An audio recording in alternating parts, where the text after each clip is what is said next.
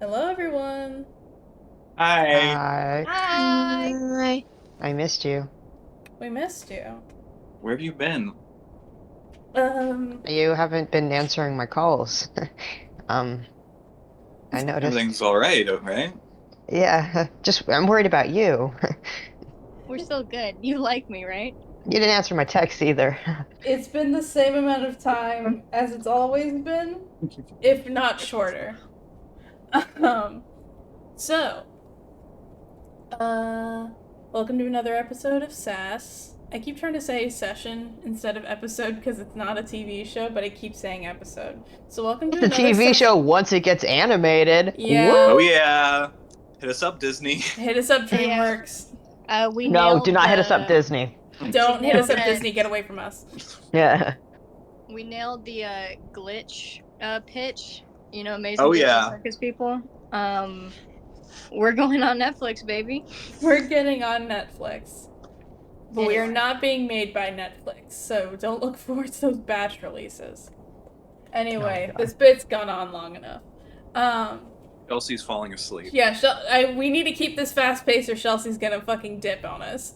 Uh, so, Yeah, for this session, I'm having period cramps and I took painkillers which make me tired. So I'm yeah, so You we, heard it Let's here, folks. we gotta We gotta go. go. We gotta go. To help Chelsea stay awake, I will occasionally do a Five Nights at Freddy's jump scare in the middle of the episode. And I'm gonna install Subway Surfers in the bottom right of Chelsea's view. Yeah. That's good.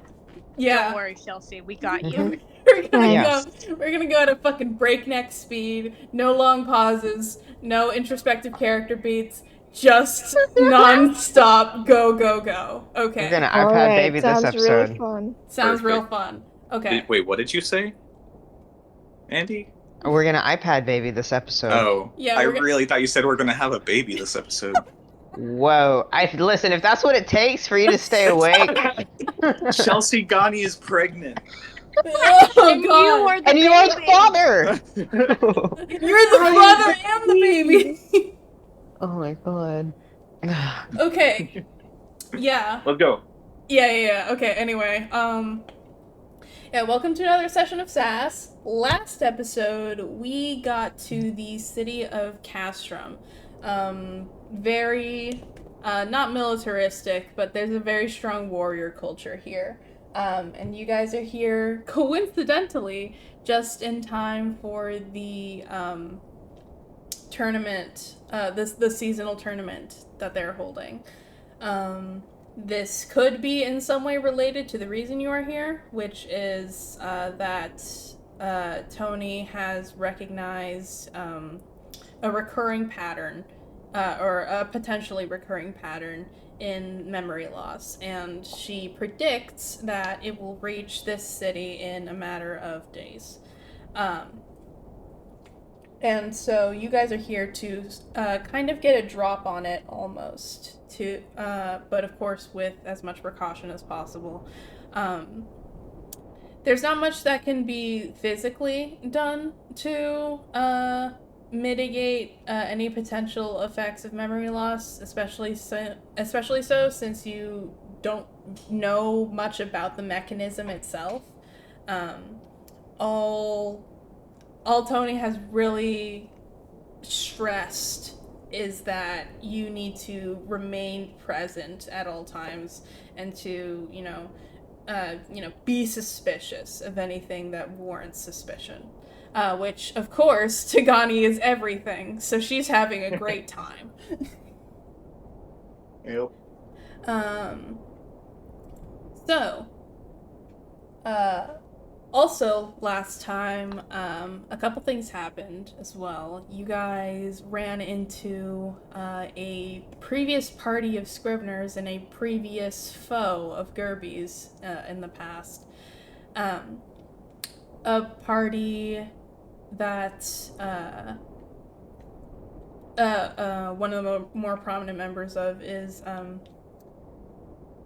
Jenny, or full name Genesis, who is a wood elf.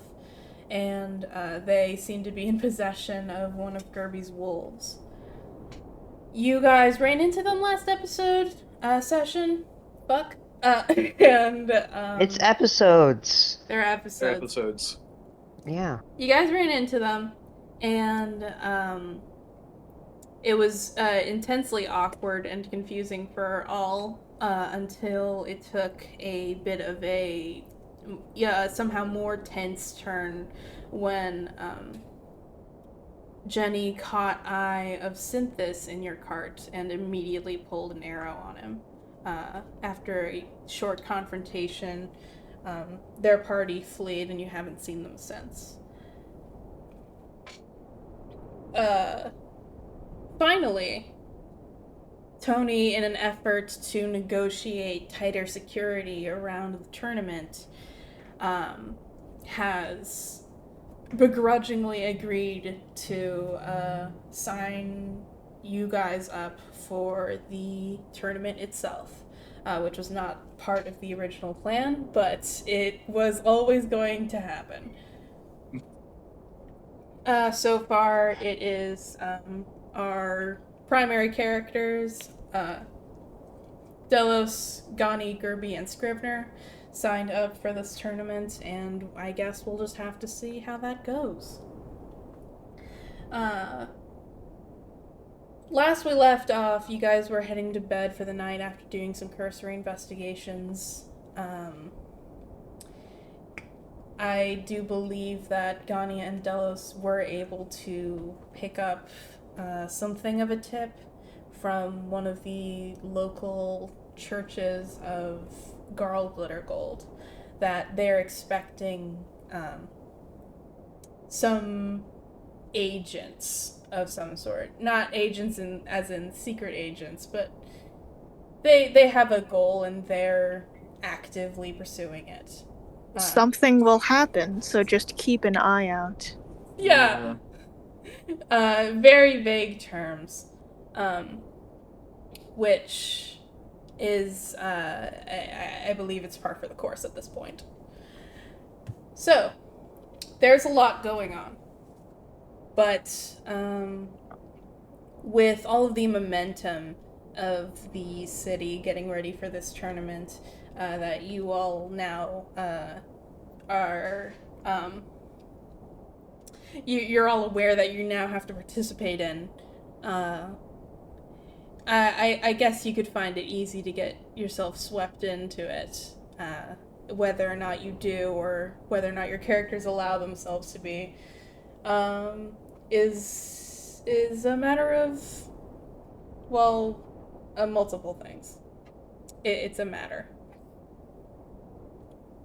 So, the next day, after you guys, rest for the night in the inn,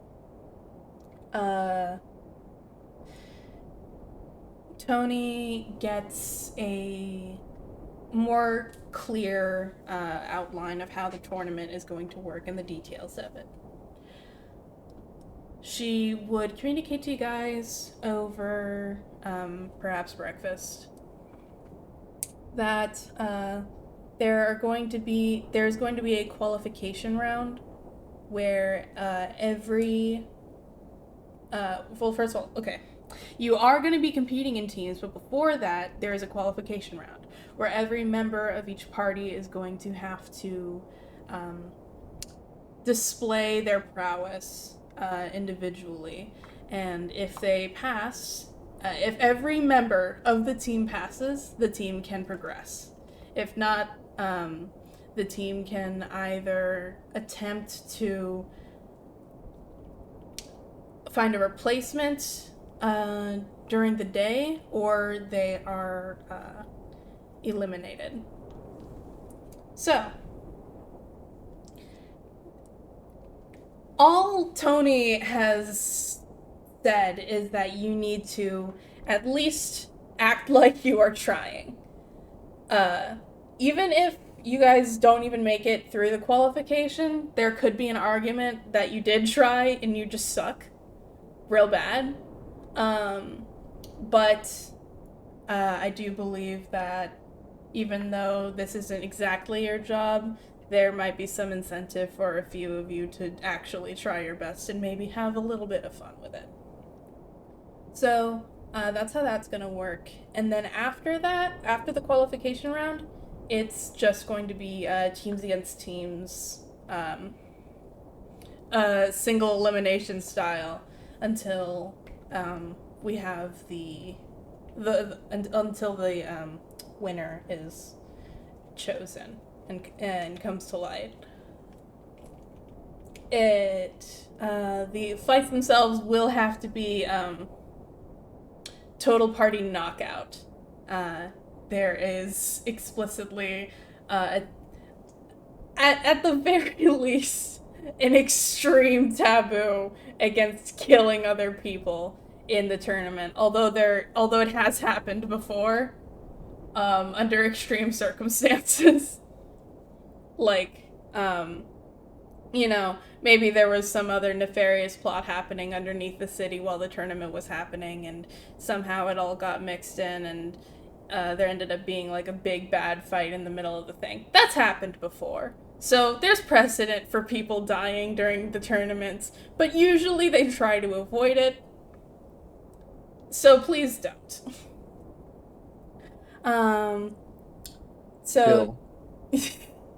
Yeah, so that being said, the fights will be total party knockout. The winner of the fight will be determined once one party no longer has any of its members incapacitated. Once an entire team has been incapacitated, the winner will be chosen. So that's how that works. Other than that, there are really no rules. There's no limitations on equipment. There's no limitations on any tools you bring in, any magic items, really. Everything is pretty much fair game, other than that. Question. After the initial round, will the round will the next part of the tournament be happening fast enough that they're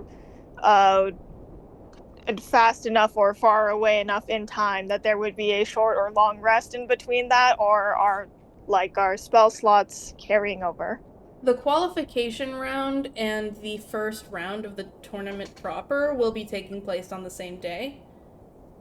But then the rest of the tournament will be taking place the day after. Okay, so you probably shouldn't blow every single spell slot and item you have on the first qualification round. Yeah. Yes, probably not. So it's going to be qualification round 1, and then we get healed up and we have all of our spell slots and stuff, and then day 2 we need to lock in and not waste shit. Yeah, it's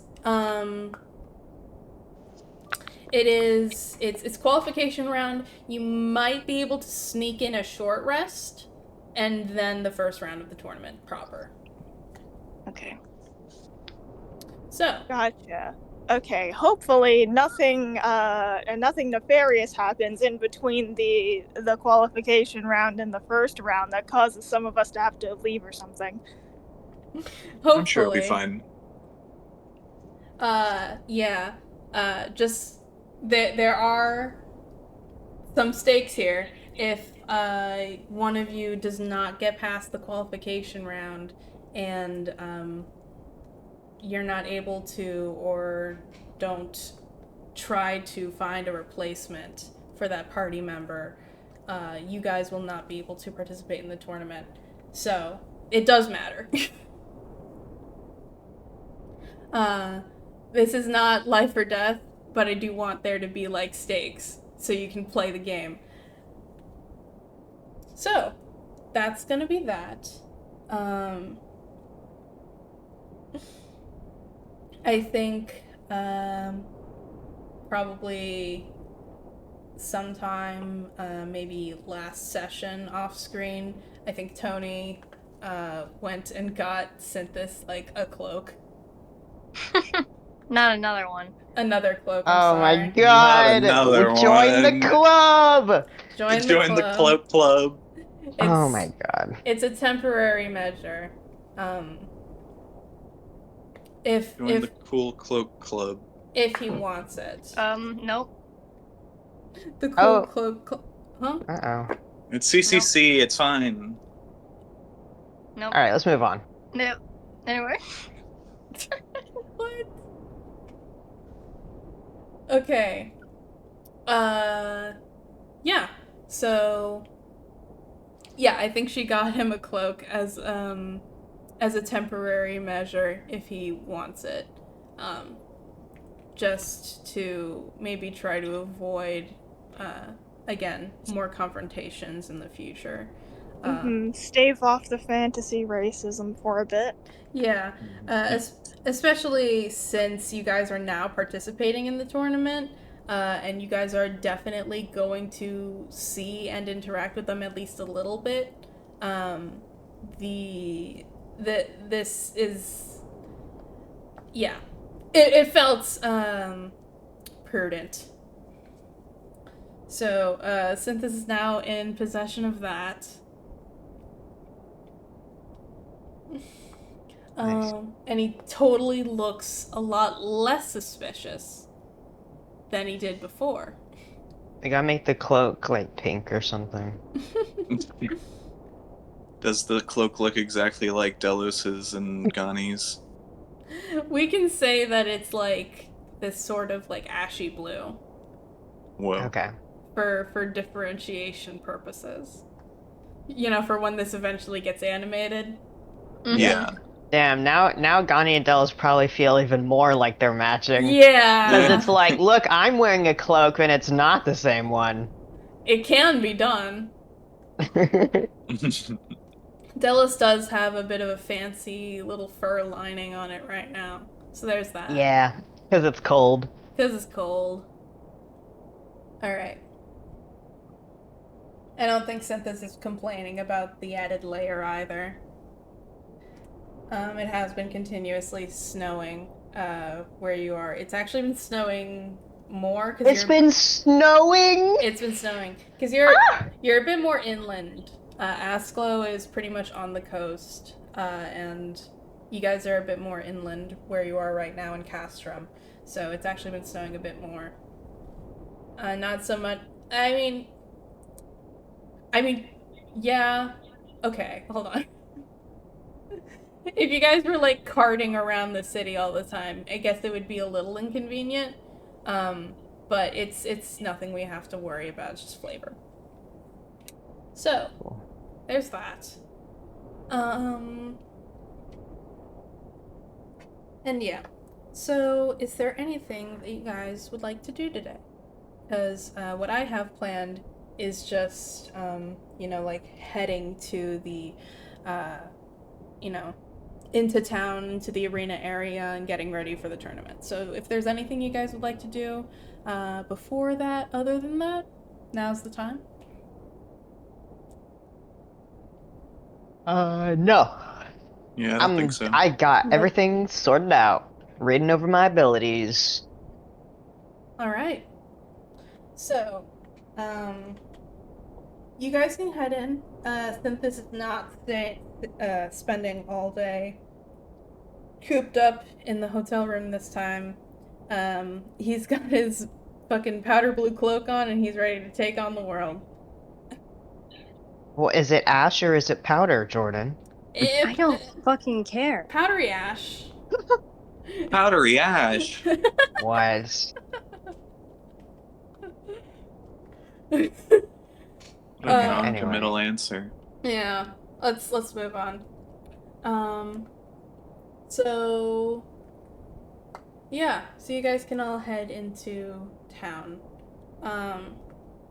Again, this tournament does happen a few times a year, once a season, but it's like the thing that this town does. So, like, people still observe your traditional, like, solstice. Certain communities will celebrate the harvest moon. But the main things are these tournaments. Like, the amount of work that a city like Askell will put into the solstice, this town puts into the winter tournament. So, there's definitely lots of people in the market, especially so weapon and armor craftsmen. As you guys go around, even people that aren't part of teams or are not participating in the tournament. Again, everyone in this town just seems kind of built to everyone's gone on an adventure once, twice, maybe 3 times at the very least.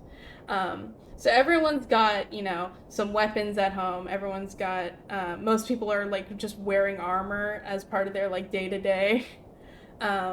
So these kinds of weapon shops, armor shops, they obviously cater to adventurers, out-of-towners, but more than other towns, they also cater to just your everyday person.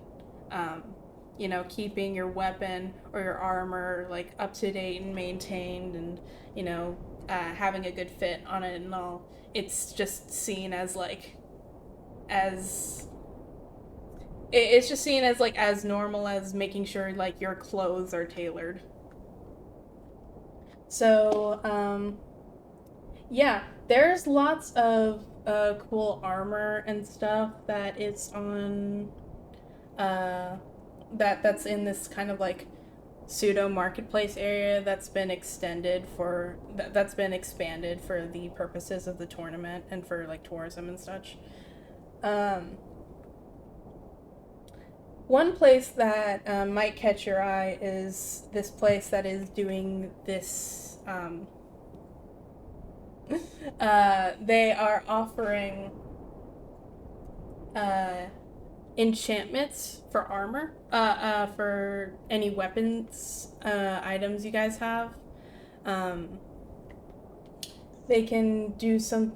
The advertisements say something like they can increase it does +1 on +1 to hit, or they can make it do 1d4 fire damage or 1d4 poison damage at a price, or you can or you can ask for an enchanted version of any simple or martial weapon, as long as you also pay for the simple or martial weapon, the material costs for it. So we go there, right? I'm enchanting. I want enchantments. I'm enchanting. Okay. You guys can go there, and it is this... It's this, elf, woman, I think. You guys go there, and it's this elf woman who has her hair, pulled up into a, ponytail, and she's got these, big work gloves on, and, even with, she's very obviously a working woman, who works with her hands, and she has a bit of muscle on her arms from, her line of work. But as you see her, advertising her wares and moving across the workspace and stuff, she moves with this, elvish grace that is, it's just kind of something you learn growing up, I think. So, yeah, you guys would see her, and she would say, "Oh, hey there. All right. Can I help you guys with, you need, some armor enchanted, some weapons? That shield over there, maybe? No, you guys don't have your shield. Anyway, you don't fight with that." Does Gani not have her shield? I'm trying to remember if I said anything about it. If we were in Asklo, I think Synthis would still technically have that, but we're not. I don't think she would Yeah. leave it, but I don't know where I- she would put it. I was thinking if they leave town, that she would take it, and just. I think she would just carry it around. She would just carry it.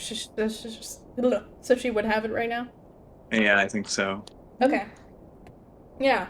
So she'd be like, you need armor, weapons? That shield over there looks nice. The shield won't be necessary. All good. She looks to the rest of you.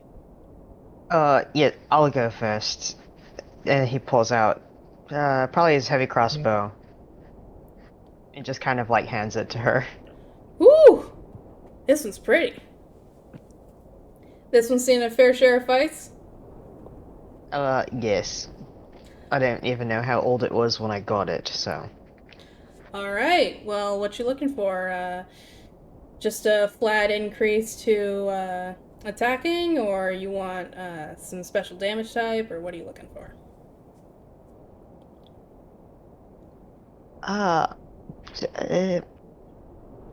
Probably just a damage increase. Keep it general. I don't know who I'm going to be fighting, so. Damage increase. Alright, okay. What I could do for you is I could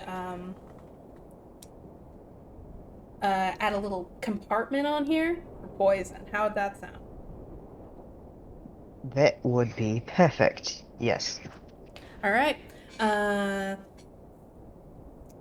That's gonna cost you, I think, a gold piece. If I can find the part around here. And she turns around and she starts going through a bunch of little drawers with a bunch of little gadgets and parts.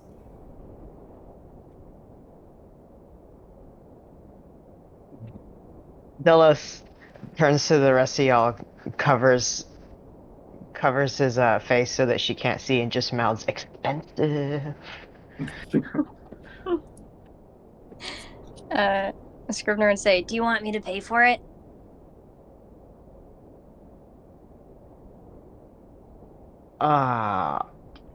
If that is what you would like to do, then you don't have to do that. If it's not what you would like to do.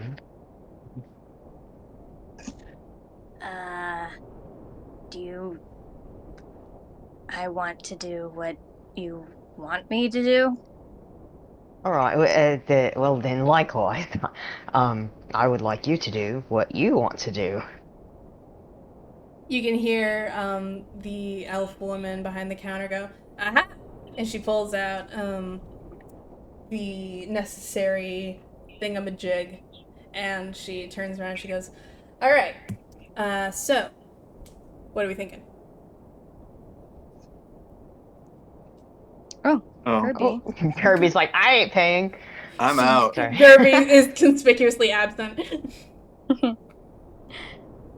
Well, Scrivener would pay for it.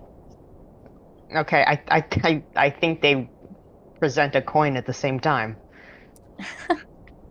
Only need one, boys. I've got it Alright, well covered. then I'll do it. What? Delos hands him the coin. Or Uh, her, I mean. yeah, she takes the coin from Delos and she says, alright, well, you can sort that amongst yourselves. I got all I need. And she takes your crossbow behind the counter and she kind of like, she takes the little compartment that she had and she like fills it up with this like concentrated poison, and she just kind of snaps that canister into a part of your crossbow, and she pulls out some tools and starts doing some fine tuning just to make sure that it's snug in there. And she says, okay, and anything else for the rest of you? Scrivener puts his axe on the counter. That looks like a working man's weapon. It is. Damage increase, please. Sure. You looking for poison on that too, or maybe some fire, or He nods very excitedly at the second one. fire? All right, I thought so. She sets Delis's crossbow on the counter in front of you, and she starts reaching for something underneath the counter. And she says, "You know, the thing about poison and fire is they're really easy to install, but a lot of creatures and stuff will resist that. So you gotta look out for that, and you gotta make sure you strategize." It doesn't change the whole damage type, does it? This is like a little add-on. Oh yeah, just a little Okay. add-on. Then cool with me. Mm-hmm. If you wanted me to change the whole damage type, I could do it, but it'd cost you, and gotta take me at least a few days. Definitely wouldn't get it ready in time for the tournament. Yeah, no, this seems safer. You guys involved in that, by the way? You guys doing that? We are. Yes, unfortunately. I'm pretty Unfortunately. excited. Yeah, that's the energy you gotta have going into it. And she pulls out this the kind of poison canister that she installed onto Delis's crossbow. It's a little bit, it's a bit thinner, a bit more compact, and it seems to have this these like kind of etchings or engravings onto it. And she kind of installs that right behind the blade on your axe, Scrivener. Yes! And she gets out some tools to kind of like just like make a little notch in the wooden handle to kind of like set this new piece in, and similarly just gets a bunch of little tools to start finicking around with it. Well, if you guys are going to be in that tournament, I gotta say, I am offering. I'm interested in something of an offer for you guys. All right, we're listening. Now you see, in the tournament, it's all about getting your name out there, right? And so, you know, and that's for you individually, but also for you guys as like a team unit, right? And so, when you get to the tournament, I think that I could maybe cut you a bit of a deal on these upgrades if you guys would consider having your team sort of represent my small business. Like a sponsor. Like a sponsor. It would just be when you're registering for the tournament, that would be your team name, sort of, you know, just making a nod to, what's it called? Claris Crafts. How about that? And if we accept this, we get a discount? If you accept that, I'll cut the charges in half. How's that sound? Well, after all, we are here to win, aren't we? So if you do that for us, we'll do that for you. You won't regret that. We're very experienced as a group, so definitely you should choose us to represent your business, which is very lovely, by the way. I love what you've done with this. And he points to the crossbow. She starts grinning, and she says, "Well, I did get a good feeling about this one when he walked in." And she points to you, Scrivener. And she says, "And let me just say, if I give you guys this discount and then you ghost on me, I will find you." Well, it wouldn't be hard to. Hopefully not. So, and then she finishes up Scrivener's axe and she puts it on the counter. That'll be 5 silver pieces. And she winks. He has a big smile, and he'll put 5 silver pieces down. She scoops that up and she puts that into a little pouch. Does she give me half back? Yeah. Okay. She moves. Those would be like. she moves to scoop that into a little pouch, and then she, in one quick motion, just extends her hand to you and gives those 5 silver pieces to you, Delos. Perfect.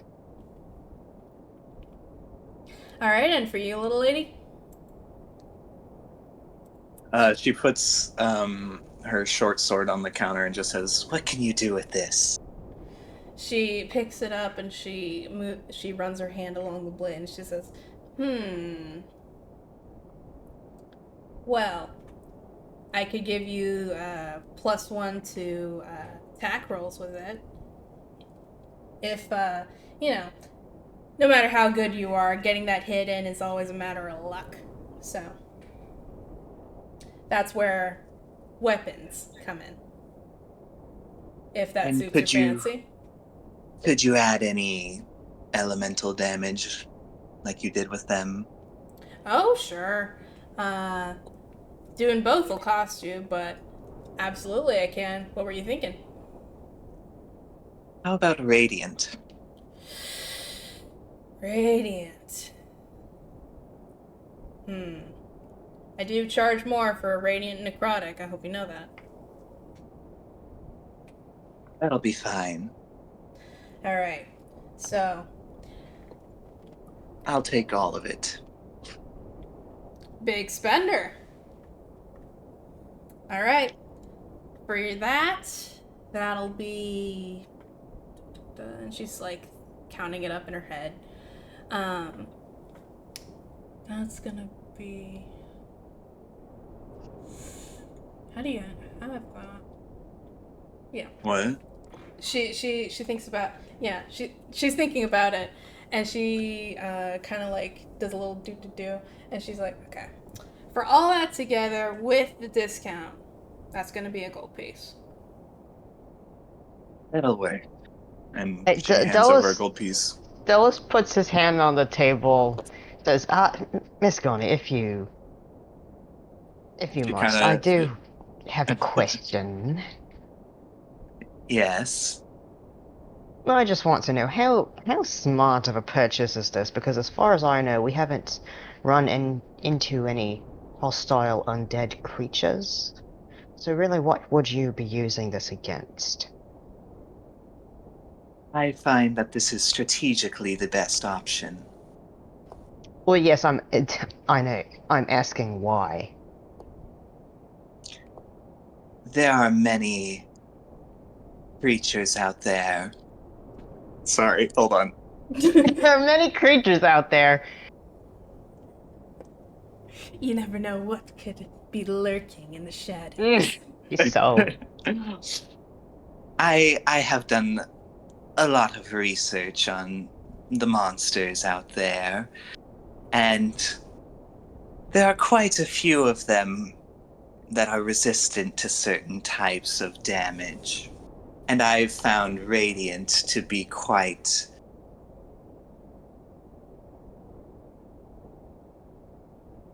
of an all-rounder. From behind the counter, the elf woman, assumedly Clara, goes, "Little lady's opportunistic, I'll tell you that." As she pulls out a crystal from behind the counter. Gani turns to... You said she's an elf, right? Yes. Yeah, Gani turns to her and just says, "And this doesn't have a limited time use, does it?" No, ma'am. I'm investing. She's investing. So yeah, what she does is she actually takes your short sword and she has to take it into the back of the shop. As you can hear the signature clanging of metal against metal as she rebalances the sword, assumedly for. She pops her head over, and I'm sorry, Miss. How much do you weigh? Approximately. Oh god, I feel like I've We've talked about said this. We that have. somewhere. I think Scrivener literally says, "You can't ask someone that." Hey, you want the sword balanced? I need the weight. uh, oh my god, yeah, it's been a while since we talked about that. How much can Uh, Scrivener drag / carry? that was the got okay, Gani is 25. Okay, I wrote this down. Gani is 25.83 pounds. That's so Holy small. fuck. Does Oh yeah, Gani because my unseen servant can carry her if it need to be. Yeah, we were discussing that as well. does Gani Scrivener say can carry 30 pounds and drag 60 pounds, so Scrivener can also carry her. Without losing any movement speed. Yeah. so? Does Gani say she's 25.8 pounds or what?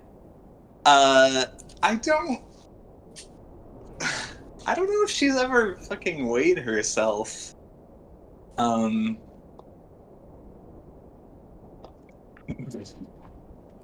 There's a long enough pause, and then she's like, "All right, I think I got a scale back here. Scrivener's Come also behind the counter." All right, she goes. All right. Um, What are you. you gonna say, Haley? No, I just think this is funny. All right. Gani, you can come behind the counter, and as you come to the back of the shop, you can see that she has like a full like indoor forge right here, with as she fires up, she fires it up. Smoke comes up the chimney, and you can see her warming up your short sword behind her, uh, as she motions you over to this little mechanical scale, and she asks you to step onto it. All right, she steps onto it. Uh, After, of course, taking your giant shield bigger than your body off and any other heavy objects you might be carrying. All right. She looks at your approximate weight and she says, "All right then. I can see that this will be a bit of a challenge, but I'll get it to you in just a jiff." Uh, so yeah, and then she turns back around, and you can see her getting your sword and rebalancing it, and then resharpening the blade. Um, she installs the little crystal into the guard of the short sword, and you can see it glisten with a radiant magic, as advertised. She, after the sword has been properly cooled, we don't have to talk about how fast this happens. It's magic. Yeah, I was thinking of asking to make sure that this gets done before the tournament starts. Yeah, this is fine. This is fine. If you wanted to change the piercing damage to slashing, though, it would take a couple days. But with just rebalancing it and Putting a crystal on it. yeah, and installing this elemental catalyst, it can be done pretty quickly. She hands the adjusted short sword to you, and she asks you to take a swing. All right, she takes a swing. All right, I'm gonna. I was just thinking it'd be funny if she misinterprets that and actually like swings at her, but no, she's not gonna do that. Just fucking get at her shins. All right, and yeah, roll to hit for me. You're not really hitting anything in particular. This is just to, kind of look at your form. Yeah. So you said I get a plus 1 to hit You now? get a +1 to hit. Wonderful. That is a dirty 20. Dirty 20. Yeah. You're. I think you take a swing with it, and the blade, as it moves through the air, has this like very clear like shing to it as it moves through, and it's almost singing. And she and the elf woman standing in front of you, arms crossed, says, "I can see why you went for that radiant damage, because oh boy, you're shining." This will do nicely. All right, pleasure doing business with you. Um, Is I there anything you can do about leather armor? sure can. What are you looking for? I can. I can make it resistant to one kind of damage. That's what I offer. I will think on it. All right. Synthis is also here. He's been looking very interested at the wares in her shop. She's just got these like handcrafted hand axes and long swords displayed on the walls, and they are. He's just been looking very interested at it this entire time, and eyeing up every time she gets out a one of these little elemental catalysts from her various drawers and such. And is there anything anybody else here wants to look at? I don't want to leave until Chelsea comes back. Yeah. Yeah. I'm trying to think of what damage type I would ask on my leather armor. Yeah. Yeah. If you want, we could take a small break so you guys can think on it, and so we can catch Chelsea up when she gets back. Okay, That sounds that's a good idea. All right. See you guys in a bit. Bye-bye. All right. And we're back. Hello, everyone. Hi. Hi. So, who was getting what next? I can will- finish up and get my armor. Yeah, those would button and also say he wants a armor enchantment. All right, one at a time. All right, and she leans down over the counter, and what are you getting? I would like fire resistance, please. All right,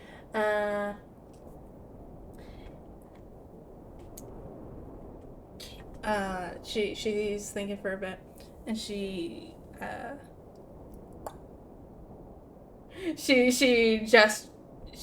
okay, yeah, she thinks for a bit, and while she's doing that, she's like, okay, we do have a changing room in the back over there. She points behind you.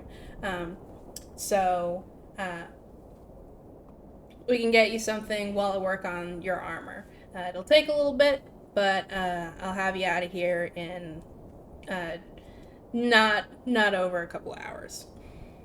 So this can be done before the tournament, right? Of course. Okay, then.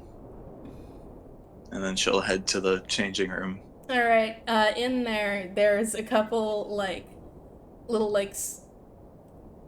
really frumpy dresses to wear after if in the case of somebody wearing like a leather bikini or something, and they feel overexposed without it. You can put that on. But yeah, she does need the armor in her hand to be able to work with it.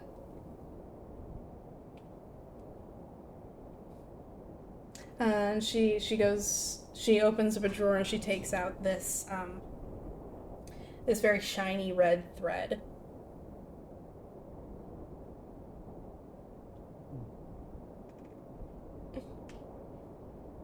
Fancy. Wait, You were sorry. muted. My mic was being weird. Oh no. What the fuck did you say was in the changing room? Oh yeah, in the changing room, you can see there are a few different sizes of like frumpy brown dresses, just in case somebody comes in with like a leather bikini and feels overexposed without their armor on. You can put that on instead. Oh, awesome, stylish. Does Stylish. she have? She's gonna look like Miko. Frumpy. Does she have like Frumpy and clothes under brown. her armor?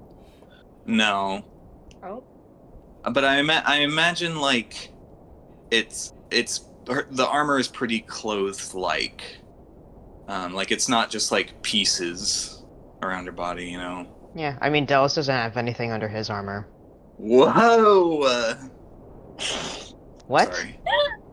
So What? Is she gonna wear the fucking? Is she gonna wear the potato sack dress?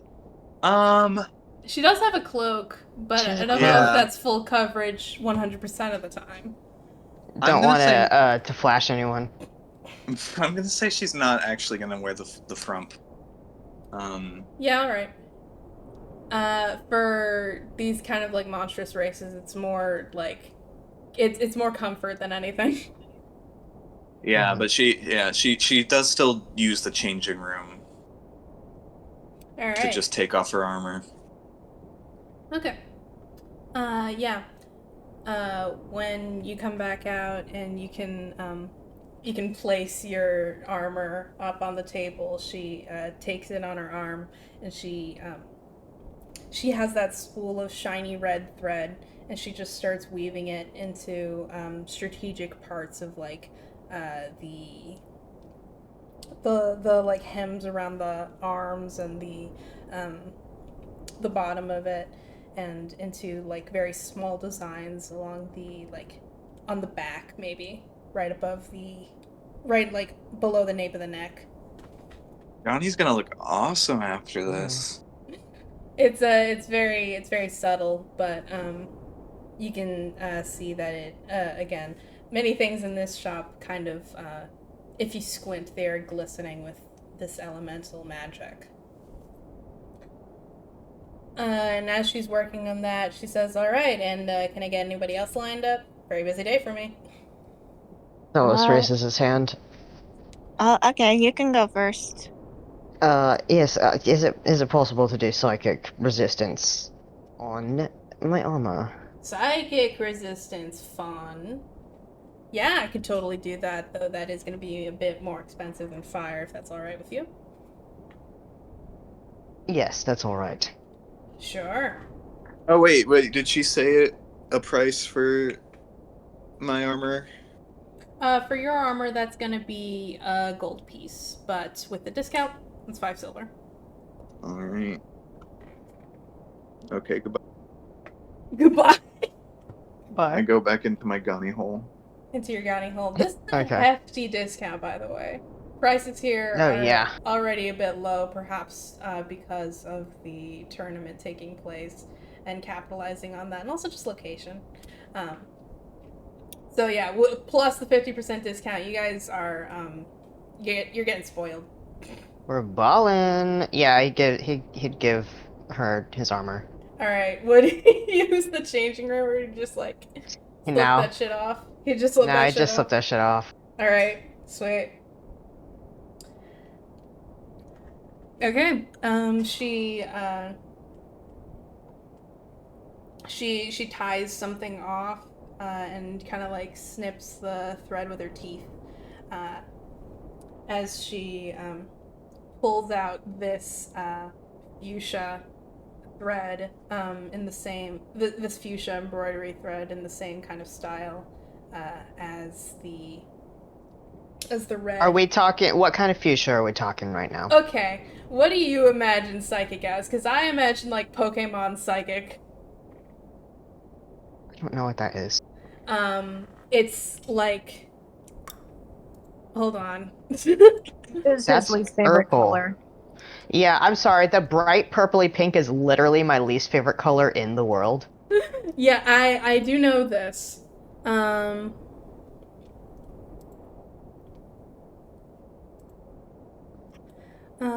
Da, da, da. Maybe blue? Pink or purple, but you gotta choose one. Dark purple. Do purple. Okay. Delos is purple. Their favorite color thread. Like this. Okay, see, Aw. that's straight up just pink. Okay, alright, okay. I don't. That's Wait. just pink. Oh, you sent. Wait. You sent the thing Psychic or with the ghost? circled. It's ghost. psychic. I looked Nor up that ghost is circled. I looked up psychic and that's what came up. A picture with ghost circled? Yes. Okay. Uh, Sorry, my brain broke there. Holy shit. Yeah, it's sorry. Yeah, it's okay. Excuse my language. It's this like hot pink. Okay, thank you. Because fuchsia is my least favorite color, but like a deep reddish pink is my favoritist color. Alright, okay. Very specific. Thank you. Yeah, so she ties off the red embroidery thread for Gani's armor, and she folds that up and she sets that on the counter. I did say that this would take a bit. I lied, whatever. And Okay, cool. She can pick up Delis's armor and start doing the same, putting very subtle designs in this hot pink thread in strategic places. Cool. Awesome. While that is, while the shopkeep is doing that armor, I think Gerby, who has just been like hemming and hawing, and is just like, guys, what should I get?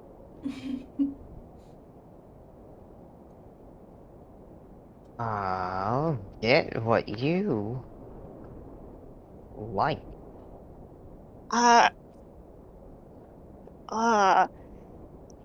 From behind the counter, as she continues to do very meticulous detail work, she says, well, I always recommend that +1 to damage rolls for everyone's weapons, but this team has been particularly creative.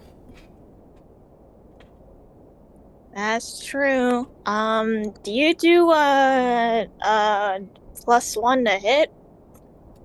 Yes, I do. Alright, I'll get that on this scimitar. Wait, did we get +1 to hit or +1 damage? It's +1 to hit. If I said damage, I misspoke. Okay. Alright. Yeah, Gerby can place that up on the counter and her eyes flit over to it and she's like, very nice, very nice. And she kind of flattens out her work and again ties off the last of the embroidery thread. She's working with this like fucking huge fuck off needle, by the way, to get through this leather. And she sets that on the counter. She says, for you, sir. She gets out Gerby's scimitar and she runs her hand along the side of it, holding it up in front of her. And she says, all right, and miss, can I get your weight as well? What did she ask? Your weight. We had to worry Yeah, Gani Gani got had weighed to, and she's about 25 pounds. yeah, Gani had Gerby to go turns do this. to Scrivener, pick me up. He picks her up. Alright, tell her. Can Scrivener? Can I roll to see if he can accurately guess how much she weighs after picking her up? Yeah, sure. I'm your prize winning pig, baby. Let's Oh just my do God. a straight roll for that, because I have no fucking idea. If that was intelligence, then I it would was be a thinking straight it'd be roll intelligence. Anyway. Yeah, it would be a straight roll because he has a +0. I was cocked. I'll be real. That was between 20 and 4. So, anyway, that's a nat 1. So, Oh, yeah! Grivner. What? Grivner. Whoa. That's what you gotta call him when he grabs people, when he's grappling. Grabner. Oh god, okay. Yeah, Scrivener picks up Gerby and kind of like shifts her around, like kind of like adjusts, throwing her up in the air like a little bit just so he can like get a good grip on her and like weigh her out. And then after like a second of doing this, Gerby like she gets like 25% bigger. Ah. And she's suddenly a lot heavier. And Scrivener, roll me a dex save to keep from falling prone. Okay, he has advantage on these.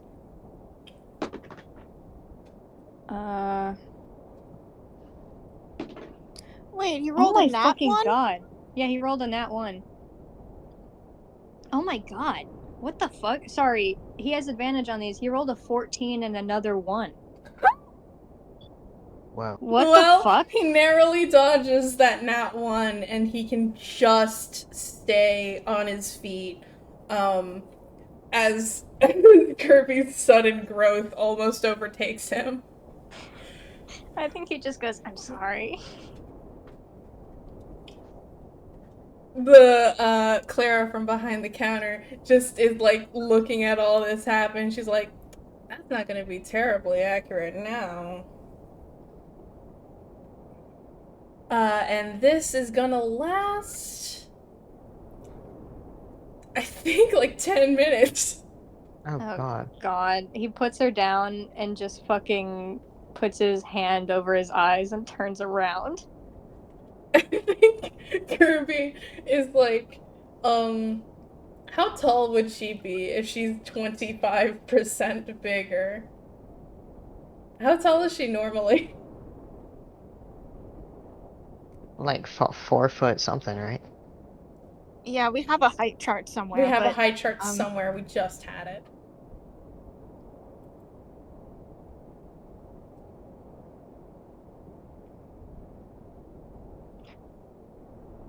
Chelsea. She's 4'2". 4'2". Okay. Then she would grow a She'd be about like foot. 5 feet. About And 5 feet. Yeah, she'd what's grow it- about a foot. Yeah. That's a lot. about 5'2" now. Yeah. Oh my god. Yeah, she's She's the same height as me. I she's mean, just kidding, I'm 6 feet tall. she's no, Gerby is set on her feet, and when she stands up, she is tall. She's a couple inches taller than Tony now. Oh my Dear. god. Kirby just like blinks and then looks down at herself and is like, alright, thanks, man. I don't know how much I weigh. All right. Well, I'll see what I can do. I'll eyeball it. And hopefully by Alright, the time I'm thanks. done, you can test it out and I'll adjust from there. Yeah. Eyeball it from like the height that I was earlier. She gives you a salute and she walks to the back of the shop where once again you can hear the telltale metal against metal.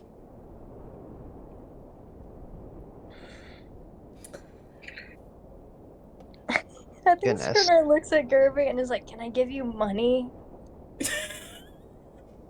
What? Wha- Sure. Alright. I feel bad. For what? I'm taller. You like it?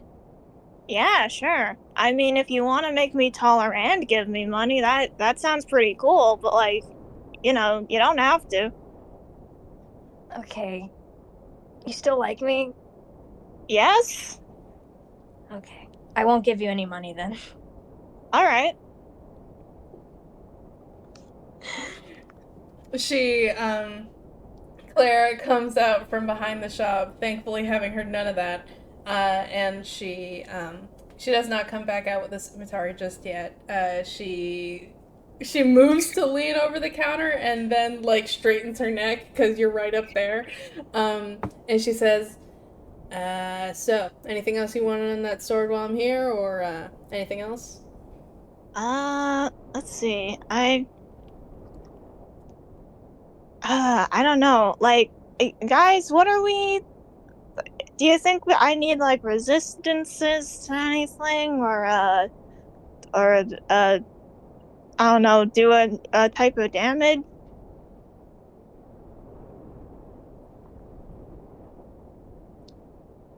Okay, well, let's think about this strategically. What sort of enemies do we encounter often?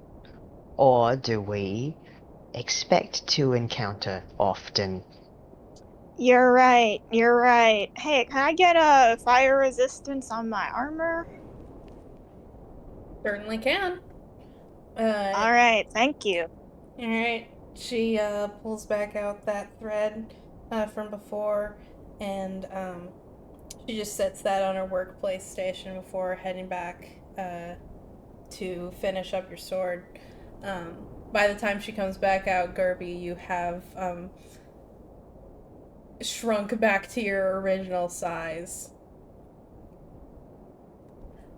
I think it was kind of gradual, like over the last 5 minutes. Like, you stayed, like 25% bigger for the first 5 minutes, and then for the last 5 minutes, you started gradually getting smaller and smaller until, you're by the 10-minute mark, you're back to normal. That's really funny. I don't think Gerby even notices until the shopkeep comes back and has to look down again. Yeah, she comes back and she's like, "Oh, thankful Laura," and she hands you your scimitar and she says, "All right, give it a swing." All right. Yeah, Gerby gives it a test swing. Roll to hit. You're not hitting anything, just trying to look at your form and see how natural it is on you.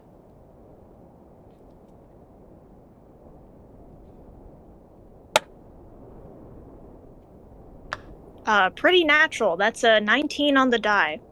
With a 19 on the die, yeah. You swing that sword, and, what's your modifier to hit? It's pretty good. You get over a 20 for that, right? Yeah, because it's +1 plus proficiency, and then this is a finesse weapon, so I use dexterity, so that's +2. Yeah, you swing that sword, and Clara just goes, "Good. All right. Dude, you are good. All the more reason for you to advertise my shop." Yeah, for sure. All right. She takes that red thread and she embroiders. Wait. Gerby just takes off her armor and stuff just in the middle of the store. All right. Does she have clothes under that? What's under Yeah. Okay. Oh, thank God. I hope y'all don't mind me getting butt ass naked. No!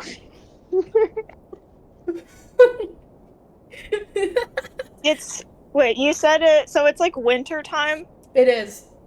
Okay, yeah, she's got more than a bra. Oh, good. All right. Yeah, Gerby can take her armor off, and without missing a beat, Clara gets to embroidering kind of rhythmically at this point. She's done it a couple times now. And she's done pretty quick. All right. Yippee! Anything else for you all busy customers before you all leave me and get a few more customers coming in? How much money do I pay this person? Oh, yeah. Alright, how much money do I pay this person? That's gonna... Right.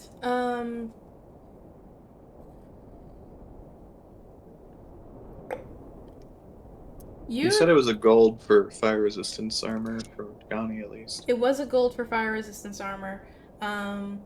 Delos, you pay 7 silver and 5 copper. Sorry. What is... Someone do math for me. What are you trying to? Is that 20 gold and 60 silver?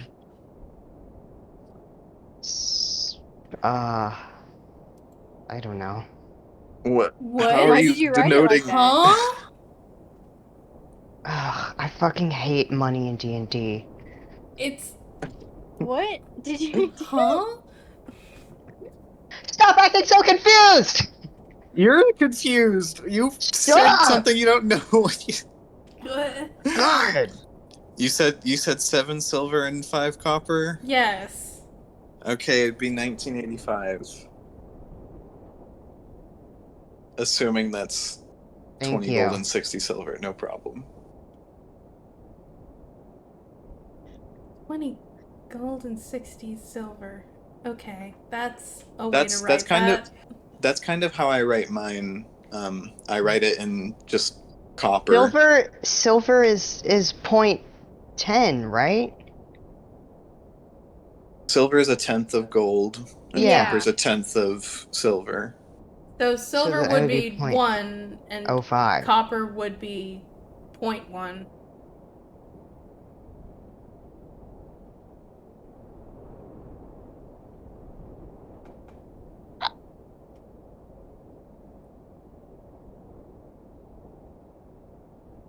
Hold on.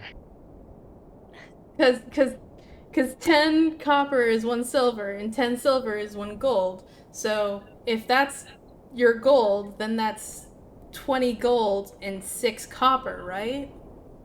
Six silver, Why is that silver? because point six point. No, copper No. would be 0.01. Because you need 10 to equal a silver. Sorry, I said 60 silver. I meant 6 silver. The other stuff is right. So yeah.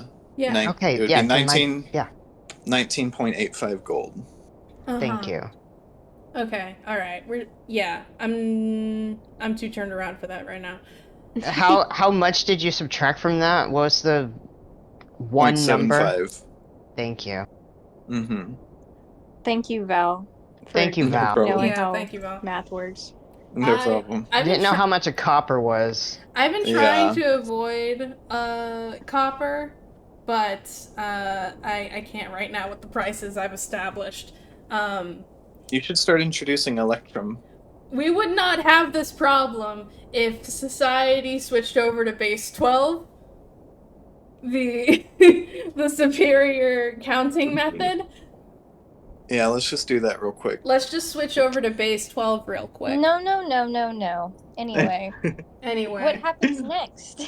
Yeah. Did Scrivener get any armor resistance? Scrivener does not wear armor. He can't wear armor to hold right. some barbarian abilities. Barbarian. I guess he could get his fucking like jacket embroidered, but like I don't think he already has fire resistance. Yeah. Technically Scrivener could wear armor. He would just not be able to benefit from that ability anymore. Mm-hmm. But anyway, yeah. So that's what Delos pays. What Gerby pays, because she got the fire embroidery, which is a gold piece, and she got the thing, which is fuck. So it cost 5 silver. The embroidery costs 5 silver, but the +1 to attack rolls usually costs 5 silver.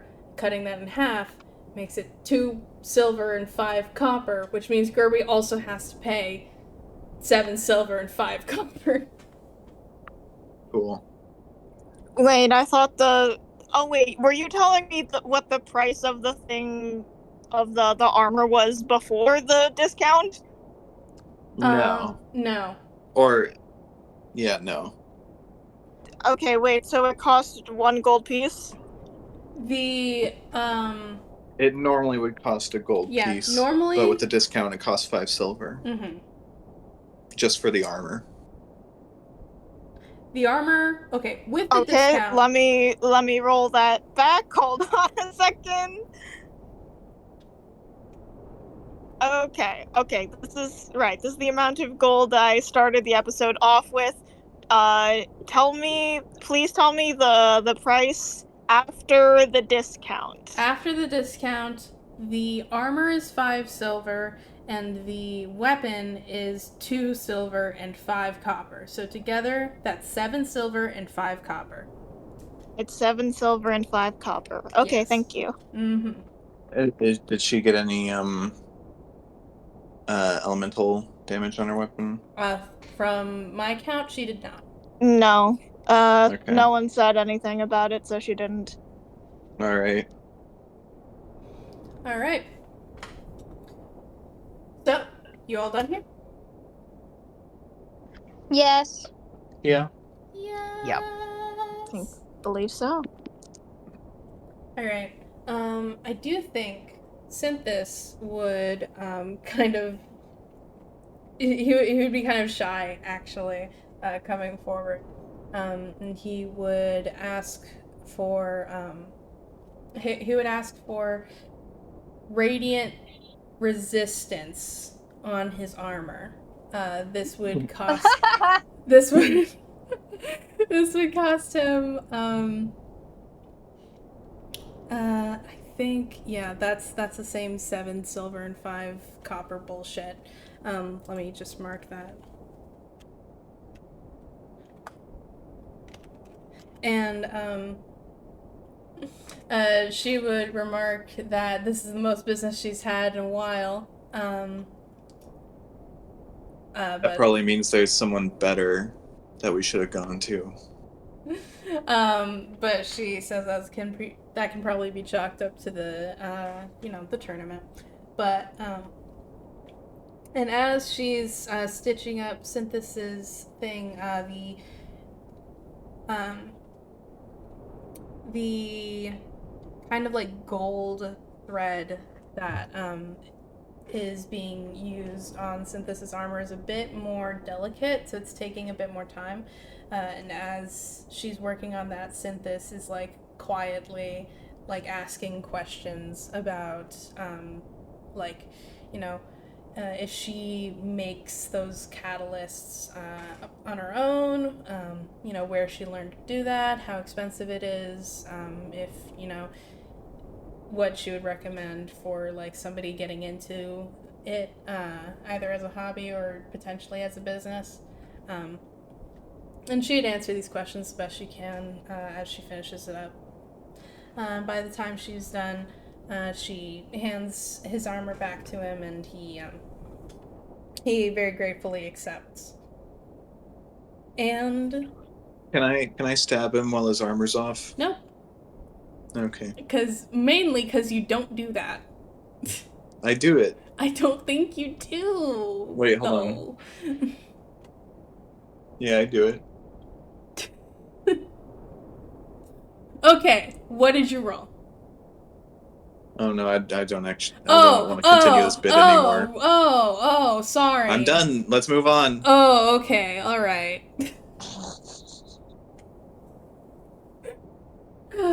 All right.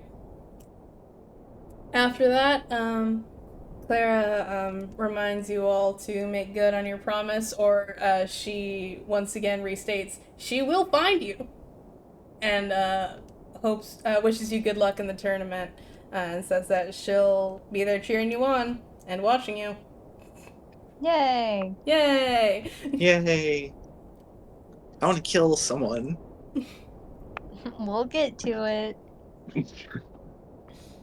And yeah, you guys can get back out into the marketplace again. There's lots of shops showing off their very ornately decorated plate armor, like very what's the word? Like professionally handcrafted leather armor. made with like hand tanned materials and stuff. Very nice. Lots of shiny stuff. As you guys approach closer and closer the arena where the tournament will be taking place, the first thing you spot is, of course, the wolf. The wolf. The wolf. And looking closer, you can see the same characters you saw before, the two wood elves and the gnome and halfling speaking to this very official-looking city knight. Whoa, eavesdrop. Would you like to eavesdrop? Yes. I can roll a stealth. All right. It's just Delos going. Is Delos disconnecting from the rest of the party for this, or what's the plan? Do we all notice them? If you want, you guys could roll, but in my head, I think I would think, especially since you guys had a prior encounter with them, they would be pretty easy to spot. I think Scrivener would just start like walking towards them.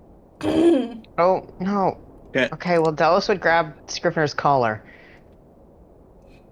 Get him by the scruff. Yeah, by the scruff. He would say, "Hey, what are you doing?" Let's try not to get in any more trouble. I'm not causing trouble. I just want to talk. I think it Delos- would be to our benefit to keep interactions with this group to a minimum. For once, I agree with Connie. Scrivener frowns, and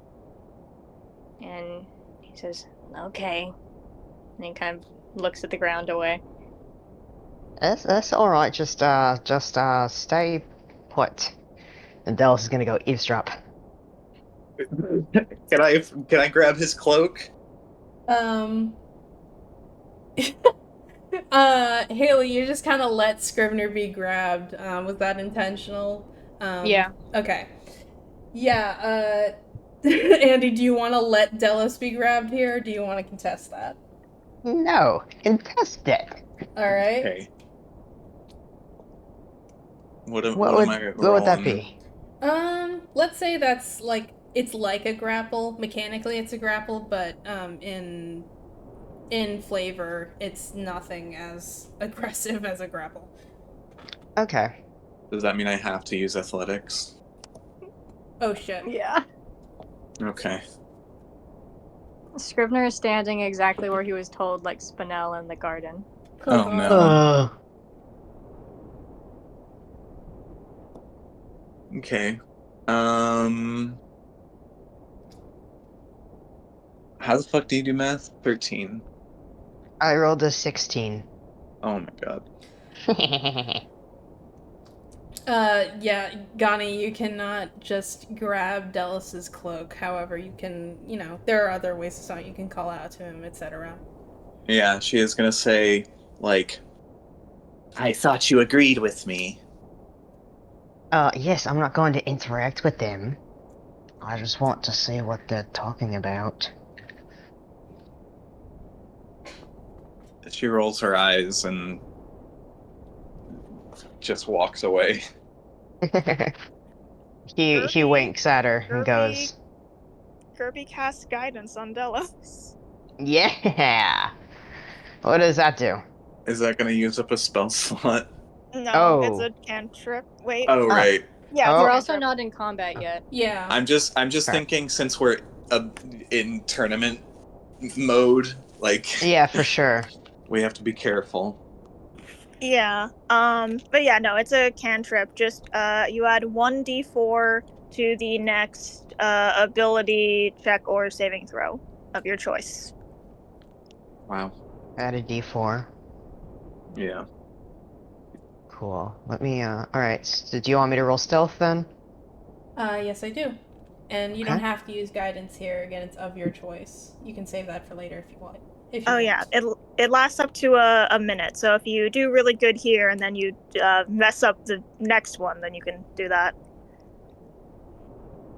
Alright, well, I rolled a 18, so I don't think I will be using guidance right now. All right. Yeah, with an 18, I'm gonna say that you can eavesdrop undetected. Getting a little bit closer, you Delos can tell that that halfling from earlier is talking to the city knight, and you can hear him say, "So this added security, it's not against anything specific, is it? We don't have anything to worry about as concerned participants of the tournament." And the knight, very professional, goes, "No, sir, you shouldn't have anything to worry about. This is simply a precaution." And he's like, for sure, but a precaution that I don't believe happens every year is just the thing about it. So, um, what changed? Did, some moms in the town complain about some group of people or whatever? I just want to know what the climate's like right now. And, the guard, let me roll. Damn! Okay. And the guard says, "Oh, no, nothing like that. There's this study going on right now, and, we've been requested to heighten security to make sure that there's very little interference." A study? Oh, fancy pantsy, huh? What's a study about, just so I don't get in the way? The study is, well, I didn't get any specific orders about it. So, for a civilian like you, I'm sure that you have nothing to worry about. If there would be anything you should know about, it would have already been told and informed to you as a participant of the tournament. Good. Whew, that's relieving to hear. Well, alright then. And can I just say, thank you so much for, these hours they have you working on. It can't be good. You got a family at home? Ugh, I can't imagine having to balance work life like that. And he goes, "Oh, thank you, sir, but truly, it's the least I can do for this great city." Of course. Well, you have a great day, sir, and I hope you'll be cheering us on.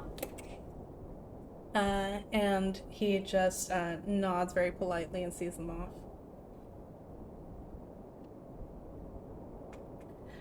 And as they're walking away, you give me a perception roll.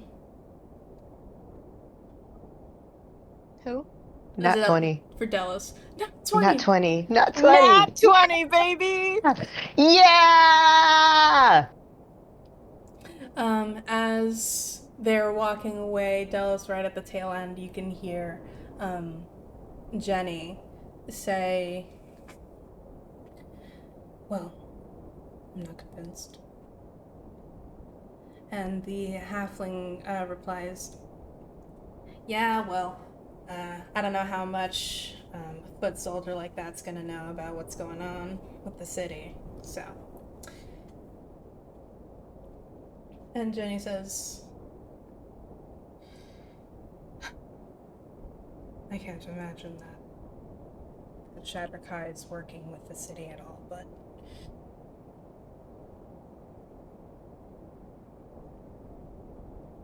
I also can't Delos, imagine... Oh. sorry. Delos has message on Jenny. He casts a message on Jenny. What does he say? Fucking racist. You know that, right? You know you're fucking racist. And Dels is gonna run away.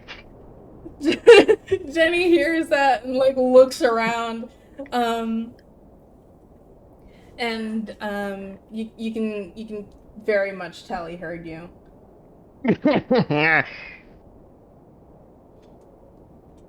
All right, and Dos runs away.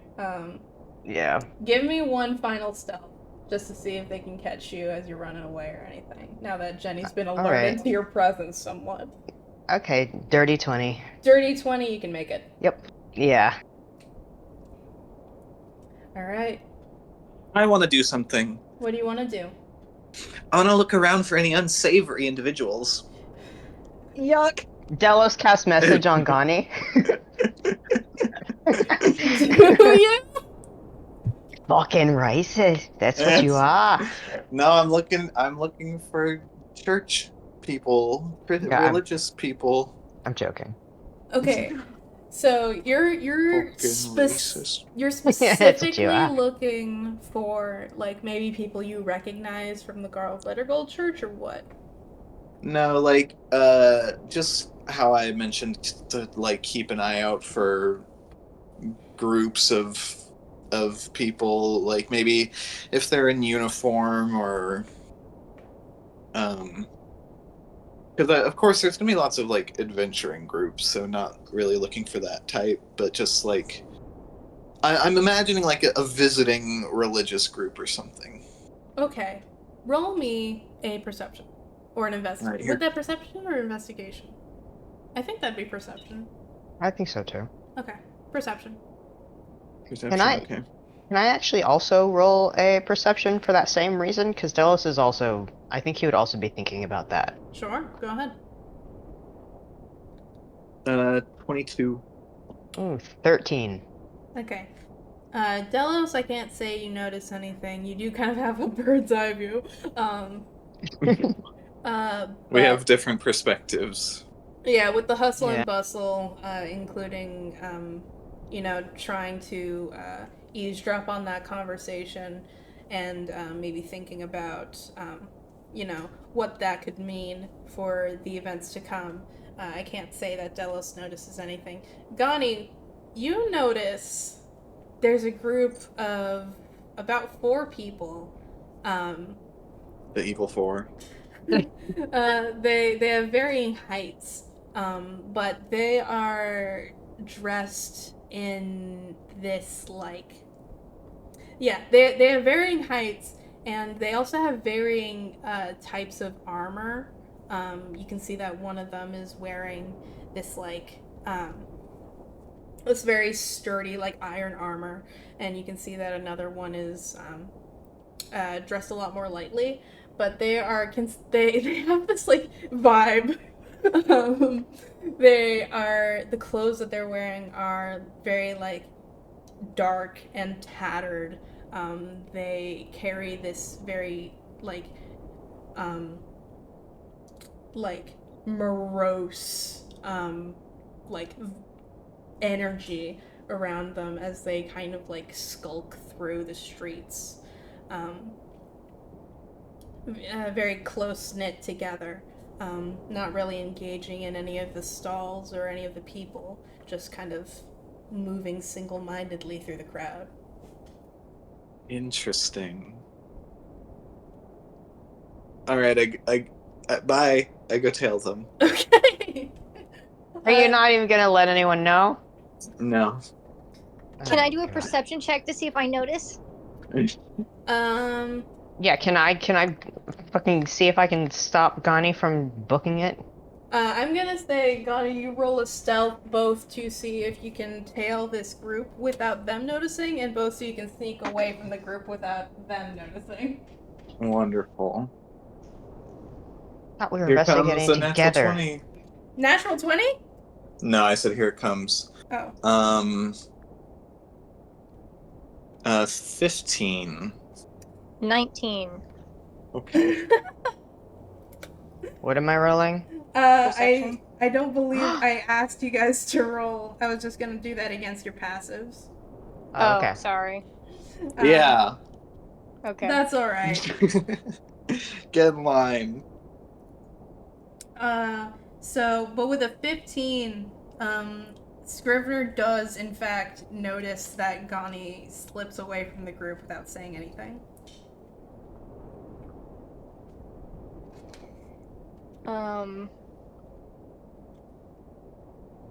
That scene in Detroit Become Human where they crashes through the protocol. Can you follow her? All right, yeah. Is he trying to be stealthy here, or is he just trying to keep up? Oh no. He's trying to be stealthy. It doesn't matter. It doesn't matter if he's trying to be stealthy. Alright, roll stealth against my passive. Yeah, you. Is also looking for Scrivener. Yeah, okay. Scrivener, you roll stealth. Go. Okay, I'm gonna kiss this dice. Val, I'm so personally sorry if I fucked this up for you. I'm so sorry. Okay, let's do it. Nat 20! Are you for real? Oh my god. Are you for real? I'm so We're for in real, Nat I'm 20 looking at it. City, baby! Jesus. When did this happen? Okay. Locked in. Yeah, Scrivener, you break through your programming, and you also break through the line of code in your body that says really bad at stealth. Because you fucking slip away, that bright red fucking beacon of a man disappearing into the crowd, and suddenly, Dallas and Gerby just standing around.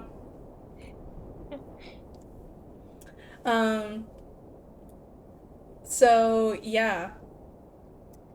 Gani, you're tailing this group of 4 people right now.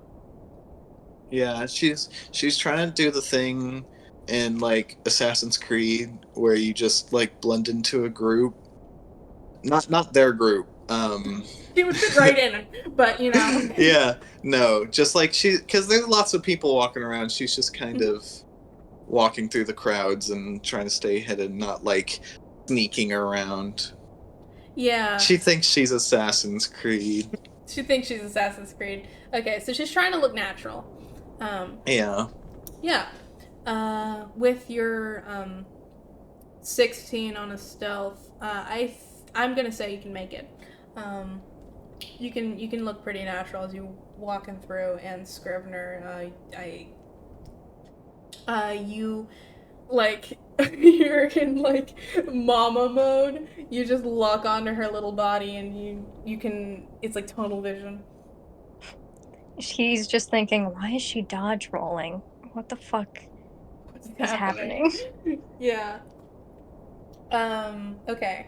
So, Gani, you're trying to blend into the crowd. Are you just trying to follow them, see where they're going? Are you trying to overhear any conversations that are happening? What's... Both. Both? I want to be, close enough to hear if they're saying anything, but also want to try to see where they're going. Okay. You can see them, you trail them for a bit, maybe a block, until they, like, duck into an alley. Are you gonna try to get a bit closer to hear their conversation? I'm gonna, I'm not gonna make you roll like, stealth. I'm asking for flavor. yeah, I'm gonna, like, sidle up to the corner of the alley to not be within view, but try to see if I can hear. Mm-hmm. Okay. Yeah. Scrivener following right behind Gani, once she stops and kind of like leans up against this wall, you're right there. If you won't punish me for it, I think it'd be really funny if Scrivener miraculously appeared, also pressed up against the wall next to Gani, and just said, "What are we doing?" I would not punish you for this. Gani just looks up and puts a finger to her mouth. He puts a finger to his own mouth and nods.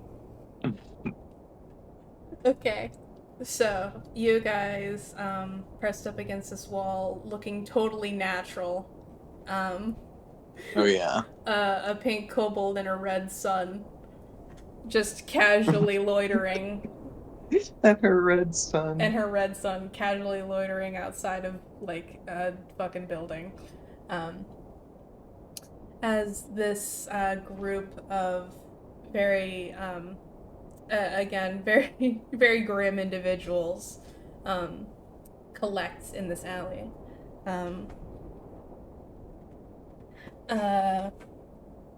After ducking in here, you can very clearly hear a voice say, "Fools, all of them."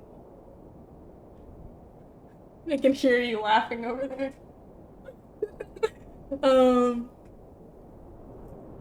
And then another voice pipe up and say, "Yes, fools, but they shall know our power very soon.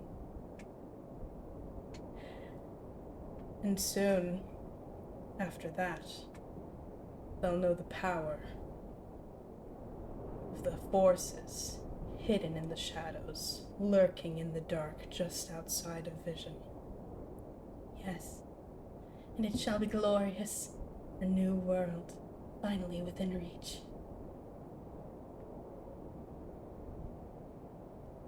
And you can hear footsteps as they travel longer down the alley, assumedly to the other side where there is an exit. Damn. It was the evil 9. We found 4/9 of the evil 9. Oh my god. This is so good. I Were these really figures all were they all like gnome size, or were they of various sizes, or were they taller? They were various sizes. It is the Evil 9.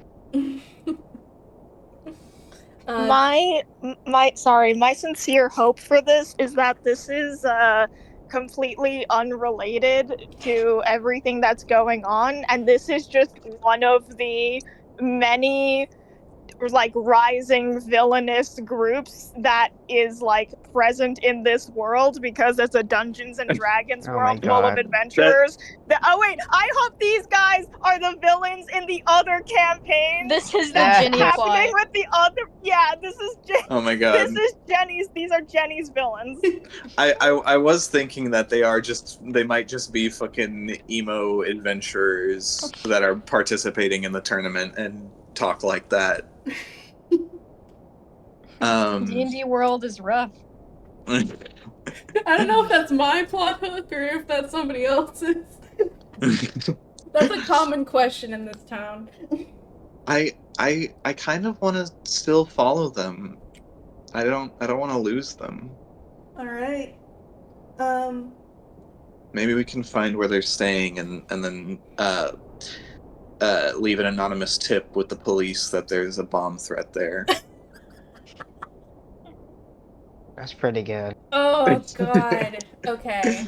Yeah. If Gani is going to continue to trail them, I'm gonna have to get another stealth. Sure thing. If I roll a nat 20, she disappears in front of Scrivener's eyes. I'll allow it. Okay, not a nat 20, but a 23. Yeah, with a 23, she hears the footsteps turn the corner, and she very quietly goes God. down the alley. Does Scrivener follow? Scrivener wants to follow. I want him to not ruin this. Okay, come on, man. Give me a bone. Okay. You Sorry, can I'm do freaking it, out. Scriv. Come on. Holy Holy fuck, I'm gonna kill him. What? Okay. I I haven't rolled yet. Yeah, I want to ask. Is Gani allowing Scrivener to follow her here? I was kind of thinking if she would like. Yeah, is she paying any mind to him at all, or is she just business as usual? Yeah, I think she kind of just does go on with it herself and doesn't really pay him much mind. Okay. Roll stealth as you usually would, Scrivener.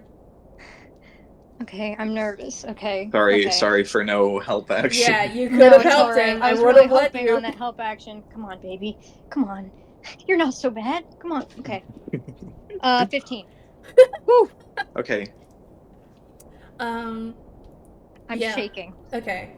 With a 15, you can trail behind Gani, relatively confident that nothing's being fucked up immensely by your presence. Like usual. Like Yeah. usual. Sorry. Jesus. Okay. Yeah, and it's not much after that. Again, they other than this little excursion to just talk ominously in an alleyway, they are moving through the crowd, engaging very little with anybody else as they make their way down the street into this very like rundown inn on the corner of so and so lane, you know. On Dragon Boulevard. Dragon Boulevard. On Revolution Street. So we see them go into the inn. Mm-hmm. Where the fuck are we staying? We have a place to stay, right? Yeah, you guys have a place to stay. It's not this. Yeah. The place you're staying isn't like a 5-star inn or anything, but it's comfortable. This place fucking sucks. Yeah. It's like you can see like the wood rot from the outside.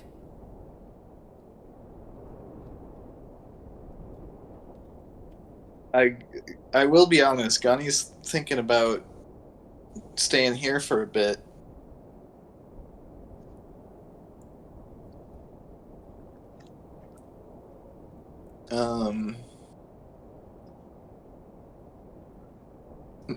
She can talk to Scrivener at any time. Yeah, I know. I'm thinking. Talking is a free action. Wow. Yeah, I guess seeing them go in, she'll turn to Scrivener and say,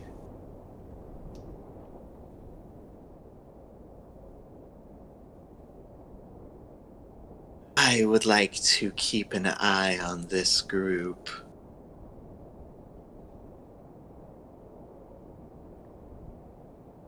Are you going to tell Delos and Kirby about this? Yes, I will let them know. I might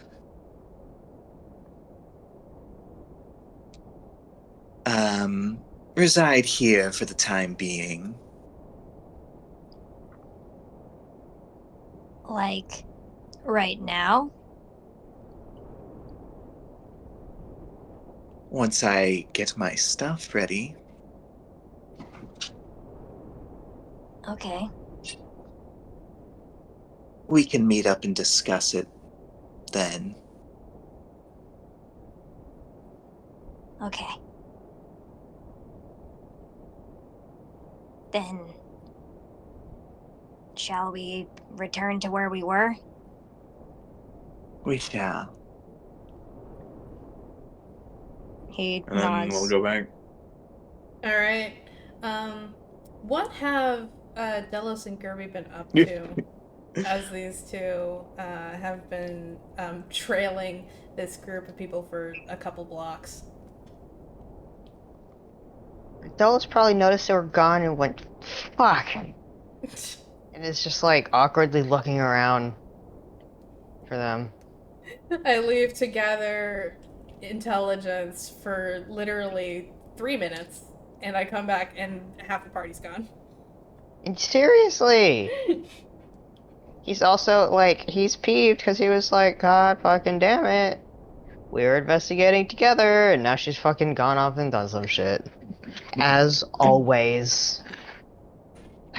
Really Yeah, puts the I Gerby. in team, she does. Yeah, real good at Gerby that. does go like, oh, they left again, huh? Yeah, as they always do. Well, not they, just Gonnie. I don't know where Scrivener is. Yeah, I mean, I guess just tagging along as backup. So, at least if Connie gets into some mysterious stuff and then comes back and doesn't tell anyone, Scrivener will know what it is.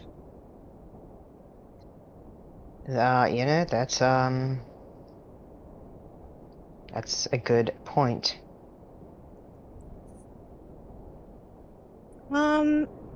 Question for Jordan. So those other party members, um, with Bear, with Gerby's wolf, they left already? Yeah, they were heading in the other direction when Delos came back. So if you guys went to follow them very soon after, like everyone else left, you guys could catch up to them. But if you guys were to like dick around waiting for them to come back or something, they would be gone. Okay, Okay, so oh so yeah, it's just I think Delos would relay what he eavesdropped to Gerby. He would also say he planned to tell everybody, but they're not fucking here, so. yeah, okay. Yeah, Gerby says, oh, okay, shoot. So I mean, we're not doing anything wrong.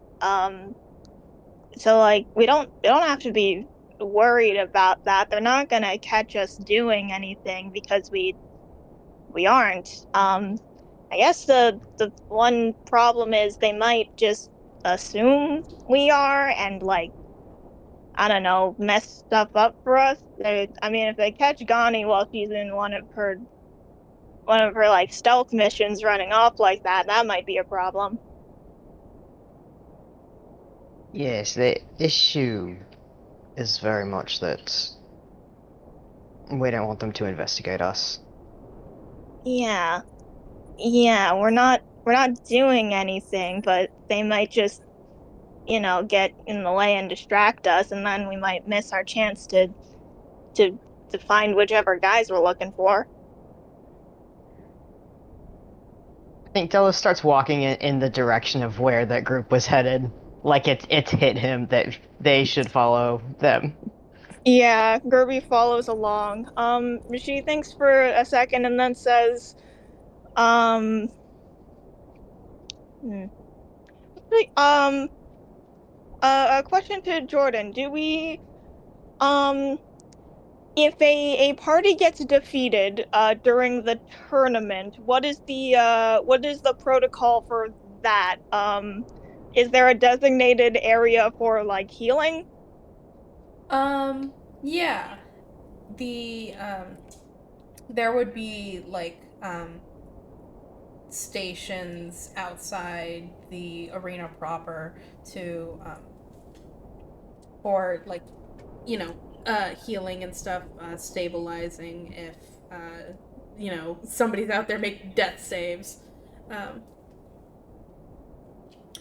so yeah, there would be something like that. Okay. Then Gerby's gonna bring up, um, while we're talking and walking, I would like to get Fair back. That's the wolf's name. Oh yes, we are absolutely going to take your wolf back. Um, how loyal is this wolf to you? Do you think it's going to be resistant? Is this going to be stealing a wolf? Or is this going to be rightfully returning a wolf? Well, they they are the ones who stole him. So So I mean, this would be pretty much just taking back someone that was stolen. Yes, if we wanted to enter the tournament with the wolf, do you think it would? See, if we have the wolf in our possession, and we end up fighting that particular party, do you think the wolf might be an issue for us at that point in time? Jordan, could Gerby do some sort of animal handling check to see how confident she is? Sure, yeah. Okay, I believe I have proficiency in this. Let me double check. Yeah, that's fine.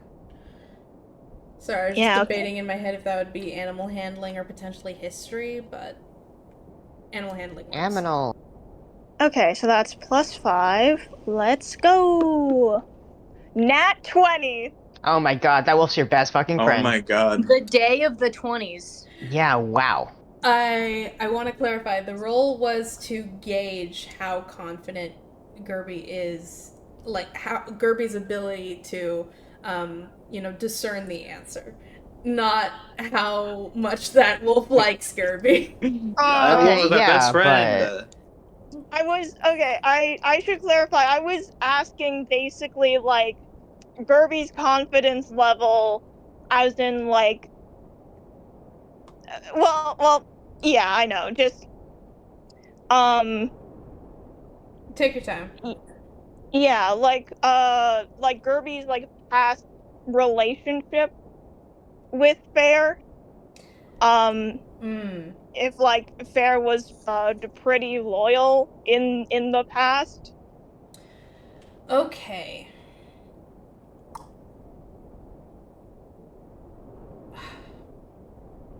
Okay. I can do that. Yeah, maybe the answer has changed, but Yeah, okay. So you're trying to recall how your relationship with Fair in the past, not trying to yes. gauge their loyalty to you in the present. Um, Well, in the relation between the two as close as I can, but it's like yeah. okay. Yeah, basically based on like everything that Gerby knows about Fair, uh like yeah, how confident is she that this is a very loyal wolf that likes her a lot. Okay. Yeah. Um yeah, Gerby, you're like saving grace while living underground was taking care of these wolves. It was your job. It was like the thing that connected you to your family and the rest of your community and the thing that kept you sane. So you definitely dedicated yourselves to these wolves. They were taken care of as well as they could be in your care. There is no reason for Fair to dislike you. And how do I say this?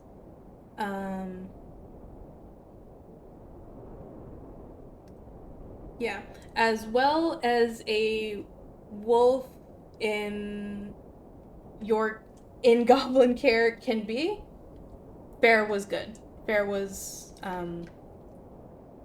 she I don't know why I'm giving she pronouns.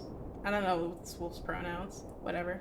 I was going with he, but this can be a he, she, wolf. He, she, wolf. Intersex wolf. Yeah. Yeah. Yeah, okay. He played, he ate, he his temperament was all right for a wolf that was chained up to a cave wall and trained to tear people limb from limb that weren't goblins. Yeah. Yeah. Yeah. That's what you get. Yeah, okay. In that case Gerby says I mean, I don't know. It has been a while. I mean, I think we had a pretty good relationship. I'd say I mean, if we can get a moment alone, I could probably gauge how much. Yeah, I could gauge like whether she wants to come with me or not. Uh, and if he does, we can go take him and run. And if he doesn't, uh, then I guess that's that. Alright. Well, I suppose we can just wait until the wolf is alone and let you do your thing. Yeah, yeah. I was sort of thinking, uh, so these guys are gonna be in the tournament, and I said this yesterday, but unless they got a new party tank, I their chances of winning aren't that good. Um, so I mean, if they lose or if we face them and we beat them up, then they'll be unconscious for a while. So do you want to wait till then, or do you want to get your wolf now? Um, huh. Uh, we could. They might. They might try to chase after us if we like go right now. We could. I could try to see how much the fair wants to come with me right now, and then if it's a yes, then we can we can take him back after the tournament. That is a very good idea, Kirby. That is absolutely what we should do. All A right, little nice. a promise for later, for fair, which Mhm. also could be if we do end up fighting them, fair might not be quite so useful to them as they would like. True. Yeah. All right, so we've been trailing these peeps. Yeah, you have. Um, so yeah, you can trail them. Where they're going is they're going to a local armor shop, um, where they are like picking up some stuff that they ordered in advance, um, and you can see that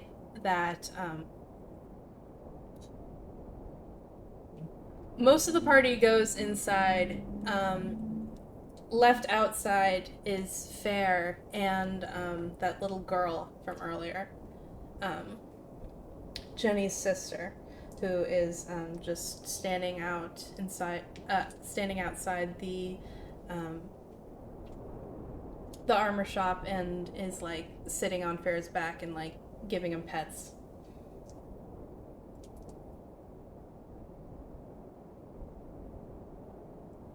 Yeah, but do you ever speak with animals?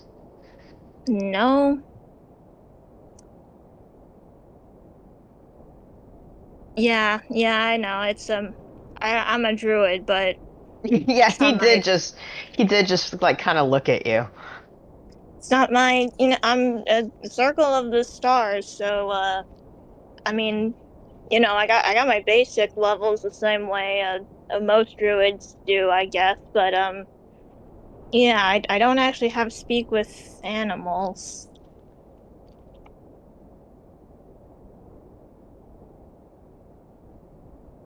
All right, well that sort of gets my plan out of the water.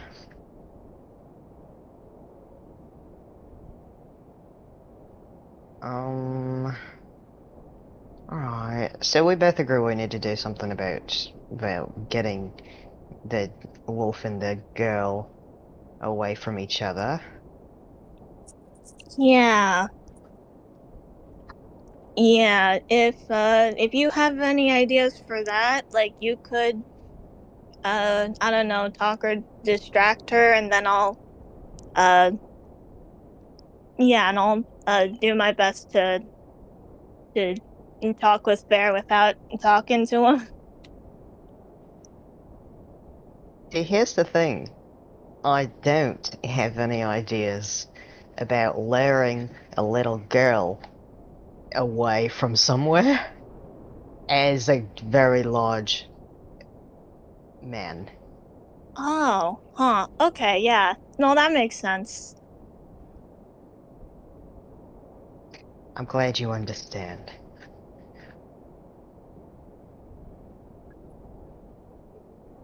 And I don't want to cast command on her. That doesn't seem... that seems cruel. Yeah, I mean, I don't know. I could just go up, and tell her I want to talk with Fair one more time since it's been a while. Is there any... what's around us? Like shops and shit? Shops and shit. Is there anything... how old is this girl? This girl, she is like, she's like a, she's like a tween. Okay. What is she like? Okay, she's a tween, so she has a sense of style by now. What kind of person does this girl look like? She. What's she into? Delos was a tween once. All right. Um, she is actually she looks like what she's into. Roll me an insight. Can I use my stone? Yeah. Yippee! Oh, well, that's an 8. Hmm. With an 8, you can see she's having fun playing with that wolf. God damn it. Can I roll perception? Um, this is this is the crazy Chelsea talking. Just because Gerby has joked around a bunch of times, oh, maybe this girl, they've actually trained her to be like a fighter or something, and that's how they're gonna get through the tournament. But like now that we're just scoping out the situation, I think Gerby is just going to like kind of just casually look for. I mean, I don't know. Does it look like this girl has a weapon or magical focus? Yeah, okay. Yeah, give me a This is perception. Yeah, this is also sort of in part like Gerby has had the also probably had the thought that, well, maybe this girl is also a druid or something. Um, in which case, like, at the very least, Gerby would be more uh settled with the knowledge that Fair is in good hands. Mm-hmm. Okay. Yeah, give me a perception. 18 on the die plus whatever perception is. Wisdom? Plus 2 or 3. 2 or 3. Okay, so 20 or 21. Um, with a 20 or a 21, um, looking at this girl, you can see that she has some scars on her, actually. Um, a few on her arms and on her legs. You can imagine that a girl her age might have a few scars just from like running and playing around and maybe playing sports. But you can also see that she is wearing these kind of like she's wearing very practical clothes, and with a 20 and 21 you can kind of imagine like especially having seen a lot of adventures in your days, you can see like that how do I say this, she's very athletic but not, she kind of seems like an adventurer almost. she kind of seems like she's been in like fights before.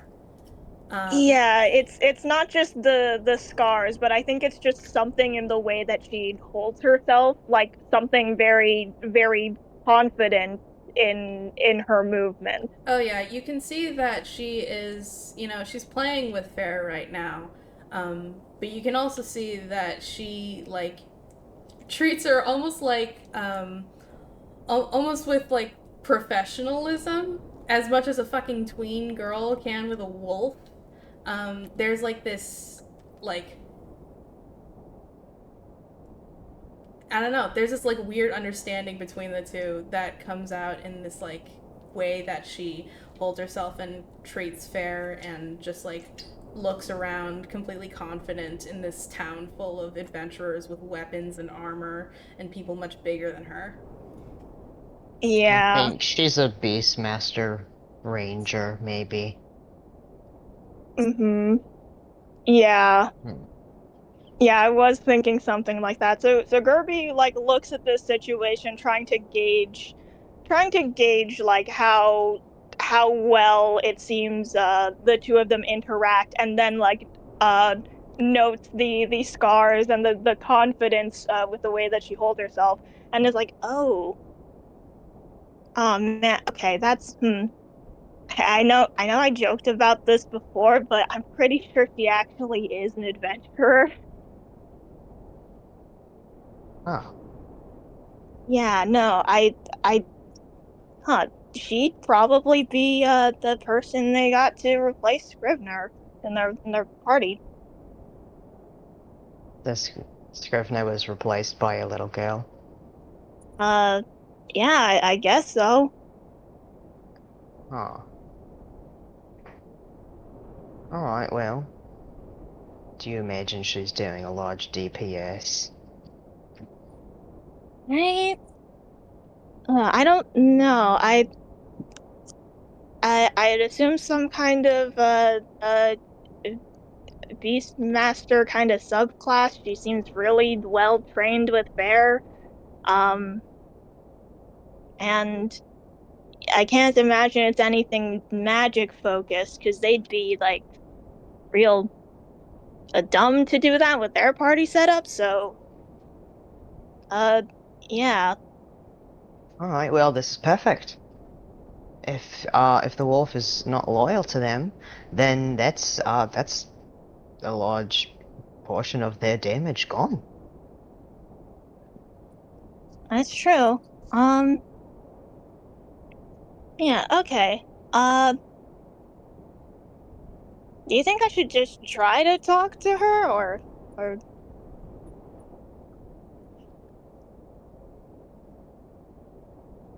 I want to avoid conflict.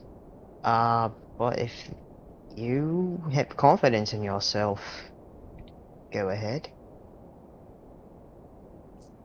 I think so. I think if it looks like we're all gonna fight, I can just turn away and leave.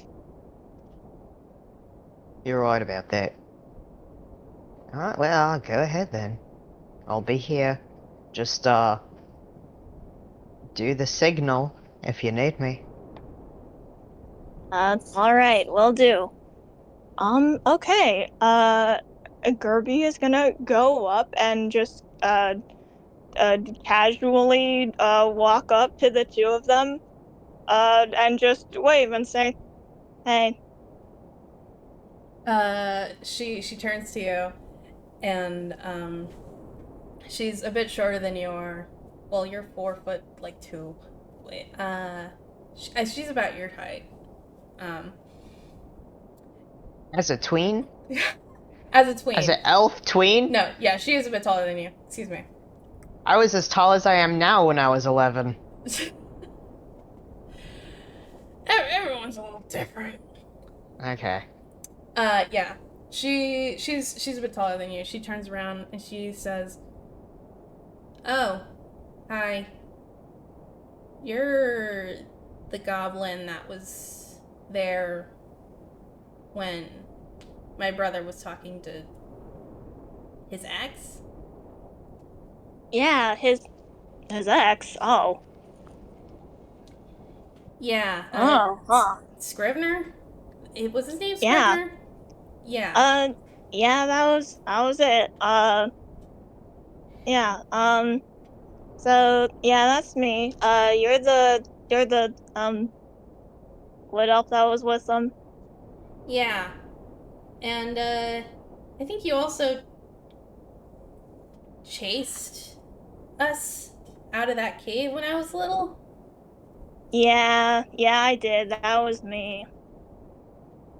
Uh, yeah, you did take the wolf that I raised. Hey, buddy. The wolf, um, his, like, ears perk up when he sees you and he, like, moves forward to, like, lick your hand. Nice. Ruby's gonna just kind of give him the scritches and pet him. Uh, He takes it, very passively. Um, the elf girl says, yeah, well, she, kind of, like, makes a face and then extends her hand and she says, well, my name's Ava, and this is Fang. oh, Fang. All right. Nice to meet you. My party members call me Gerby. His name used to be Fair, which is pretty close. Fang is a much cooler name. Um, Oh, he had a name? it, yeah, yeah. Sort of. All of the wolves back where I used to live were just uh, well, Fair is just the number 4 in my native language. They're all just numbered, so the Fang is actually probably better. Oh. I mean, yeah. Uh, Fang's the name that I came up to that he responded to. So, I mean, I Ah, was trying to go with, like, Claw or something, but it didn't really work. So, when he responded to Fang, that's what we went with. cool. All right. Yeah, I'm sorry. I didn't think that you gave them names. Oh, hi, Pikmin. Sorry, I couldn't hear anything for a bit. Oh, sorry about that. Pikmin. Did you guys fucking see that? A Pikmin ran by. What the? Hey, what was that? Some little yellow freak with a flower on his head. What the hell? um, yeah. She says, I'm sorry, I didn't really think you gave them names. Or, I guess he didn't. I don't, I don't know. Yeah. So you're, like, not killing people anymore? Nah, no, I don't do that. It was yeah, I mean, hey, no hard feelings about back then. You know, um, yeah, I don't do that anymore. When I went out to like chase you guys to like go kill you, I got lost. And I got lost for like a while, and it gave me a chance to go on like a whole kind of mental journey, and I just sort of realized that actually, like, I didn't really like just killing people all the time and stealing all their stuff. It kind of sucked, and I wanted to do my own thing. Wow. That sounds really cool. Uh, when my party left the cave, uh, my brother got really hurt and he was really messed up about it for a while. So, and I don't really like playing with Fang, and he let me ride him. Uh, and I guess I just started training as a fighter around that time. So, Yeah. I could kind of tell, like while I was walking over here, you handle him really well. You think so? Yeah, for sure. Wow, that's really nice. So, Yeah. you're not killing anyone, and your Shadar Kai friend isn't killing anyone? No, no, he's not.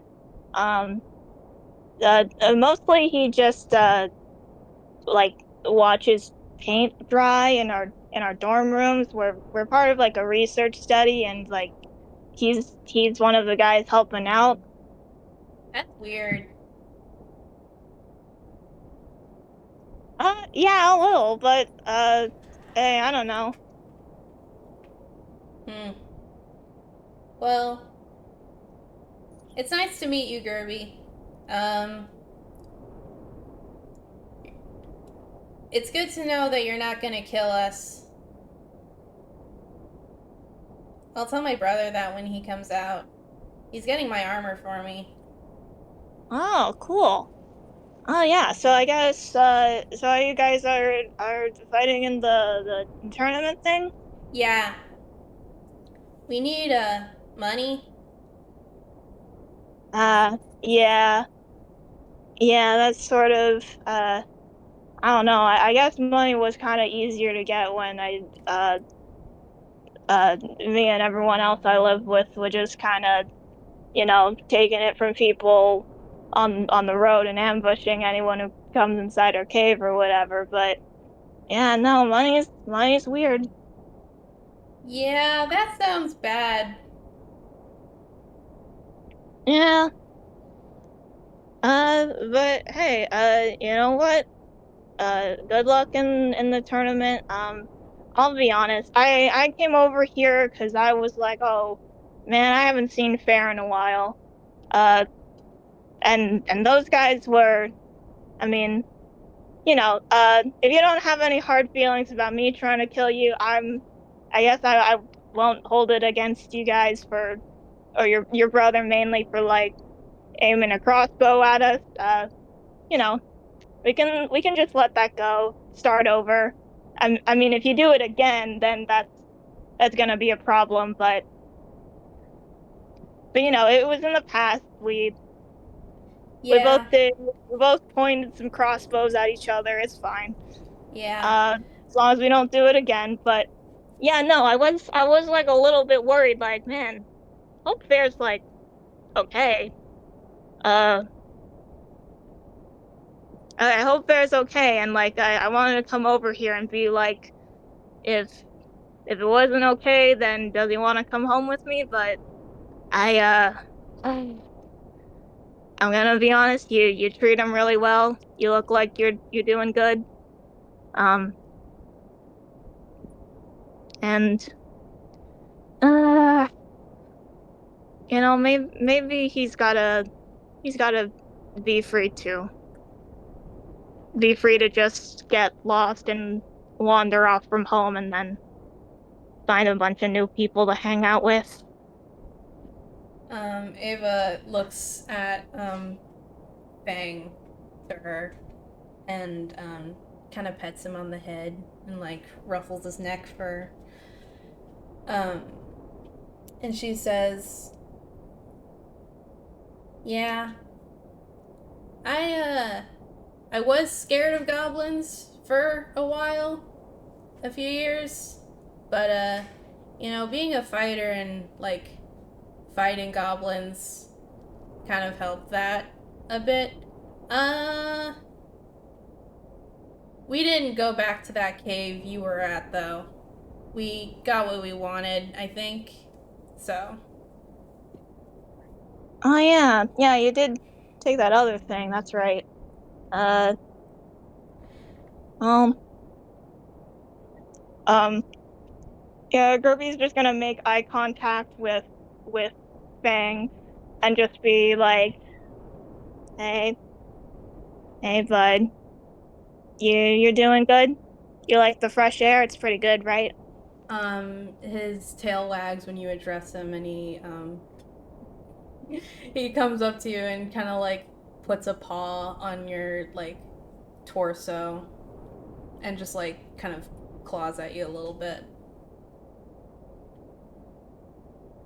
Yeah, Gerby laughs a bit and just kind of sighs and is like, man, okay. Yeah, Ava, right? Yeah. Yeah.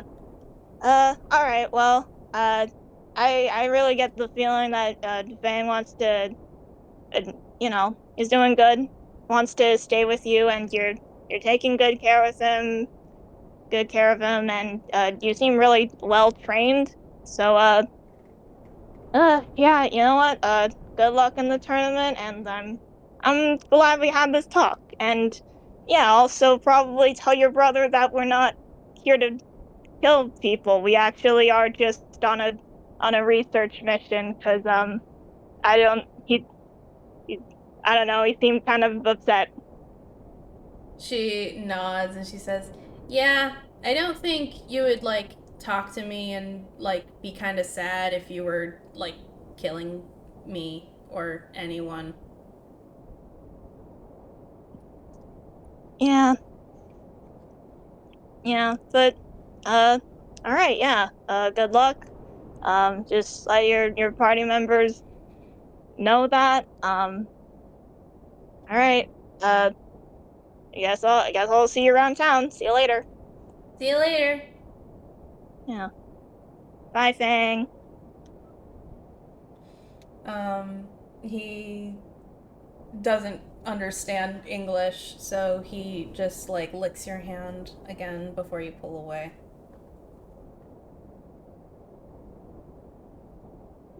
All right.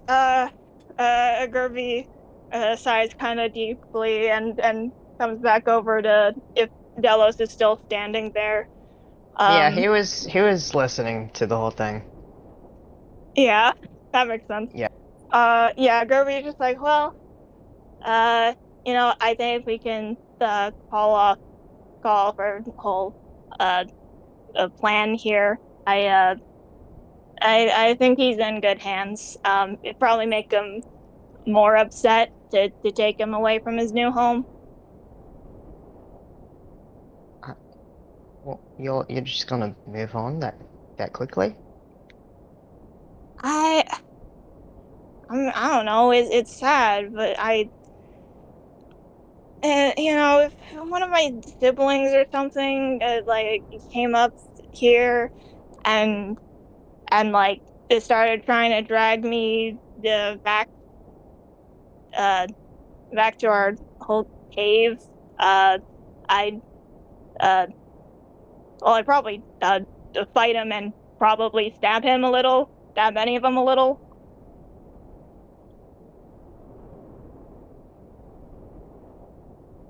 Oh, okay. Well, if that's what you think is the best thing to do. Yeah, I think so. Um, I mean, thanks for coming with though. Hopefully, now that whole party's not gonna, mess up all of our research and stuff. Right. Also, what was the thing that you two were referring to? The what? There was a thing that they acquired when you fought. Oh, What yeah, no, thing? it was yeah, they were like stealing treasure and stuff. I mean, we stole some stuff from them, and so they were like, well, we were trying to steal stuff from them, and they nicked some of the treasure we had. Wait, Jordan, I'm gonna text you. Okay.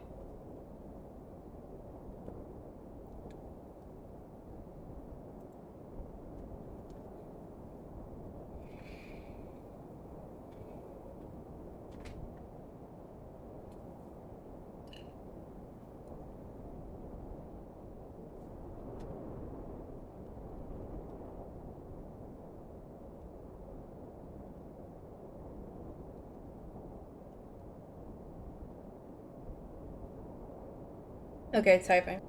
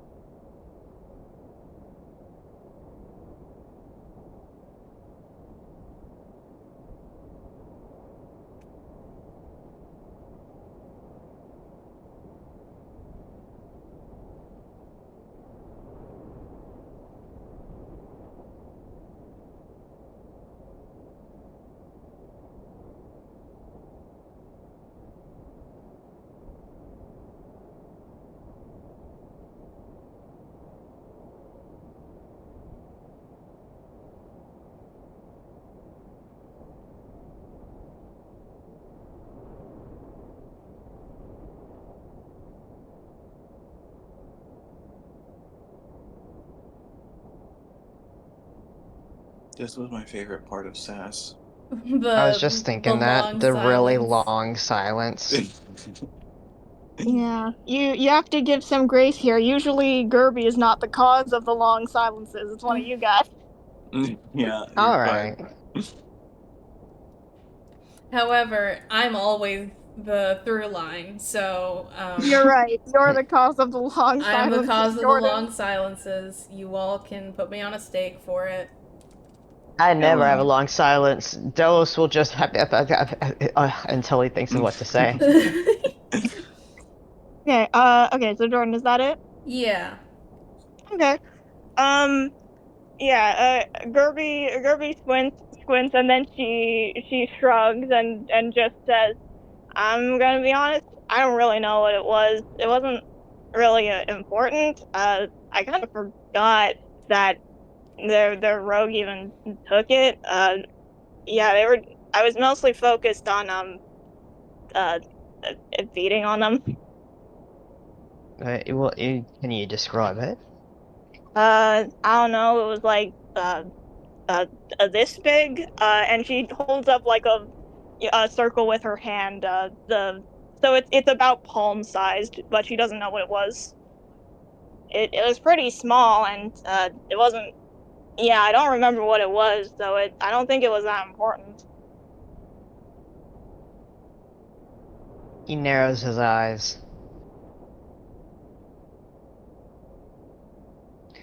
All right.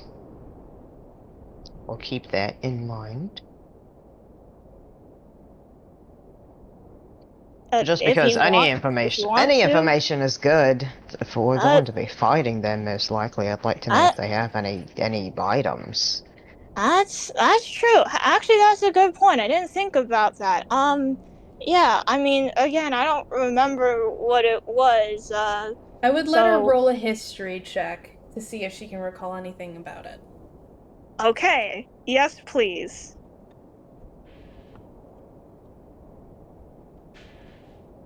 That is 17. With a 17, um yeah, with a 17 you can remember what it was. It was it was a like shiny arrowhead. Um, yeah, I think at this point Gerby is like kind of starting to walk off, but is like trying to remember. And she snaps her fingers a couple of times and is like, "Oh, it's the point of the arrowhead. It was an arrowhead, I think. Yeah, right. Yeah, because it was pretty shiny. It was like a shiny arrow tip. Why would they want that? I Yeah, I don't know. And it was yeah, I'm thinking about it now. It was pretty shiny. They might have like thought it was treasure.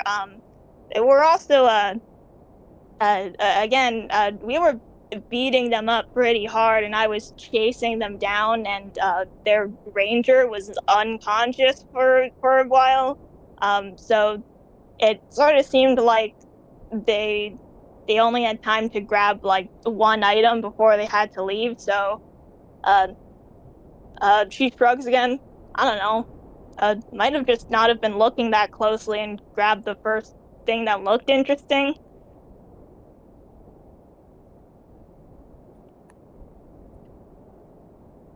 Alright. Yeah. I mean, I don't know. If you think it's important, if we go to the tournament and they pull it out and they start doing some crazy chanting, then I guess that's on me, and that means it was actually really important. But uh, yeah, I don't know if they'd even have it still. Well, either way, I would keep an eye out for anything they might have. That's true.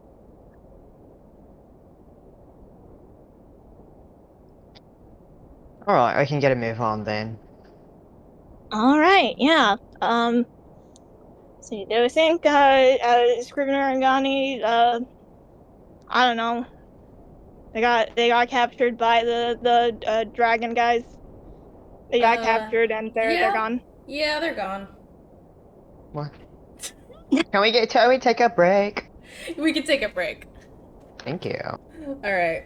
Catch We'll you take a all break. in a second. Bye-bye. Hello. Hi. Hi. Alright. So, yeah. Dallas and Gerby had that scene. That happened. That happened. Oh my god. Says Scrivener. Nope. Anyway. So yeah.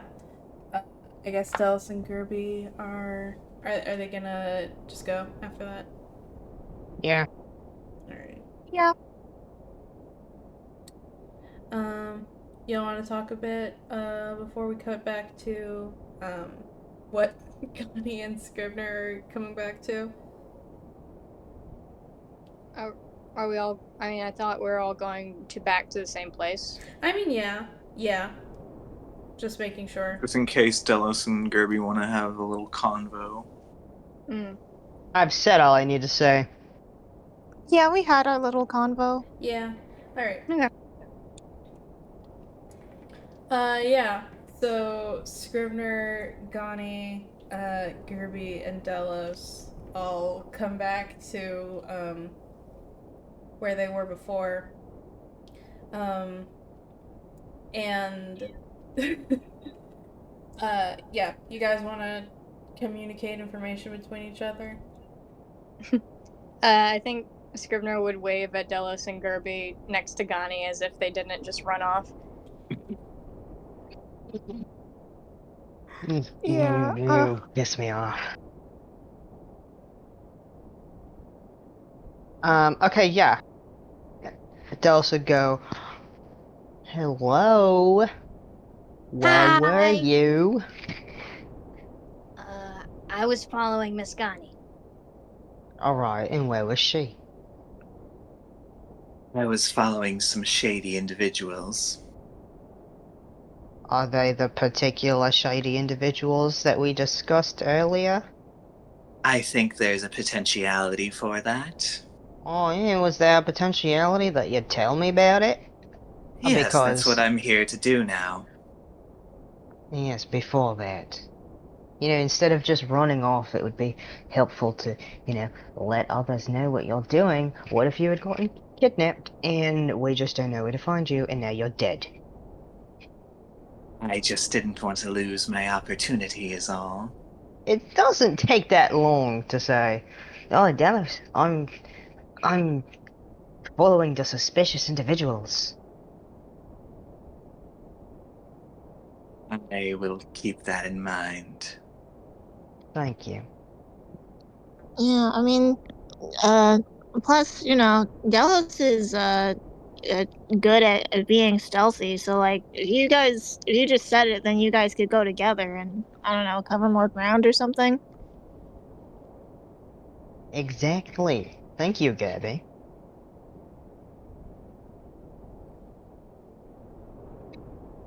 Well, anyway, the tell us what you found out. Actually, did we already do that off screen? We just got here. Yeah, we Okay, just met no, up. yes. Tell us what you found out. There were 4 individuals. They had a bit of a aura about them, and I followed them. Scrivener and I followed them to an alleyway where they discussed vague plans about us fools. It was quite vague, but suspicious nonetheless. They were And we have. about New World stuff, I think. That's right. And we have tracked where they will be staying in the meantime, and I propose that we, or at least some of us, stay there to keep an eye on them.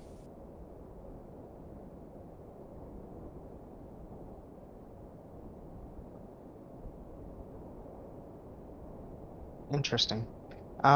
That seems a bit dangerous, though I I suppose that would be the best course of action. We were also not spotted, so they won't know who we are. Well, that is good.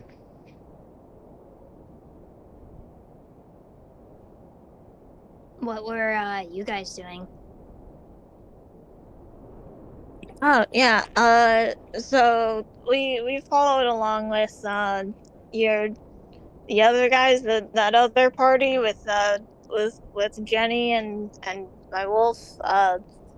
Just to see what was up. Mainly, we were discussing getting uh getting my wolf back.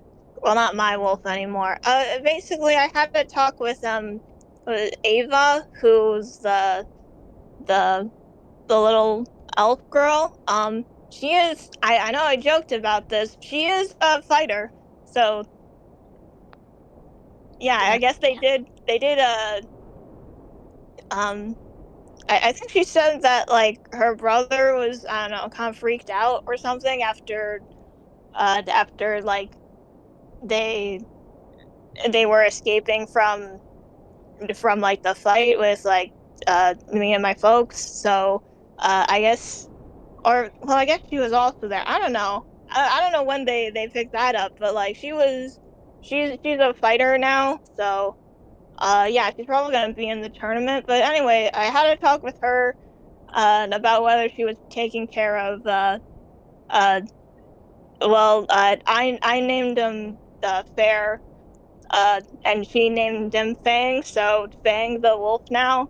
Uh, and uh, yeah, uh, she's taking care of her really well, so I figured it was best to let him go with him. So Oh, you will not need to interact with them anymore. Yeah, probably not. I mean, they're also gonna be in the tournament. Um, she did also say that she'd tell her brother that, you know, we're not here to like kill them or anything.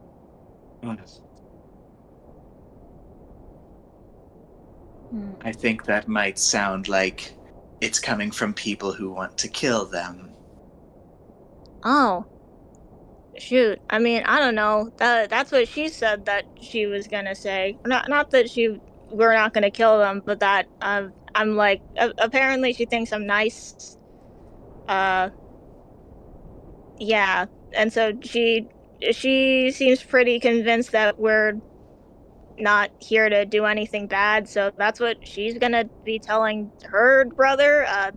I don't know. either the rest of them believe us or they don't, and they have the same opinion. So, whatever. They're gonna make me fight a little girl. Oh yeah, yeah. You're gonna have to fight her probably. Yeah, because she's a martial class, so you guys are probably gonna grapple with each other. That's Well, probably part of their strategy. Yeah, they're gonna make me fight a child and a dog. If Have it fun. helps I train the dog to kill people. Does that make you feel better about it? Yeah, Gerby, it does.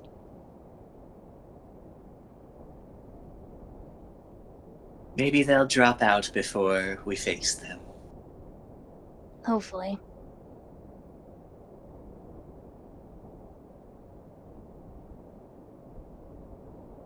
Well, I would advise everyone not to hold back, no matter what your opinions of anyone is, because it does no difference. Yeah, we're not killing them anyway, so even if it looks like they're harmless, they had enough confidence to enter a tournament, so we gotta beat them up. Scrivener looks away.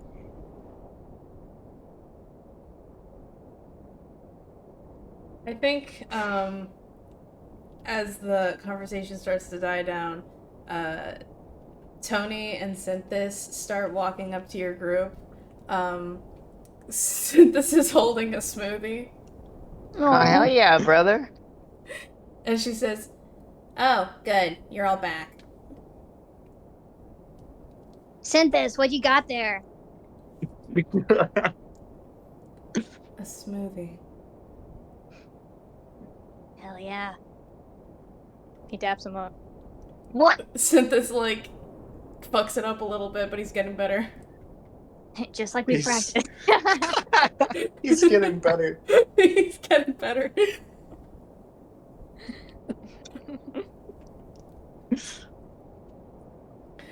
He's still got the hood of his cloak up. But he's got a smoothie. He's set. Great. Uh, Do they have anything to tell huh? us? I was gonna say, did they have anything to tell us? Tony just complains a little bit. She's like, "Me and Cynthia stay behind in the store for just a second to talk to the Clara, and then you all run off. So that's fine. I'm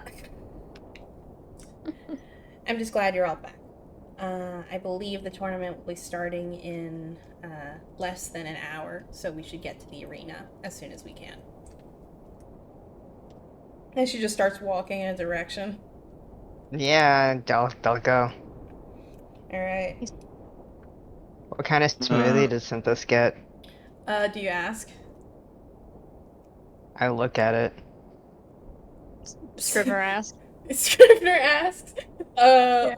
Synthis sees Dillis eyeing it up and just quietly offers some. No, he declines. Okay. Scrivener asks what flavor it is, and Synthis says banana and strawberry. It's sweet. Give me sip. He gives you sip. Not even a please. Please, sip. Synthis. You already have the cup. May Well, I? are we sharing? Can I have some? Synthis just shrugs. He You takes can it. all have some. He takes a sip and then hands it to Gerby. Well, Gerby takes a sip and nods and says thanks and hands it to Connie. Hands it out to Connie and asks her, "You want a sip? We're sharing." She eyes it and then just speeds ahead to walk up to Tony. She didn't want. What was that? I said she didn't want to sip. Gunny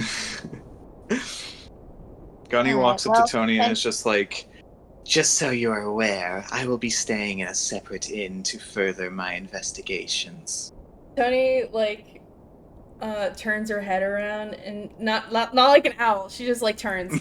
Uh, and she says, "Synthis, I got you that for wait, what? Why? I have found some suspicious individuals, and I would like to stay closer to them to keep an eye on them. What kind of suspicious individuals?" They.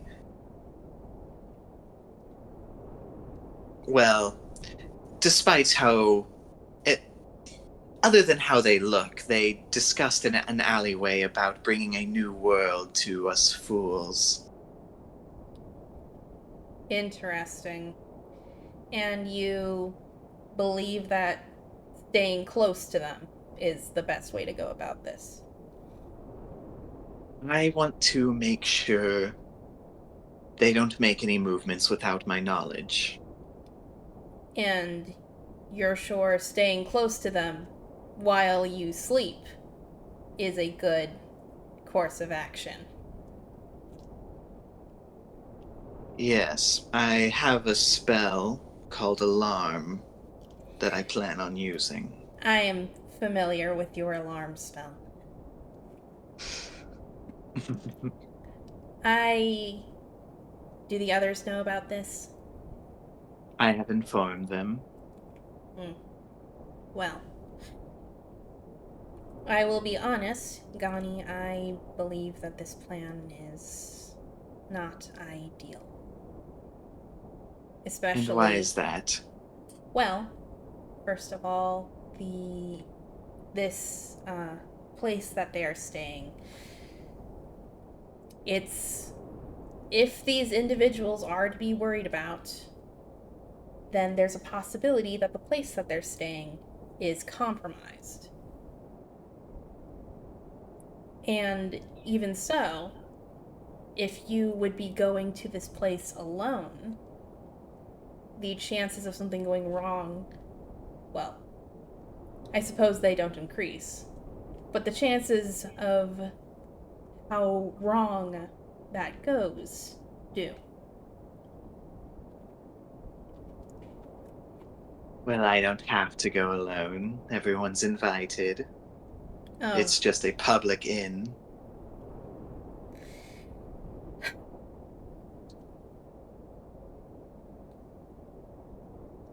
she thinks on it a bit.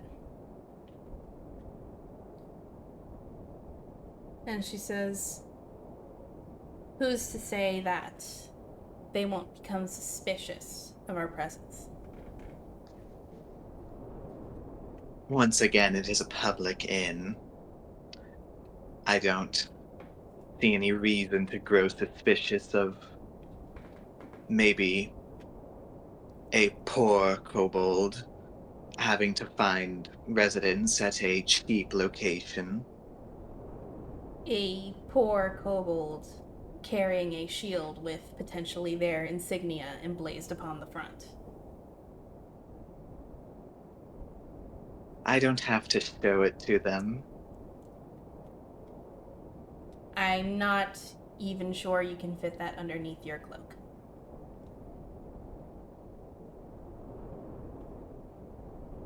Well, I can figure something out. There's tons of stalls around here. I could purchase a larger cloak. She kind of like rubs her face a little bit and she says, "I believe this is a very risky plan. However, I don't believe in my ability to talk you out of it.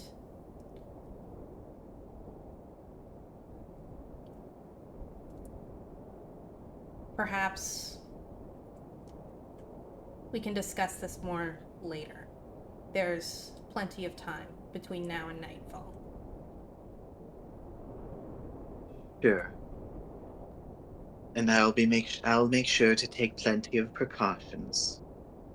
So don't worry about little old me. She nods. And she says, I appreciate you bringing this to my attention. And for your openness to discussing it. It would be detrimental to the mission if I weren't to mention it. I'm glad you think so.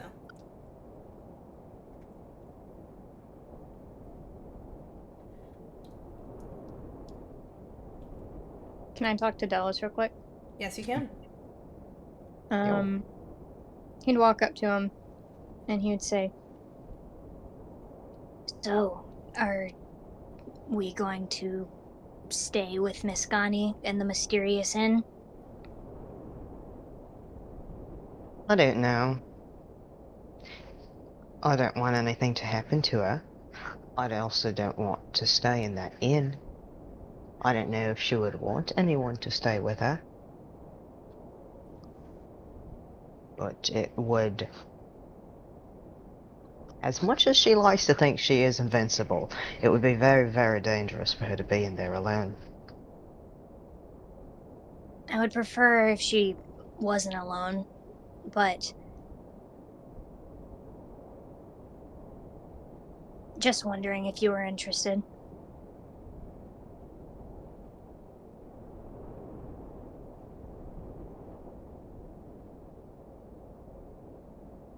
Are you wanting to do it, or shall I? Are you giving me permission to do it? You don't need my permission to do it, you just do it. Well, as your husband, it is better to run these things by you. What if you required me in the night and I was not there?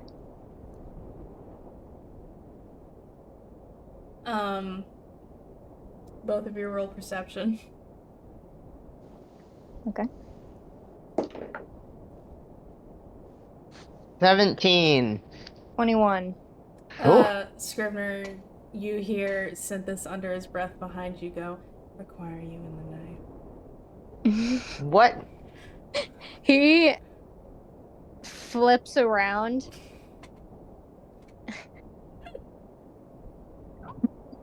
He's like looking in another direction, drinking a Was smoothie. the DC for that a 20? I rolled a 17! He flips around and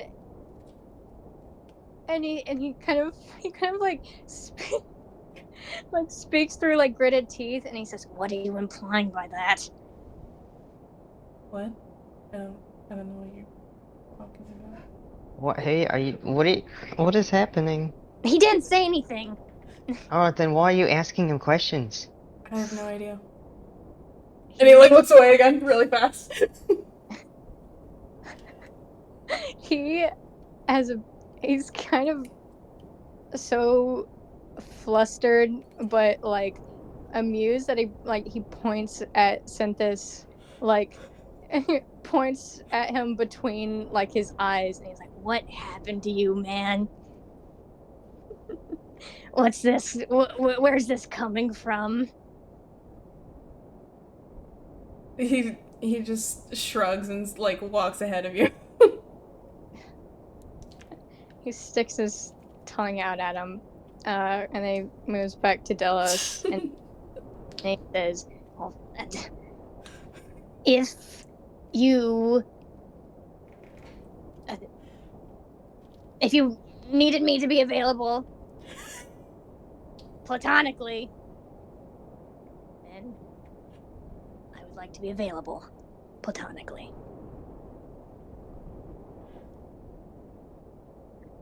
I think you should do what you want to do. Not considering me.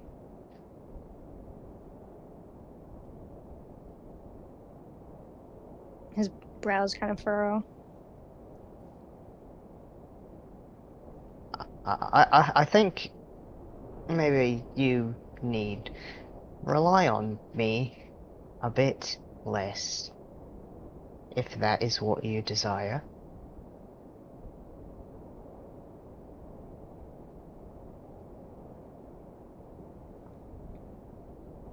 I desire your approval.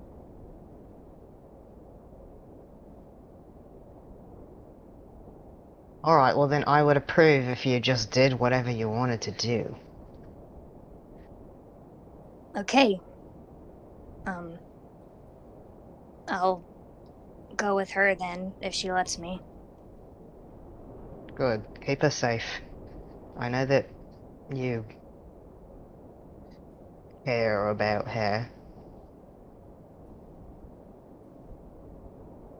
I do. But as you shouldn't rely on me too much, you shouldn't rely on her either. So just remember that.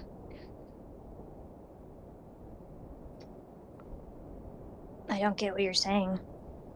I'm just saying you needn't rely on people so much to dictate what you do.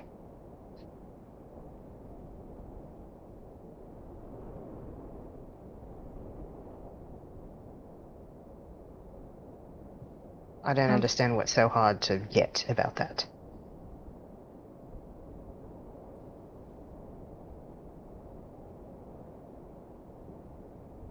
I don't think he has anything to say to that. Okay.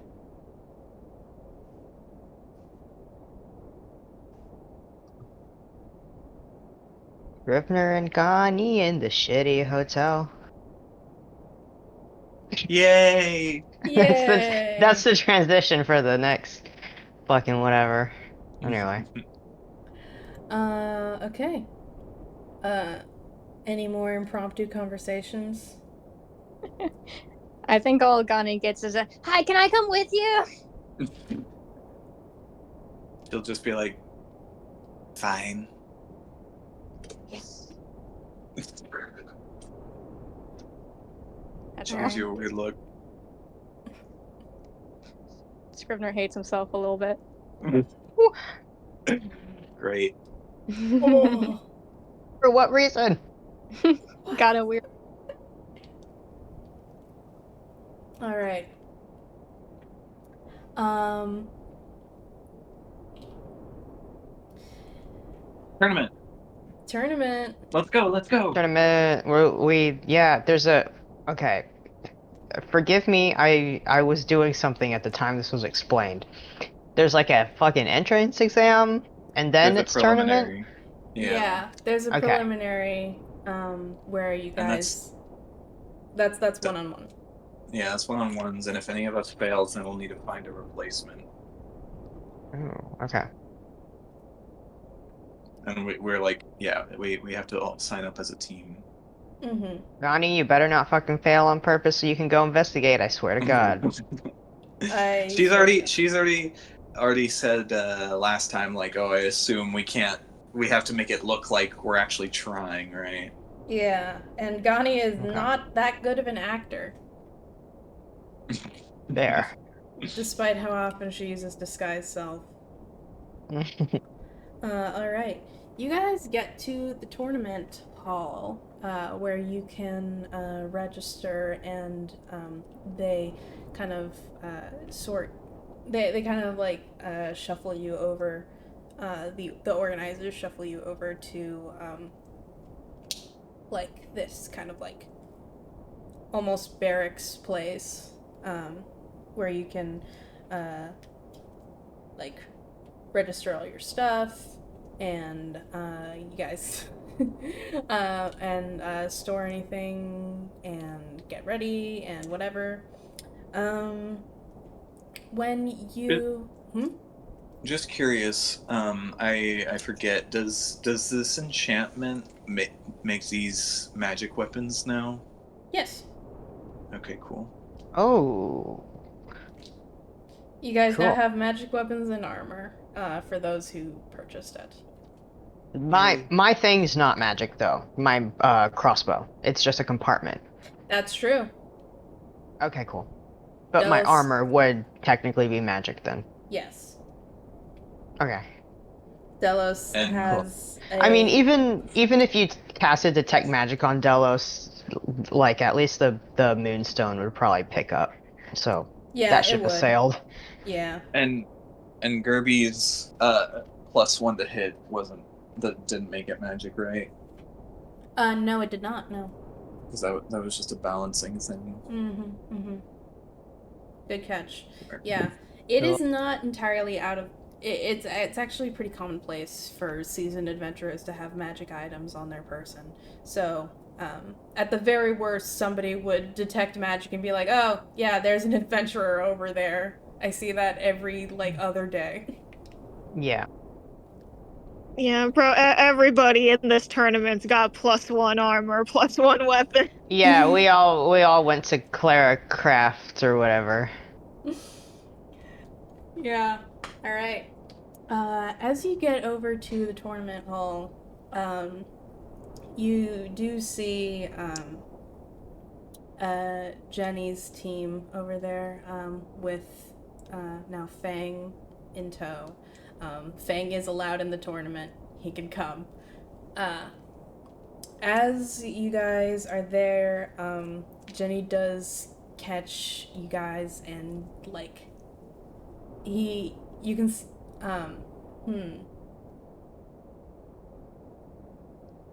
yeah, everyone roll me a perception. 16. 11. Also 11. Not very good. Use of perception 9. Yeah, 9. Okay. Delos, you can see that Jenny is glaring at Gerby. What the fuck? What'd she fucking do, bro? She didn't fucking do anything. Can he catch Jenny's eye? Yeah. He does a big smile and he winks at him. He makes a disgusted face for a second and looks away. Okay. Also there, Gani and Scrivener roll me perception checks. I wonder whom else might be there. Who knows? It's an 8. What the Donnie and fuck? Scrivener. 8. Did you roll a nat 1? Almost. That is an 8 as well. Oh my Okay. god, Did Gani's you looking at roll the a 2? floor. Did we She's- use up? I Did we rolled a use up 2. all of our nat 20s at the I also beginning? rolled a 2. Oh no. Holy fuck. Scrivener God. and Gunn are equally as locked in, which is to say, not at all. Yeah, I guess no. so. Yeah, I guess Scrivener's too caught up in hating himself a little bit, and Gani's just like, I don't know what she's up to. Can you see Jenny's party? He rolled an 11. So yeah.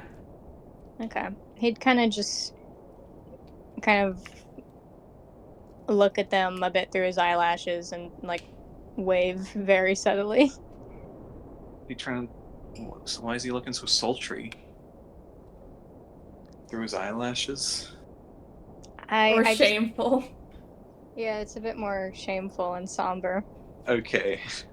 He's not like come and get it. Ooh, hey boys. Oh Hey my God. boys. No, he's more of trying to be not very, I don't know. He's not doing his usual hey, he's waving. Yeah. I am gonna metagame, and I'm not gonna make Gani act on this, of course, but I'm just gonna know that those hooded freaks are here just because of that prompt. Yeah, we'll get to that. So yeah, for Jenny, he notices that you guys are there. Delos, you catch him glaring at Gerby. You catch his eye and creep him out a little. And then moving his gaze away, Jenny sees Scrivener. And Scrivener, give me an insight with an advantage. All right. You got an advantage on this guy? What the? You. Ew. You. It says inside again. Sorry. Christ. Another nat 20. Whoa. I'll be We're right. so Jesus. back. Oh my God, The first Scrivener, one- get over him! We're The- back. the first roll was like a 7, but that's 20 plus 6, so 26. Yeah, okay. Jenny, Scrivener. Jenny notices you and then sadly looks away. Oh. Okay. And he's now ignoring you guys, not looking at you. Now, on second thought, if Jenny's party is just within plain view, this party would also be within plain view. So yeah, Team Evil are here. Team Evil's here. Fuck. Damn Why are they it. here? Oh my god. You Kill add them together, you get the Evil 9. No. They're working together. No. Again, I are wanna you talk- counting the wolf? Well, okay. Synthis is still part of the Evil 9 for me. No. What's wrong with you? You're really trying to make this work. No, Oh I'm my not. God. That's just what it is. It's just what all of the evidence points towards. Of I course. saw They- 9 people. One was quadrupedal, but I didn't like the look of them. God, I want to talk to these fuckers so fucking bad. I'm gonna kill myself. Sorry. Which fuckers? I want to talk to characters from my backstory. I mean, Sure, you'll get to. they are right there, but moving on. But he got told not to. He got Why is told this- not to. He also Why got are told to start doing what he wants. Why are we in Boku no Hero Academia season 2? That's the That was tournament. the tournament arc. The tournament. Oh, okay. That was when I Okay. fell off. I wanna approach them. Oh yeah? Yeah. Okay. Jenny sadly looks away, and Scrivener, you walk up. What do you do? I think he kind of slinks. He's gross, so I think he slinks into view. And he says, Hello, old friends. Jenny. I didn't expect this, but it looks like we'll both be competing in the tournament.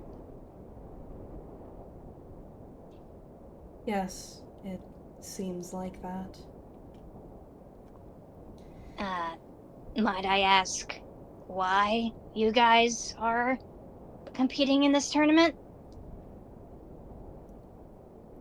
May I ask why you're competing in this tournament? And he's Whoa. a little bit more confrontational. yeah. He says, whoa, with the sass, but, it's for my job. I'm working with the University of Asklo. And yeah, I think the city wanted us to participate. I don't know, some cultural thing, probably. Makes absolutely no sense. Well, I don't think a town like this really makes sense, huh? I don't think you make sense. Why? I don't know how any gestures over to your party about that makes sense. It's inane. And the halfling that you don't remember the name of comes up next to Jenny, and he says, hey man, it's okay, it's all right. And Jenny kind of shrinks in on himself again. Look, I don't think you should be doing this. Doing what? Participating in this tournament. He just looks really, like, incredulous at you, and he says, why not? Because, I mean, I'm not there to protect you. His eyes just, like, widen.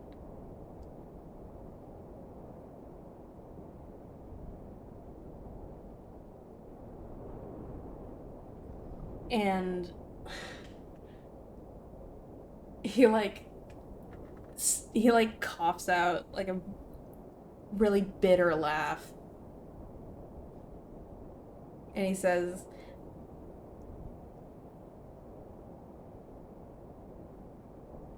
I can't with you right now.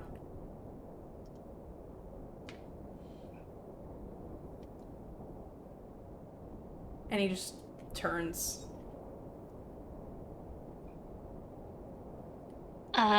I'm married now. He throws up his hands and he says, oh, and he turns around. Oh, you're married now. Great. What? I'm just letting you know. I'm That not gonna hold back. that is awesome. That's great.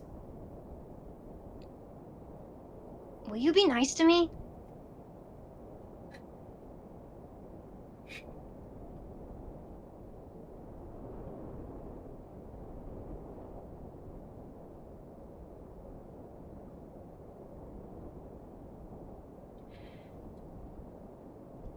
Why should I hold back? I'm here to fight, and I'm here to win.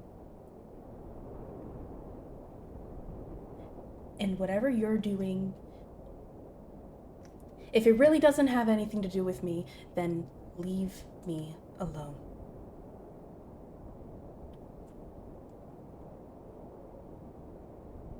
I know that what we had wasn't real, but you cared for me damn well good for what we did have.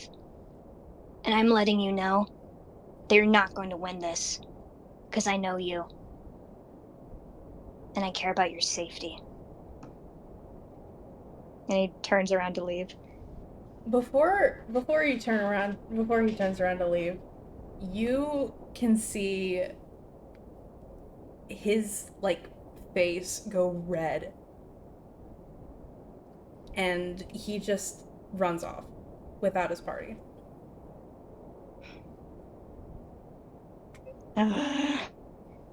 Scrivener just returns to where he was. Right, Scrivener, what the fuck did you say to him? I told him that he's not equipped to fight in this tournament and that he should go home. Alright, well, Are it's we, not gonna do us any good to eliminate the competition like that.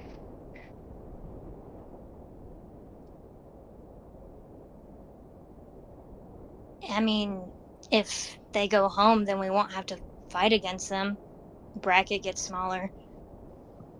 Alright, but there's no integrity in just telling everyone to fuck off before they even get there.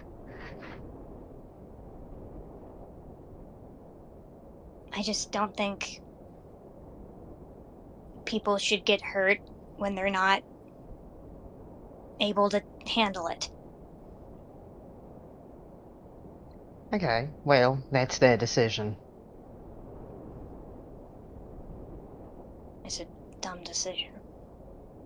And sometimes people make dumb decisions. How am I supposed to let them make dumb decisions when I know what's best for them?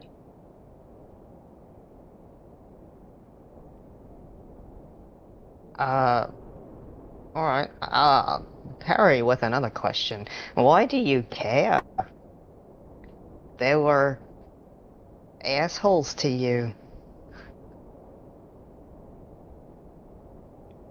Well, I've had worse. Okay. They were still bad.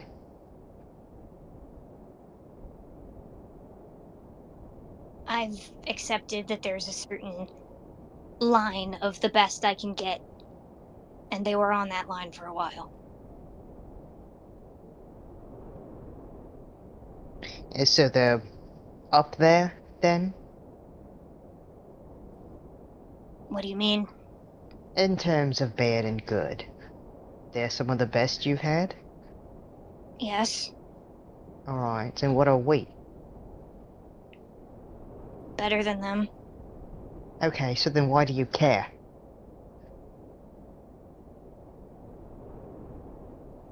I'll stop caring if you want me to. God. Oh. Whatever. Maybe I'm being redundant, but I still believe it's best for us to not interact with them at all. Thank you once again, I agree. Unless we are in the tournament fighting them, they are not of our concern. So let's just get to it. I Okay. agree.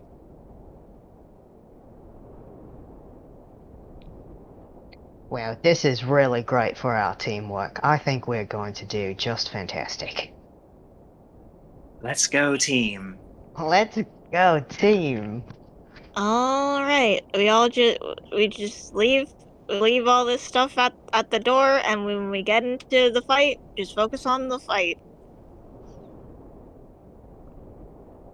And let's put a pin in it, huh? I'll put a pin in it. Yeah. Okay. Does that sound good, Scrivener? Yeah.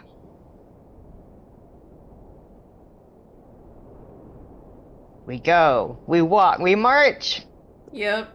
All right. We're all Into the really good arena. friends! Yay! We hold hands and we skip we along. I Yeah. can only imagine Gerby dance in a circle! sitting back during that fucking conversation like, this is really great for team comp. This is awesome. Oh, I want to ask, during registration, it does ask for your class. What does Delos put down? There's only one option. You can't put down multi-class. What? You the can't put fuck? down You multi-class? can't, no. Bigoted. You have to pick one. This determines okay. what... They hate mixed people. Is there someone, like, there that he can talk to? It's gonna cause a scene. Is there someone there he can talk to? Sure, let's say there's someone there for you to talk to.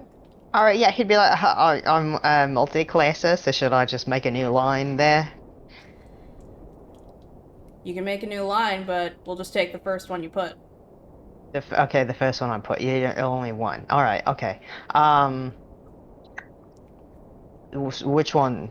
Are we talking like the one that I was first? Are we talking about the one that I used more predominantly? Are we like, what you would expect me to do here? This question determines what category of qualification round you will be placed into. You will be tested on your abilities based on your class. So, most people prefer the one that they have the most levels in. Are they the same levels and they're both quite low? Alright, pick the one you feel the most confident in then.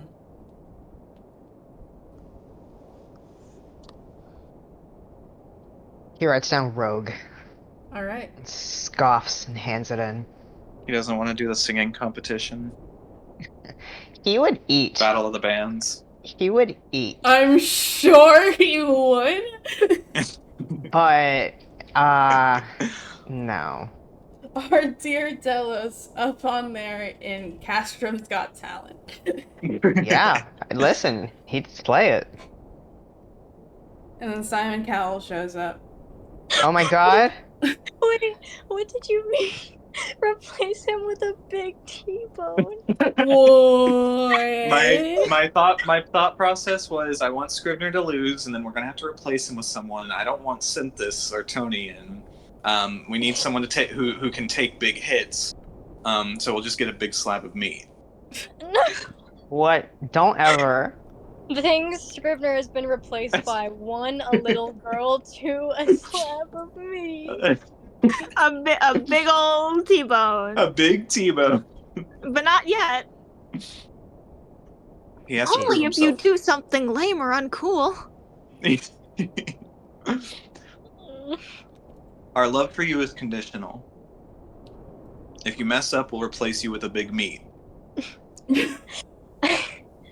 Scrivener just goes, I know, ma'am.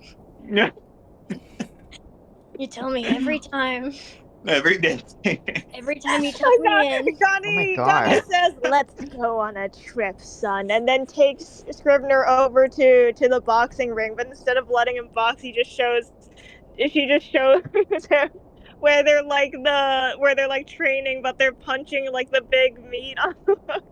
That's your replacement. Fuck. That's where you'll be if you fail. You'll be strung up on a hook and punched. The and truth punched. And we don't punched. even crucify you properly. We just put you on a big hook. Freaking Dead by Daylight. Yeah. That's where you'll be. Sleep tight. Mwah. But Miss Connie, what about all of the meals? I can make meals from the big meat. The big No. meat will last me a long time, and you gave me all your cooking secrets in the book, so I don't need you anymore. All I need is your book and a big meat. All right then, Scrivener. 3, 2, 1, go! And leaves in a cloud of dust. No. Okay. You guys go first, but I'm gonna listen. By the way, I don't know if this is like how it works, but if it asks like his level and then his class, he would write that he's level 2. Because Interesting. technically, he's a level 2 Technically, rogue. So he doesn't yeah. want to be placed with like level 4 rogues when he doesn't have jack shit. If they don't specify on the form, that is their fault. That's Yeah, true. he's a level 2 rogue. That's so funny. Yeah, either way, being placed against a level 4 rogue would be maybe a little unfair, but also being placed against a level 2 rogue, you're gonna have like twice as much health almost. Yeah. And So, that's yeah. kind of funny. Here's the I thing: guess- they're judging him based on his abilities as a rogue, so like it's not unfair because he's level 2 rogue. That's true. And it is a preliminary round, so I guess they don't care as much about it. Yeah. And if they do care, that's their bad. Yep. Yeah. Unless anyone has any objections, we write our team name is Clara's Crafts, I guess. Yeah. Oh yeah. Team names go in. Yeah. Before you guys go out, Delos, somebody in a visor and clipboard comes up to you and he says, hello, are you, Delos? Yes. Alright, we have you here as a level 2 rogue, but it seems you're paired up with a level 4 party. Was that a clerical error? No. It's exactly as written. Sorry, you sounded like Alan. No. It's exactly as written. It's exactly as written. That's how he fucking talks sometimes. Yeah.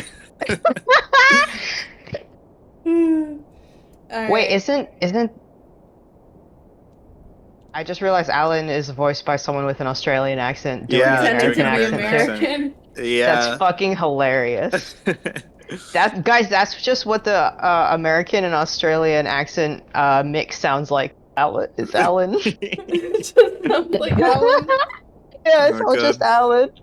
Yeah, no, he's like pointing at it over and over, like it's exactly as written. All right. The person you're talking to takes their little pen and they like scratch their head with it, and they go, "All right, fairly unorthodox. You'd prefer to be put up against the level 2 rogues, then?" Well, yes, I don't have the abilities that higher level rogues have. Though, Mm-hmm. fighting with with the rest of my party, I'll do just fine. You can judge it based off level 4 when I'm in a team, but by myself, I'm not quite as strong. Hmm. Well, and she shrugs. Up to you. Good luck out there. Perfect, thank you. All right. Wow, he just So did that. let me. What? I said, wow, he just did that. You just said that. She doesn't get paid enough for this. And things work out for Delos! Everything's coming up, Woo! Delos. He gets the fucking easy way out every time, baby, every time. Except for that one time where he unfortunately It had was to kind marry of Scrivener. it was kind of the hardest way out. Yeah. All Anyway. right. So you guys are divided up into groups based on your class and level. Level in the class listed. Delos, Mm-hmm. your Wait, sorry. Yes. Gerby would ask at the front desk if she can smoke in there. In In like the barracks. Yeah. they would say no. You can step outside to smoke. Okay. Sorry, continue. Also, just to clarify, our preliminaries will not be like as a group, right? Yes. They're just one-on-ones. Okay, yeah. Give me a level 2 rogue. The preliminaries are on an individual basis. Oh fuck! But what if I get busted for cheating? No. I just won't use any bard shit. I mean, what else are you meant to do? You know? Yeah, they only have one line. Yeah, that's fair. You aren't a level 4 rogue, so I'm not. That would be Yeah, lying. you asked the front desk a question, they answered like that, and you filled in the form as they requested and told the truth the whole time. You just didn't specify afterwards. That's on Yeah. I think we have a pretty solid defense here. Yeah, honestly. Like, Uh-huh. fucking, what do you want me to do if I'm up against a level 4 rogue who has, like, abilities and shit? I Yeah. just got cunning action. Yeah, and like again, you asked the front desk. You like told them when they gave you the form. I'm multi-class. What do I write down? Yeah, we got And this in the yeah, bag. We're good. All right. Okay. Any other Jordan's questions? Jordan's gonna give me a someone who's a level 2 rogue and a level 10 wizard. Oh god. They're doing the same trick.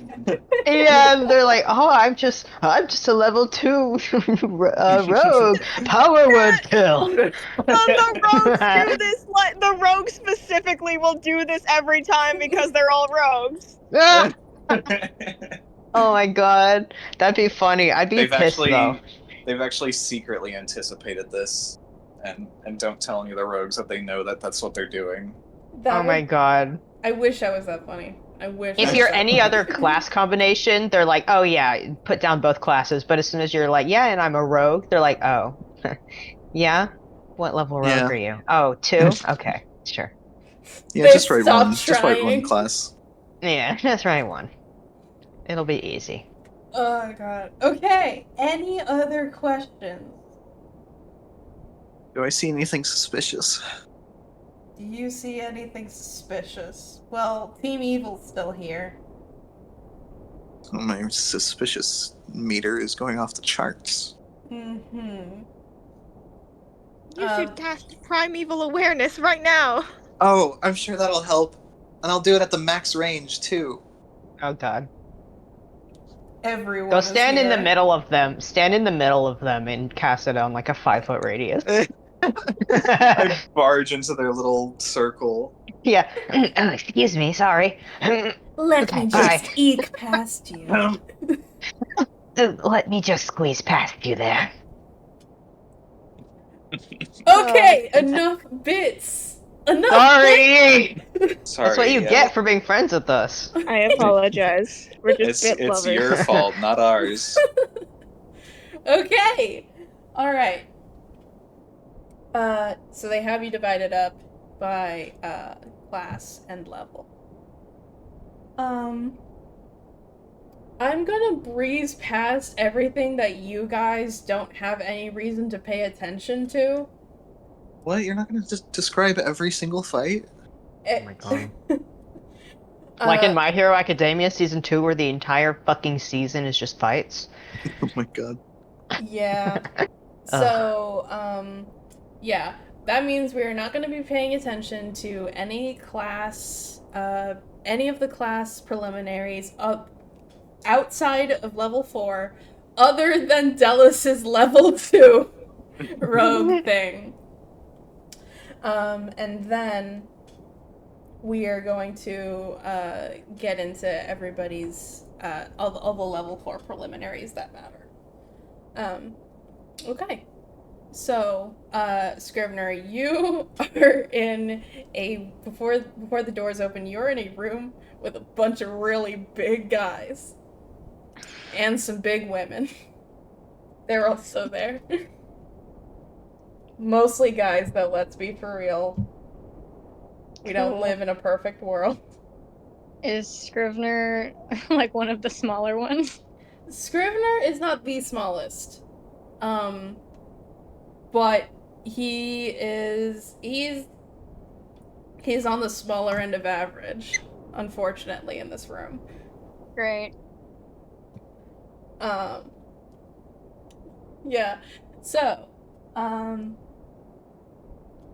as promised, yeah, the doors open, and in front of you is this wide open arena with people in the stands, hundreds, maybe even thousands, just cheering for all of you there. And what there's announcers. There's announcers. Over the magic sound system that exists, because fuck you, there is a voice saying, "And here we have the barbarians!" And you all of the level 4 barbarians, of which there are about like a dozen maybe, pour out of the room that you're in.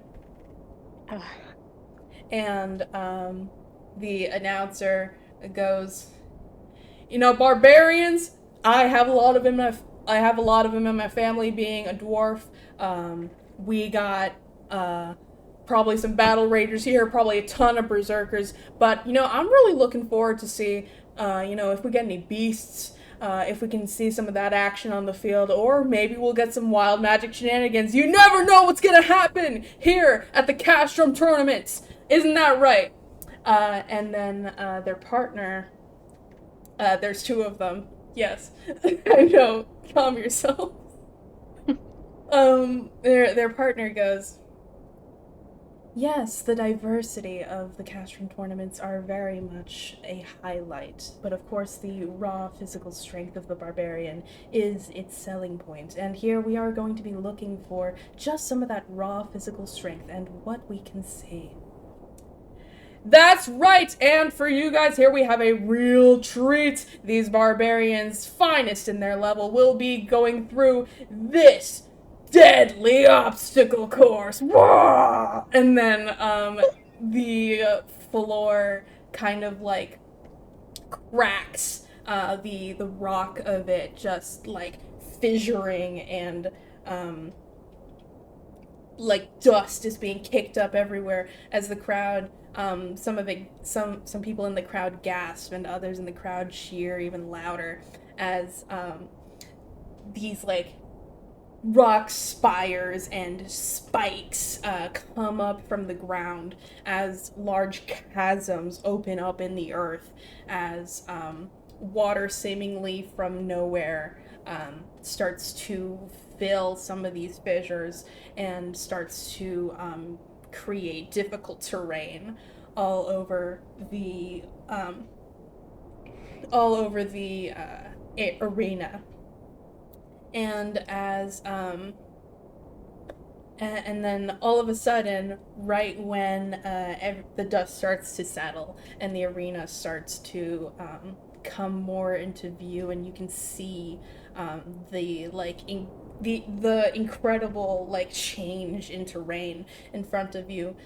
Suddenly, these enormous spikes of metal shoot out from the rock pillars around, making very small spaces where anybody could possibly get through without getting hurt. And the announcer over the sound system that exists says, "This obstacle course has been built specifically to deal damage to these tanks." Now, the barbarian, along with their ability to take that damage, they also have a lot of abilities that let them move through the battlefield. But at this level, we'll only be seeing the beginnings of that. We'll see who here can show what they're made of, and who here doesn't make the cut. And he just straight up like growls into the mic. Oh my god. Oh my god. I'm hyped up from this guy. Let's go. I love Let's this. go, dude. And yeah, so Scrivener, you can get a look at this, and it's fucked up. Now looking back at the group of barbarians you're with, you can see that a couple of them are way too big to get through this thing unscathed. But hey, fucking skinny mini over here. Skinny bitch Scrivener. For you, it's still gonna be a bit of a squeeze. You can expect to get a lot of scrapes and potentially a lot of bruises from tripping over the terrain. But, yeah, take that how you will. Okay. All right. And the other announcer comes over the sound system and they say, "Now, if we are all ready to see this display of power in action. On your marks, get set, go." And they're off. Scrivener, how are you approaching this? Okay, tell me what he is looking at. In front of him right now, there is a lot of rocky boulders. There aren't any crazy, like, leaps that he has to make, but the ground is not flat, and he has to, but the ground is not flat, and if he fucks up walking across this, he's gonna eat complete shit, and perhaps get his skull a little crushed. Just a little crushed. And are there any rules? No rules. Okay, I'm gonna start with he's gonna turn the rage on. Alright. Which means I get to roll my wild magic, which is a D8. Mm-hmm. Let's see. Teleport. Come on. Okay. He got a 7, which means as a bonus action, fire can burst from the ground under a creature of your choice within 30 feet of you. They must succeed a dex saving throw or take fire damage. So what he's gonna do, Scrivener is going to attempt to, was it a gap he has to jump over? It's rocky terrain, so it's like almost a little bit of a parkour. Okay, he's gonna start that and then whoever's above him, he's gonna hit with that fire. Whoever's in front of him. Yeah. All right. Okay. I'm assuming that just happens. So what's the save for that? It's a deck save. It bursts from, the ground, or I guess in this case, like the wall. He's trying to push them off. Yeah. So yeah, deck save DC what? His DC is 14. Okay. Rolling. Okay. So, Scrivener, you start to get through this obstacle course. It is not a walk in the park, but your focus with the rage that you have summoned is on taking down other opponents in front of you. So focusing on that, you see this person in front of you. They are, I'm gonna say, let's say they're this like dwarf. Let's say there's this dwarf, short, because they're a dwarf, but very, very sturdy, very stocky. You focus on them and focus on the fissure beneath them, and then in a moment of concentration, fire leaps out from the ground underneath them, and they scream out in pain as they lose their focus and fall onto fall forward onto these very sharp and hard rocks.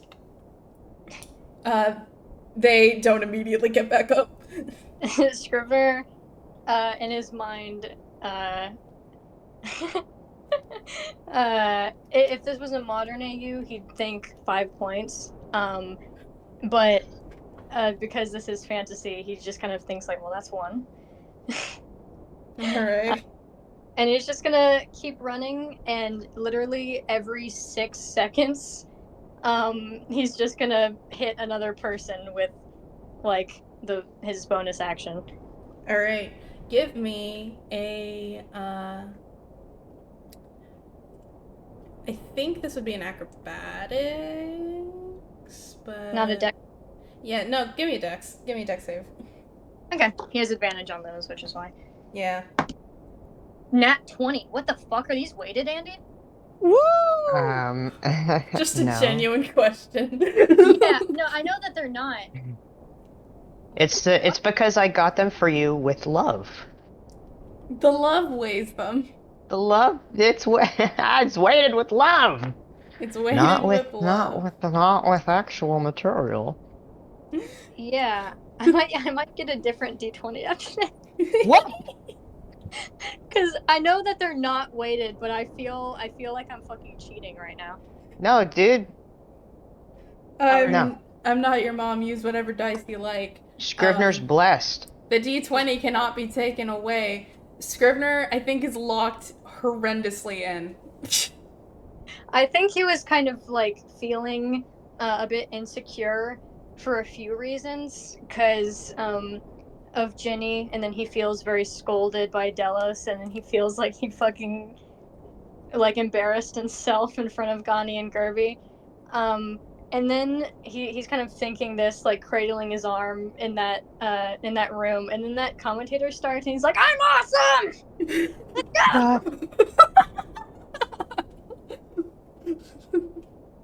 Suddenly, all of his emotional problems seem so far away, because look at all those fucking rocks, and those sharp spikes, and fire!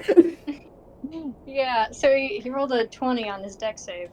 Yeah, for when this gets animated, by the way, I'm expecting a really cool shot of Scrivener's, like, intensely focused face, and then, like, the light of the fire, like, shining onto his face, and the heat of it, like, flipping his bangs up as embers come into frame, and a horrible scream fills the silence. I'm expecting that. Take notes. Okay.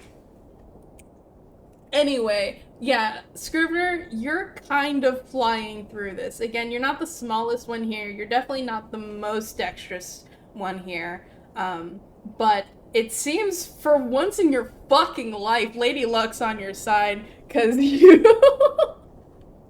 are just flying through this with an amount of flow I don't know if you've ever achieved in your life.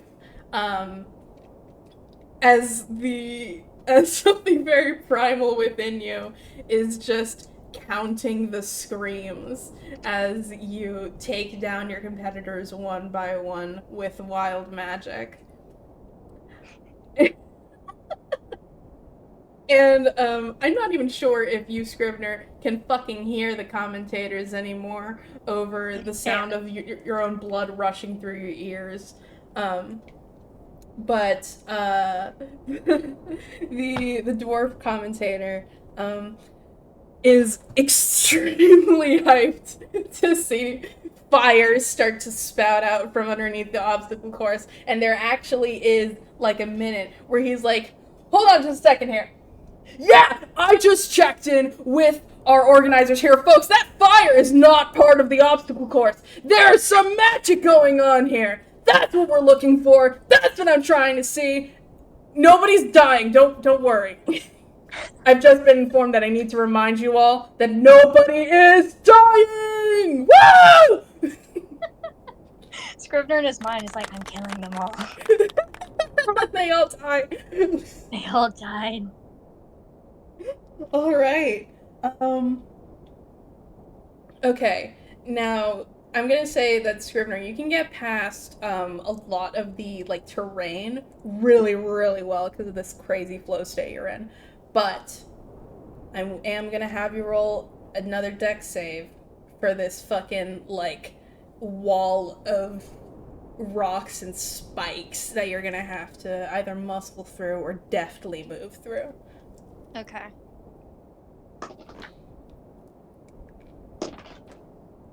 Whew, I'm glad he has advantage on these because I was an 18 and a 1. All right. Wow. 18, baby. Yeah. But wild magic. With an 18, I think you are getting kind of scraped up by these, like, they're very sharp metal spikes coming out from every direction as you're focusing on both speed and utilizing your wild magic. However, I think, again, your adrenaline is just so crazy right now, and you're just in such a space of, like, this is what I'm built for. This is what I was born to do! You just, like, completely tank all the damage. I'm not... There's no con save. If you rolled worse, I would have made you do a con save to see how well you can take this... how well you can tank this damage. You're just good. Thank you. Gosh. The sheer, like, hype of the situation is just barreling you through this obstacle course.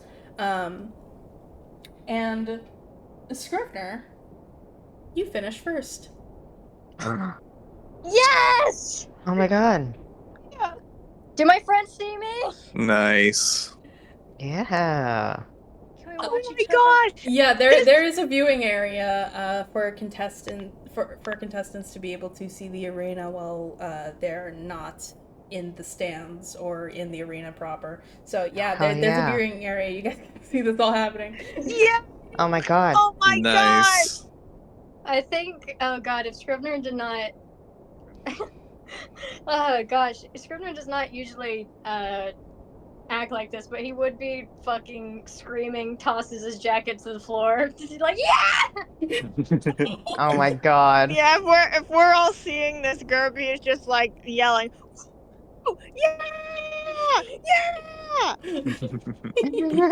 Yeah, Delos gonna leans say- over to a stranger and goes, "That was my husband." Oh my god. Yes! I think Scrivener, give me a perception, please. Okay. Dude, is this the first time Scrivener's been number 1 in anything? Fucking maybe. That is in 8 plus 6? 14. 14. Okay. With a 14, you see Tony first. Because she's on her feet, like, this is the most exciting you've ever seen. Oh my god, aw. I think he literally, like, Tony and him don't talk. I think he literally, like, hugs her. Oh, Aw. that's so cute. He's so drenched in sweat and, like, probably blood. Aw, And that's Scrivener's dad is in the stands, and he's like, "That's No. my son. That's my boy out there. I messed up when he was young, but I'm here to support him now." Absolutely not. He actually grow into such a strong young man. It makes me think that maybe I should be a better father. I think Oh he my actually God. looks into the stands and he says, "There's a note. There's a like the seat is labeled with Dad and it's empty." Jesus fucking Christ. Oh my god. It's empty because he's standing doing an ovation. No. Woo! That's my boy. Yeah, he fucking. Oh god, he hugs Tony so fucking hard. Oh. That's so funny. Yeah. Tony like hugs you back and like pats the back of your back. Like she's a fucking artificer, so it's not hard, but it's as hard as she can. And Synthis is just like standing next to her, like clapping very politely. He But excited, you can tell. he would fucking. Sorry, the adrenaline would be so hype within him. He would hug Tony and he would hug Synthis and like lift him up just a tiny bit. Hug Gerby, spin her around. Yeah, Aw. that's the stench of a winner, baby. Oh god. He's just like, ah! Oh my god. Oh my god. Alright. Yeah, Scrivener, you finished first. There's quite a few people who finished behind you, but definitely less than you started with. I said you started out with about a dozen. You finished out with like 5. Let's fucking go. That Nice. fucking dwarf guy that you barbecued earlier is not. He did not Oh. finish. Not moving. Oh my In god. Scrivener's mind, they are all dead. Oh my god. Oh my god. Yeah. After everyone who finishes the obstacle course finishes, the they actually do have to get like a few. There's like an Aarakocra guy that has to fly in and like pick up some people from the obstacle course that like are not moving. The dwarf guy is conscious. He's conscious. He's fine. Don't worry Okay. about him. For now.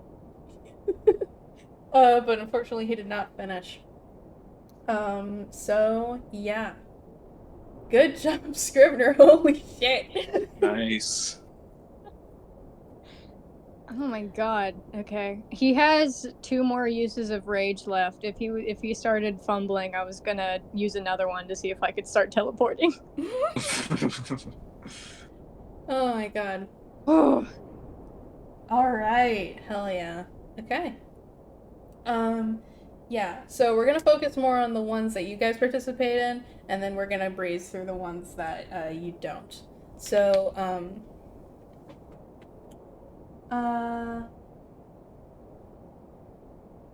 reading. Yeah. Okay. Up next, the next preliminary round that would interest any of you, is the one for the clerics.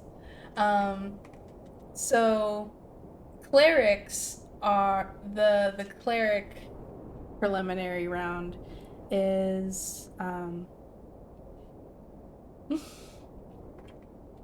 that they have these like so you guys remember Save the Citizen from Sky High? Yes. Oh. Oh, that's fun. It's kind of similar. where the cleric has to get through an obstacle course. Not any at all like the level that the barbarians had to go through. But it's a light obstacle course to get to this like magical fucking like homunculus dummy of a thing and heal it to a certain amount. And the reason that this would interest you guys is because one of Team Evil's here. Oh my god. Oh. Oh, and by the way, no, you guys wouldn't learn their team names until after the preliminaries. So you don't Their get to name hear is this. Team Evil. So Whenever I can watch, I am locked on to Team Evil. yeah. What does do we know what they look like, or are they like in shadow?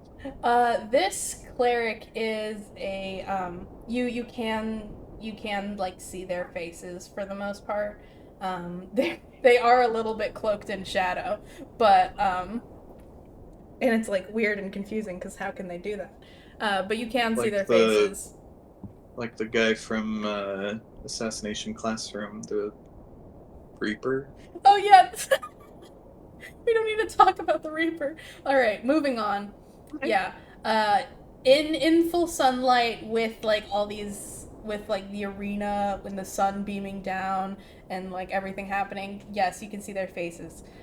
This cleric is a gnome, and he is dressed in like these very somber blacks with like with yeah, he's dressed in these very somber blacks, very morose, very covered up, very frumpy. I guess that's just my word today. And he,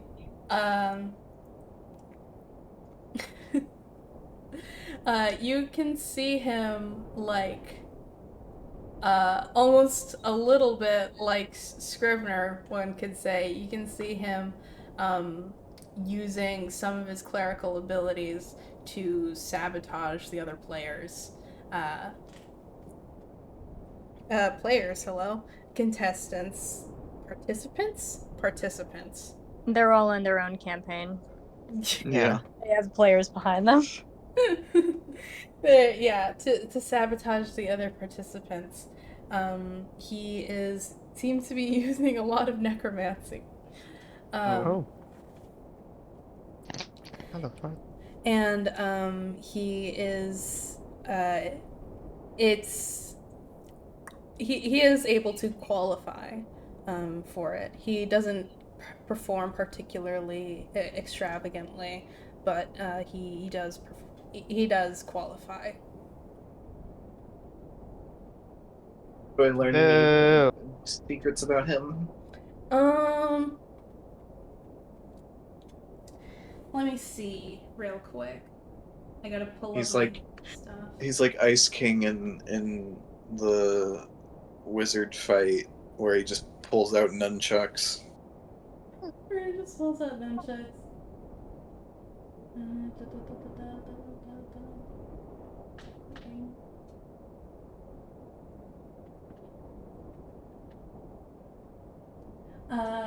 Yeah.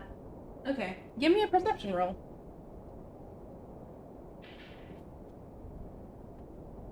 Um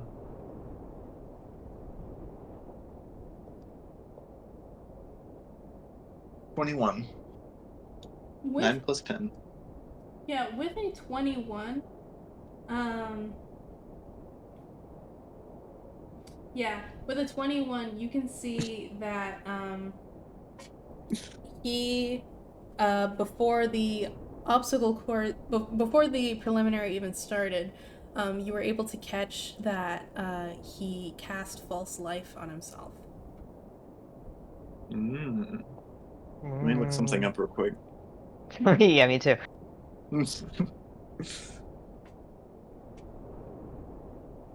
Oh, is it just hit Interesting. points? Okay. Wait, you said this was a cleric thing, right? Yes, I did. Liar. Wait. You said Oh, is he necromancy on the stuff, and I was just like, multiplayer? Is You he a said level 4 cleric and then like a level whatever wizard? Hmm. That's maybe. possible. I know there are also different cleric subclasses that specialize in necromancy, and there's a lot of clerical domains, so I don't remember if there are ones that specifically include false life as one of the spells that you get as part of the subclass, but that is interesting. Hmm. Death domain. Yeah, because Well, it death could domain does just give you false life. yeah, Death Domain does give false life. However, you got like a 21 perception, and that's the main thing that you noticed. That's true. Interesting. Gani is so sick and tired of people lying about their classes. Yeah, can we just be honest, guys? Okay. I have a question. Okay. We are 4 hours in, and I would like to ask if it's okay if we get these preliminary rounds done, and then we save the rest for next session. Yes. Okay. Yeah, Yay! Thank you. no problem. Okay. So, moving on. The next one up is Gerby. Yay! Level 4 Yay! druids. So, for the level 4 druids,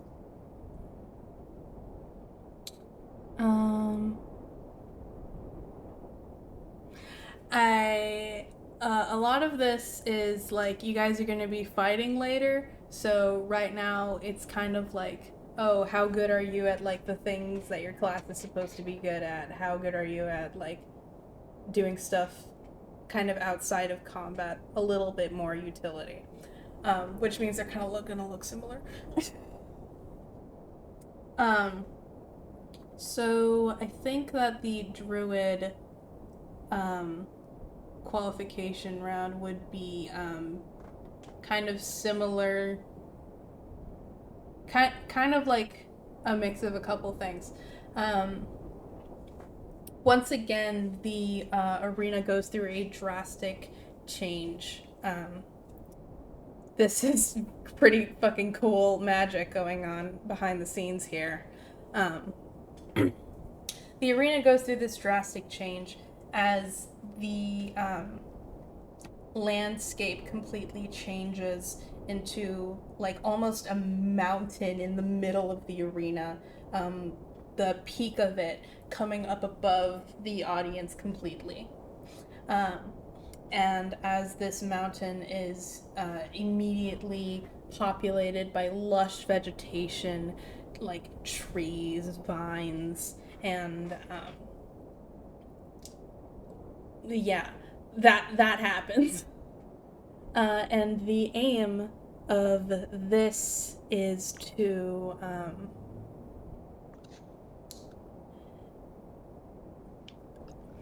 what is the aim of this? You are trying to find a plant that each of you were given like a little flag of a certain color. You're supposed to go in here, find a plant that has a ribbon tied around it that matches your flag's color, and put it and put it there.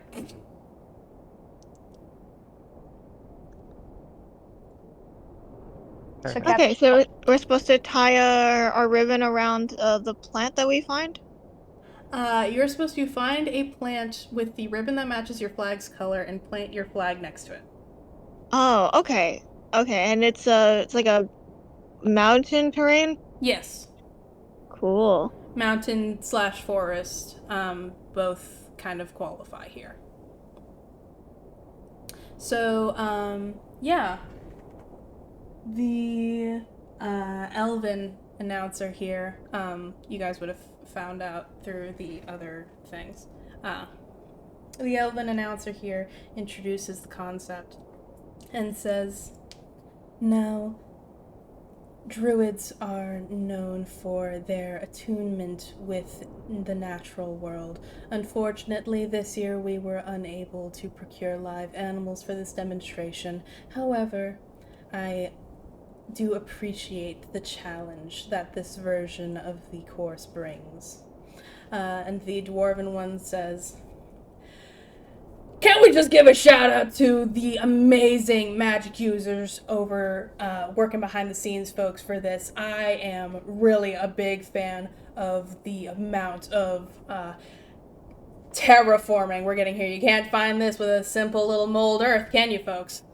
Sorry, I didn't hear the past 30 seconds. Oh boy. They're commentating. Yeah, they're just commentating. commentating. The elf mentioned something about regrettably not being able to stock the arena with live animals this year. Aw. And the dwarf commentator just, just riffed on the extent to which the arena is being terraformed for this course.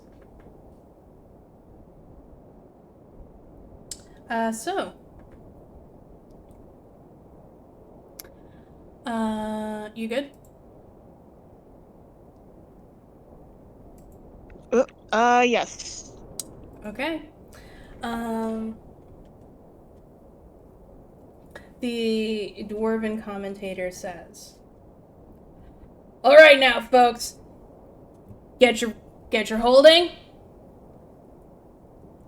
and find that plant! And you're off.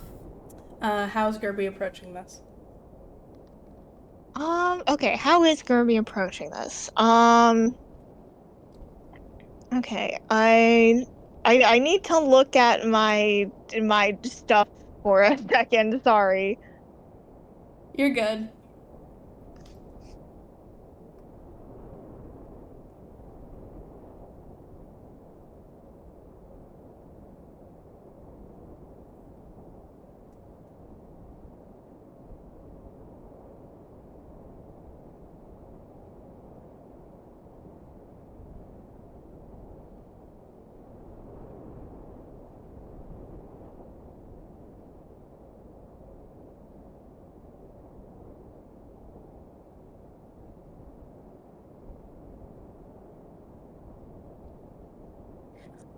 Okay, I'm looking through my stuff.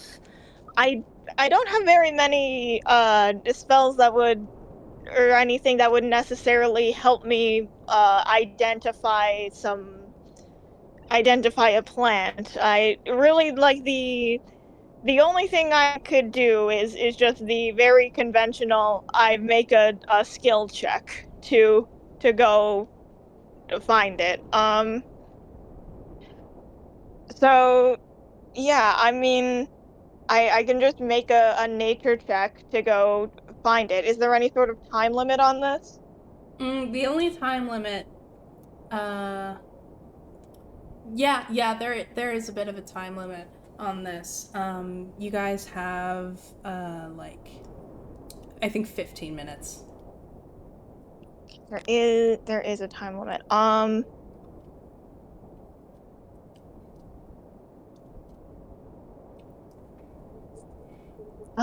Okay.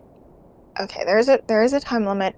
Do any of the other druids look like really experienced? Because Gerby is a Circle of the Stars druid, so this isn't she has a specialty. She's knowledgeable in this Oh, Chelsea. druid stuff. Oh no. You're cutting out bad. Oh no! Oh no! Oh god. We got that. The most laggy oh no I've ever heard. Okay, hold on. Oh Right, boy. Chelsea. Oh no, I broke her. I'm so sorry. That was an 8-bit oh no. Oh no. Oh no. Oh no. Chelsea! Hey, Chelsea. Hello, hello, hello. Is this any less laggy? No. No, not really. Oh, hi. We could take a small break if we need to. Let's see. Let's wait just a second Yeah. to come back.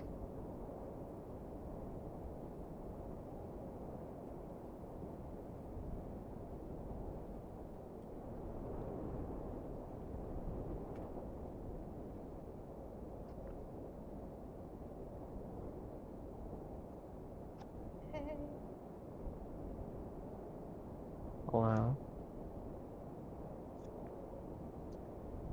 Can we get a Chelsea in the chat?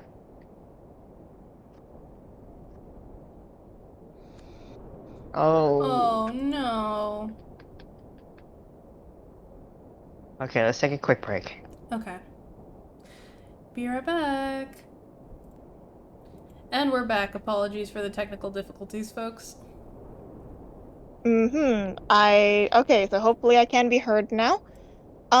Okay, so I was basically pondering, a Gerby's specialty lies in the skies and not the ground. Although like she's knowledgeable enough about this subject, but it's not her, you know, it's not her specialty. So we could go the conventional route of the Gerby's just gonna make a skill check to go find the stuff. Mm-hmm. There's also a crazier route, slightly odd. Do any of the other druids, and I assume there's probably actually multiple of these and more of them, look like they are especially attuned to plants? This is an adventuring town. I'm assuming there's gotta be some of these guys that are just like straight up like like Your wood elves or stereotypical. some. Yeah, they're like wood elves and they have flowers in their hair and they're like, yeah, and they've got like all this wooden like bark like armor on or whatever. Yeah, you you look around you and you can see that there are a few other druids that look equally, if not more, out of place in this environment. There's this one guy that looks like he's from the fucking ocean. Fucked. Yes. um, but you do see a few druids who kind of just like they do look like flower children as they just kind of like close their eyes and like put their fucking fingers in the dirt and like feel their way through the forest. Okay, awesome. My follow-up question, how many different flags are there? Do any of us have flags that are the same colors?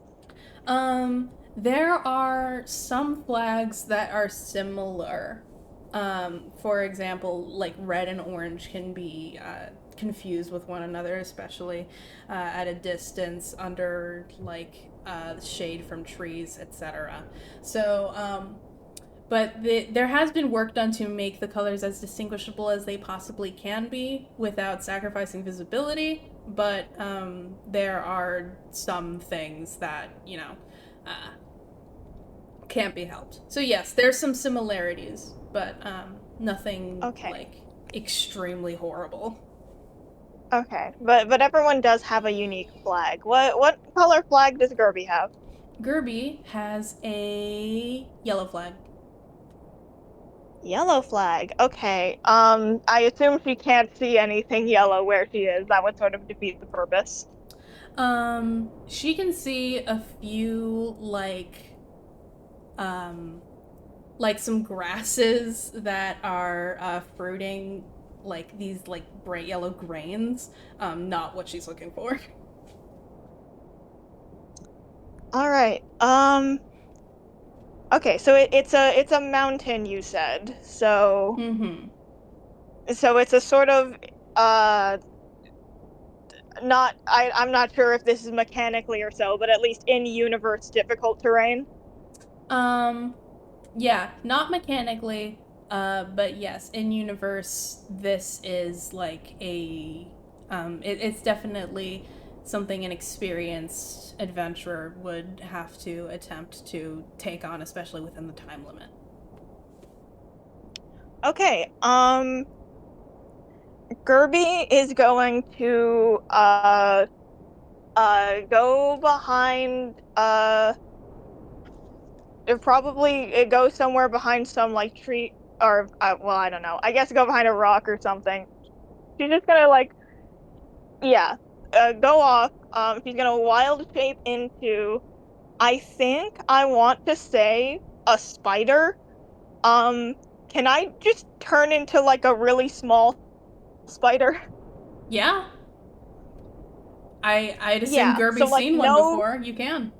yeah. So no combat abilities at all. Just Gerby's gonna turn into a tiny spider, and can I make some kind of stealth roll to just climb up onto like the boot or like bag or something of whoever looked like the most experienced flower child druid in the area, and I'm just gonna let them climb up. Okay, I'm not even gonna. That's not a stealth check. It's just a spider. I'm gonna let you do that. Great.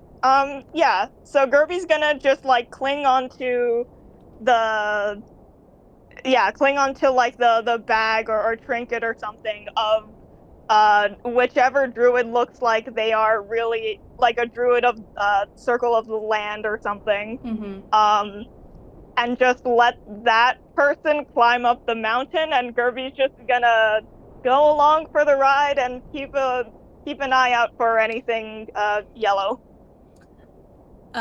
She can keep up to 8 eyes out for something yellow now. Very strategic decision there. All right. Then that's going to be a perception check for Gerby. Okay.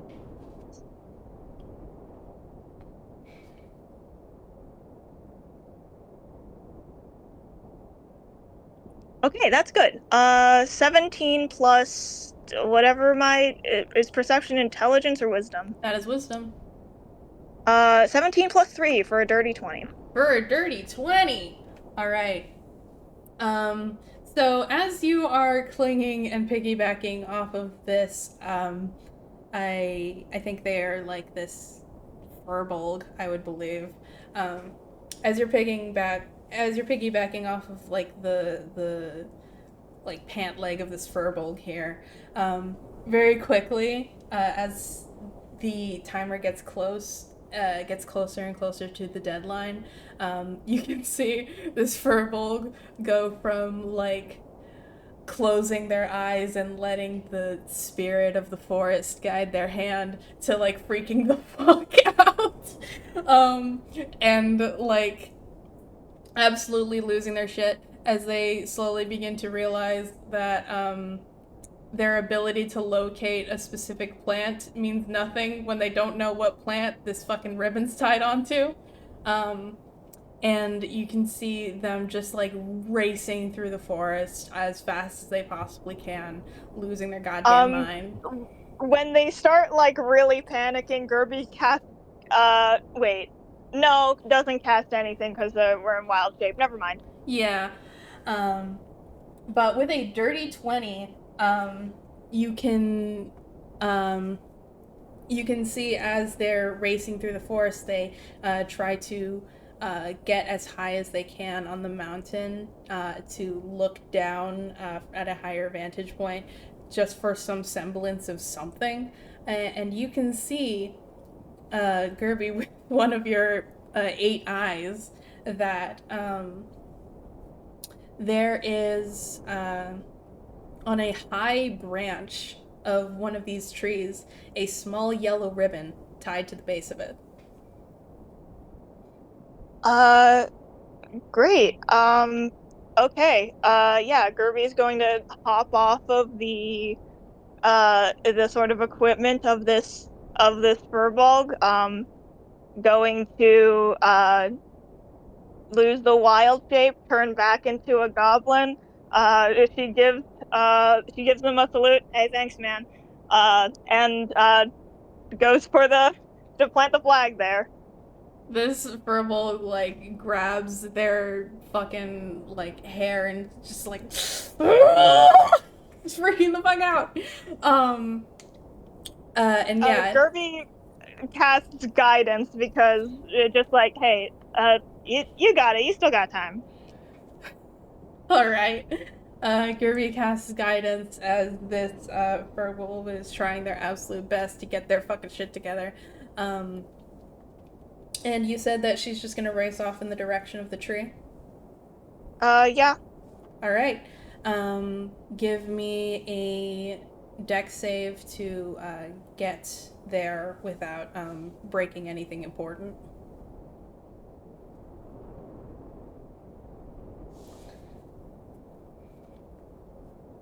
Okay, I was just checking my saving throws. No, I don't have dexterity.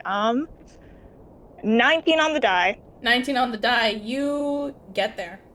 I think that there's just something about being raised in a goblin cave and like having to like scamper all over the fucking place for survival, that just lets you like weave through what would for others maybe be like very treacherous terrain, with a crazy amount of ease. You get there, and Gerby, you can identify very faintly from the base of the tree the branch that the yellow ribbon is tied onto. Great. So, Gerby's supposed to plant the flag here or take that ribbon or She is something? supposed to plant the flag. Okay, yeah, she plants the flag. All right. 2 minutes pass, and then the time is called. The Furbolg, yeah. Every druid is called to leave the to leave the arena immediately so that the scores can be called.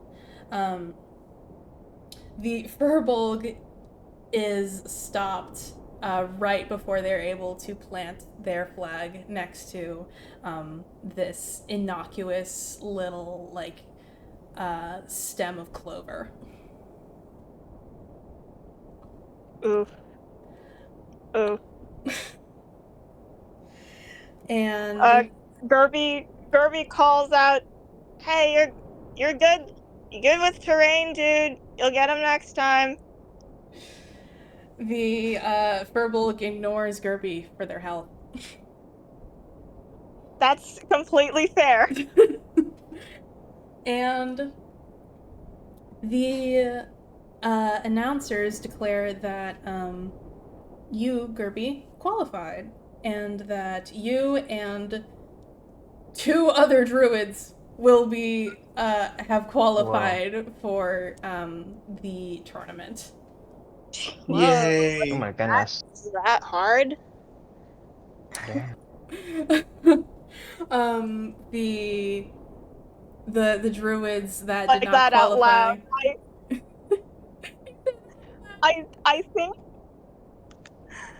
I think Gerby will like are the 2 other druids, are we like standing next to each other?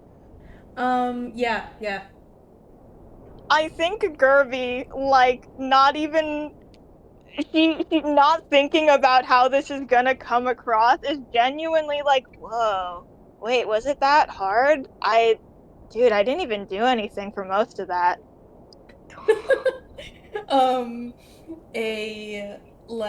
A human woman turns to you,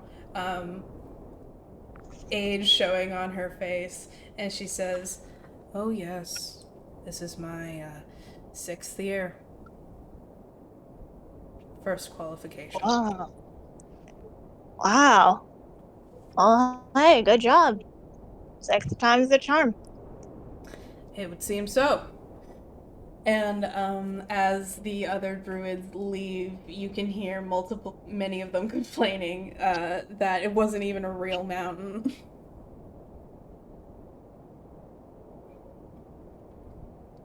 But congratulations, Gerby, you have qualified for the tournament. Yay, good job.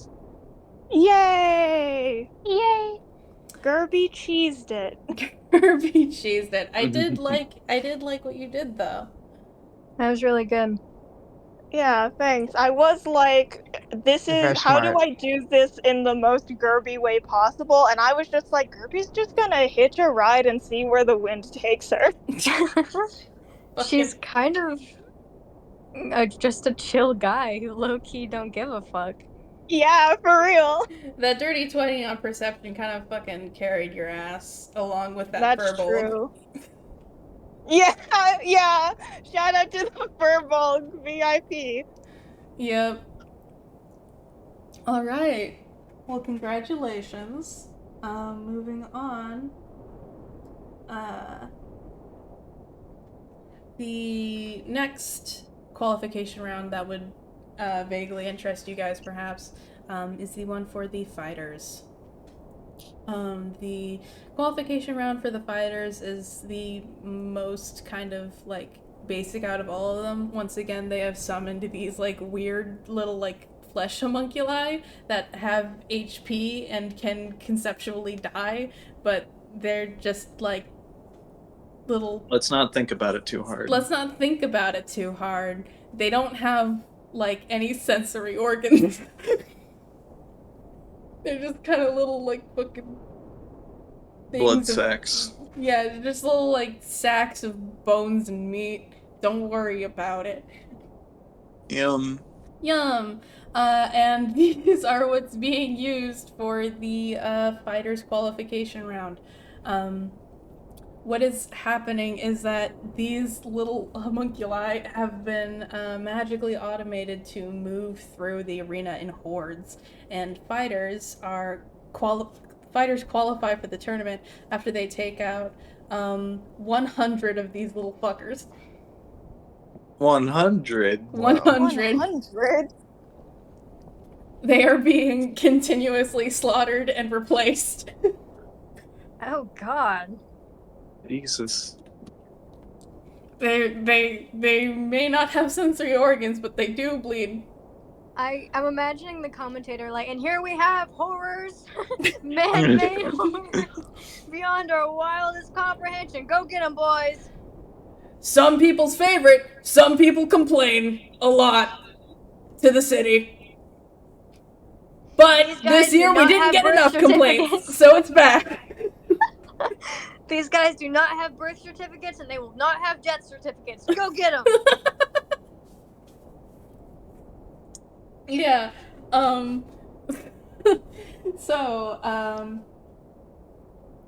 Yeah, so that's what that is.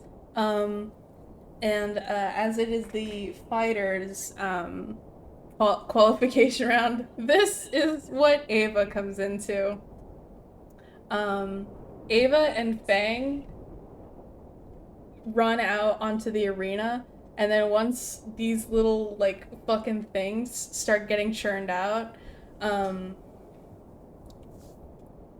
they are working like a very scary little well-oiled machine, with Fang running across the arena at like superhuman speeds, and because it's not human, it's a wolf, and with Ava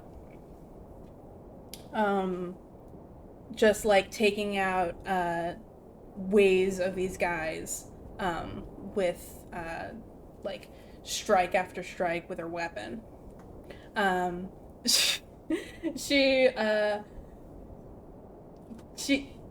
you'd expect like I described what the fuck was going on and everyone's like, oh god, okay.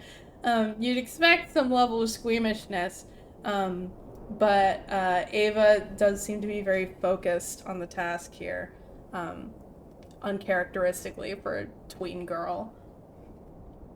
Can I get a perception from everyone, please?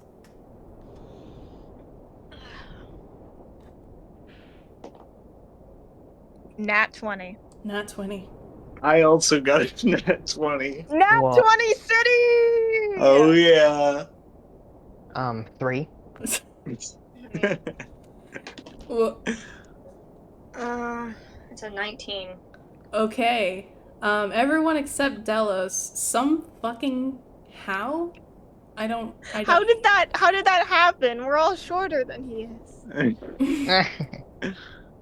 I think we just have to chalk this one up to Delos not giving a shit again. He got complacent because he's so used to being tall and perceptive. Yeah. Somehow, everybody except Delos, is just really locked in for some reason. Very perceptive today. You all can see that Jenny is concentrating very hard on Ava right now. His eyes are following her every movement. Cheater using spells.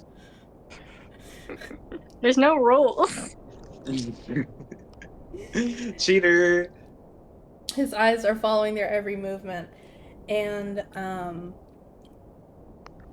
yeah, that's what you guys see. Ava qualifies.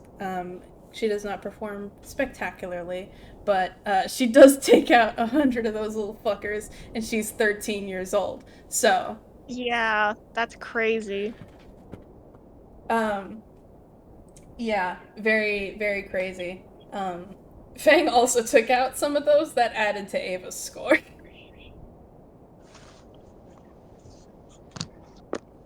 Okay. So, that is the fighters. Moving on. Fucking cheaters. She sucks, actually. She's not gonna be a good Scrivener replacement at all. Yeah, I bet that instead of training his sibling to be helping to train his sibling to be a fighter, and getting a fighter for their party, the party ranger actually took a bunch of wizard levels to learn how to mind control his own sister to make her a better fighter instead of either multi-classing into fighter or hiring a new one. Yeah, that's probably That's probably what happened. Alright. Next thing that happens is that the monk qualification happens, and one of Team Evil is there. They are dressed. Okay. Race. Yeah, I'll get their race. Hold on. Yeah. They are a halfling. Who is dressed in, I'm just gonna say it, it's ninja gear. Whoa. So yeah, they are a halfling dressed in ninja gear. Is there a turtle in Ninja Gear? There is not, well... No, why? Yeah, okay. Why? Yeah, okay. There's a turtle in ninja gear. Is there a tabaxi in thank you. Ninja Gear? No! Oh. No, why? No! There's a turtle. You're making Chelsea sad. You're I'm making not... me so sad. Moving! The qualification round for the monks is that everybody is set up with their own little writhing homunculus on a stick, and they get a point for every hit on them within 1 minute. So it is just a matter of getting as many hits on this thing as you possibly can. That's kind of high-pitched shit. It's just a little writhing homunculus that can make no sounds because it has no organs. It has no mouth, but it must scream. It has no mouth, it has no eyes, it has no nose. It's just a little sack of meat and bones. Don't worry about it. So yeah, this halfling, just like sidles up to this little hanging flesh sack and beats the shit out of it. Wow. And they qualify. There are not a lot of monks. There were like 5 to begin with, and like 4 of them make it. Wow. Just one really Wow. sucky one. Is there any shady business going on with this one?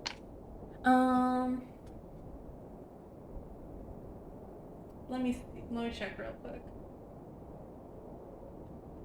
I gotta get to my page and scroll down to the little thing that says shady business.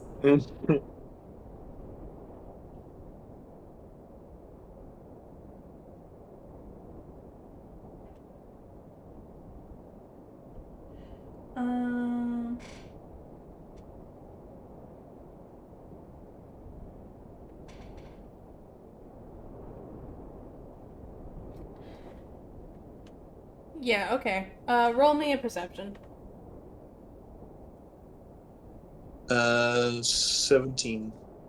With a 17, from what you can tell, everything's above board. Alright, everything's above board here, I see. They don't seem to be acting in any unusual way compared to the other people here. Got it. At worst, you can tell they don't have a very good sense of humor.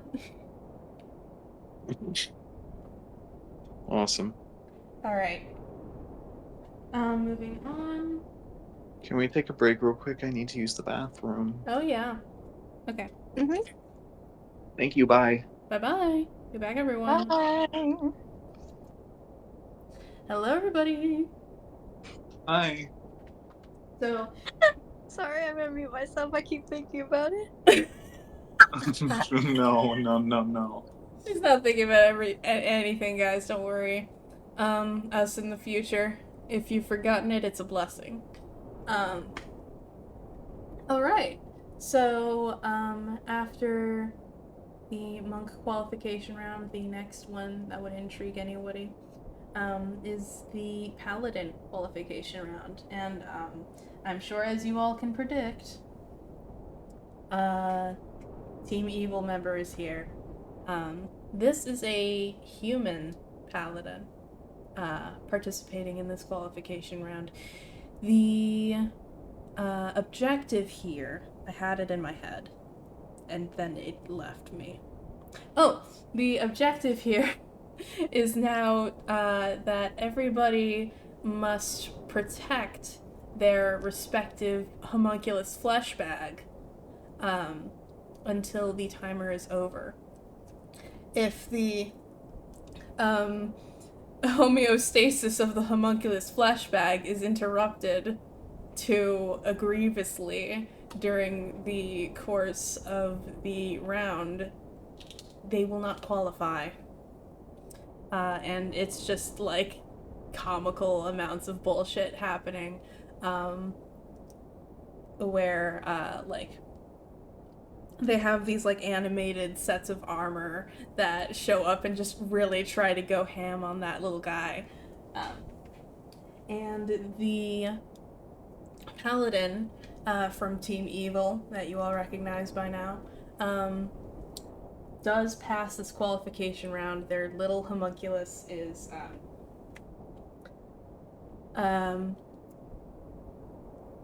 actually I think there were a few close calls, but it ends up by the end of the round to be unharmed. them and a good handful of other paladins make it through. I believe it's the ratio is something around the same level as the barbarians, starting with about a dozen and ending with about 5. Would Can I anybody roll like? perception check? Yeah. I was waiting for it. Roll me that perception. 15. With a 15, let me. I pulled it up ahead of time so you wouldn't have to read, but now I have to read.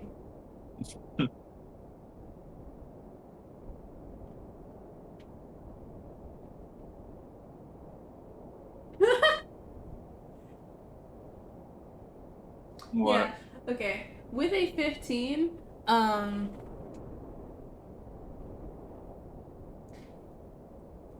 once during the round, the paladin tanked a hit from an animated set of armor, and upon this happening, the set of armor spontaneously caught fire. Whoa. Interesting. Gani finds this suspicious. Wild magic? Something, maybe? Maybe. Wait. Wait, I sorry, don't know what paladins happened? so well. What happened is that at some point during the round, the paladin tanked a hit from the animated suit of armor, and then after this happened, the suit of armor spontaneously caught fire. Okay, it could be warlock, or is there something that Doc had that did that? No, that's because that's radiant damage. And that would be yeah, that would be. I know what you're thinking of. Doc had a similar ability, but that was radiant damage for the Path of Redemption. What is being described sounds very similar to the typical warlock reaction spell. Yeah. Oh. Scrivener also has that, so maybe this is a tiefling in disguise. Oh God. Why is That everyone would fucking be lying? Can we hilarious. please just be normal? Yeah, the dock ability was rebuke the violent, I believe. But that's a thing. Did they do the whole like pointing at them thing? Um, Or I mean, What? if I guess if you don't Gani want to flavor it like that, Gani didn't see that. Okay. didn't see that. It wouldn't be Hellish Rebuke then, because you also have to point, and that's the Oh warlock. wait, that's hellish rebuke. Rebuke the violent. I don't think is a pointing thing. Yeah, Rebuke the Violent is radiant damage. Yeah, rebuke the violent does radiant damage, and you don't really have to do anything for it. It's just I can't off the top of my head think of a paladin ability that lets you do something similar to rebuke the violent as a reaction, but specifically with fire. The whole lighting them on fire thing as a reaction after they attack you, like really the only thing that comes to mind is hellish rebuke. I can't remember if there's a paladin subclass that lets you take that as well, but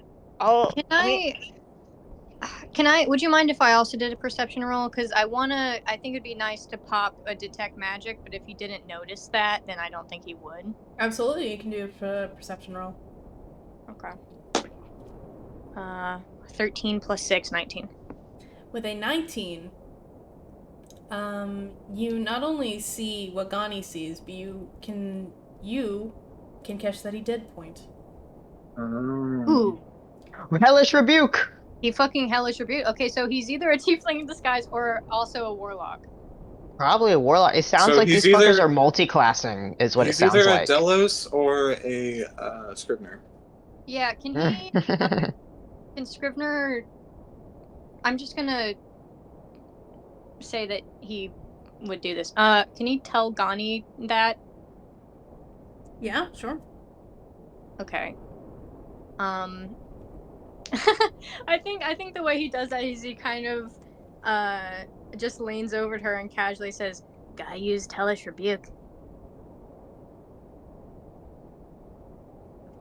I think she would just go like, and just like keep watching. Okay. She was informed. Good job, Scrivener, as you were.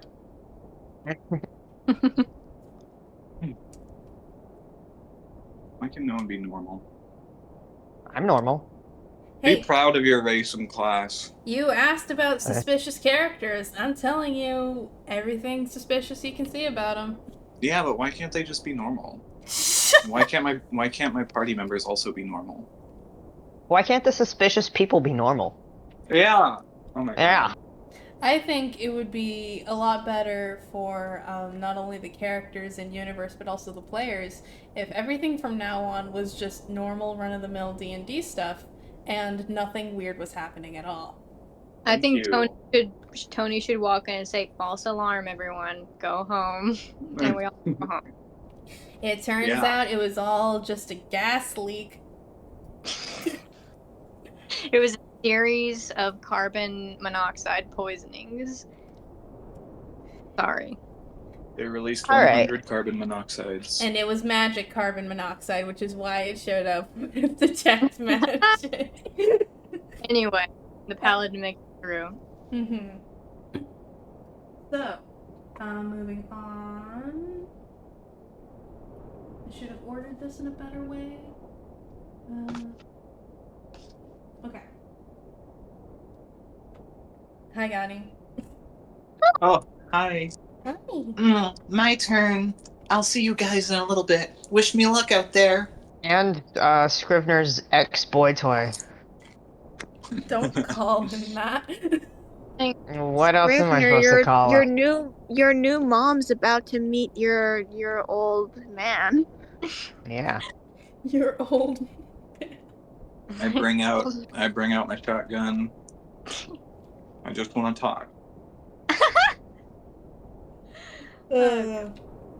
Alright. Yeah. So for Ranger, this Ranger subclass. This Ranger qualification. There's 20 Gloomstalkers, and so they all got their own category. There were too many Gloomstalkers. We had to cut them down to size. What was that voice? I don't know, it was weird, it scared me. You started like morphing into Tony. Tony has been really into cracking jokes, I guess. She says that she fucking like giggles at the screen. Oh my god. This Ranger preliminary round is themed around tracking. Of course. What? I just said of course. Yeah. They, you are all allowed to become familiar with an automated little construct. You can observe how it moves, how it's been programmed to move. You can observe, you can interact with it as much as you want, as long as the construct is not damaged in any way. After this happens, Can I cast a spell? what spell would you like to cast? Hunter's Mark. You can cast Hunter's Mark. Alright, cool. I cast Hunter's Mark on it. Okay. How likely do you think it is if there's 14 hunters marks on this thing? You can see on the UI there's like 20 little markers over its head. Oh my god. Yeah, some wizard like casts detect magic or something and looks in that direction. Is like ugh. Really bright. Just stacks. I should clarify. You all get individual little constructs. Ah, okay. Okay, right. So, I'm sorry. Okay, so it's not just every single guy crowds around this one thing, casts Hunter's Mark on it, and hides in the bushes. One person casts Hunter's Mark and everyone else is like, wait, hold on. That's a good idea. Yeah, no. You all get your own individual little constructs. They all are designed differently and move differently, although they are all similar in size. They are about tiny. So, after this period of time has elapsed, the constructs are lined up at the on one side of the arena, and a the and I should say the arena is also once again morphed into this like not exactly as grand as the scale as the druid um, prim- preliminary, but again they're trying to mimic like shrubbery and terrain, and there are even some of the some fissures crack up again to make traversing the area as difficult as possible. They're all lined up, and then suddenly a magical darkness swallows the arena for a second. Yay! Gani, I love darkness. as a Gloomstalker, you can see through this magical darkness. Thanks, Haley. Thanks, Haley, for fighting for her.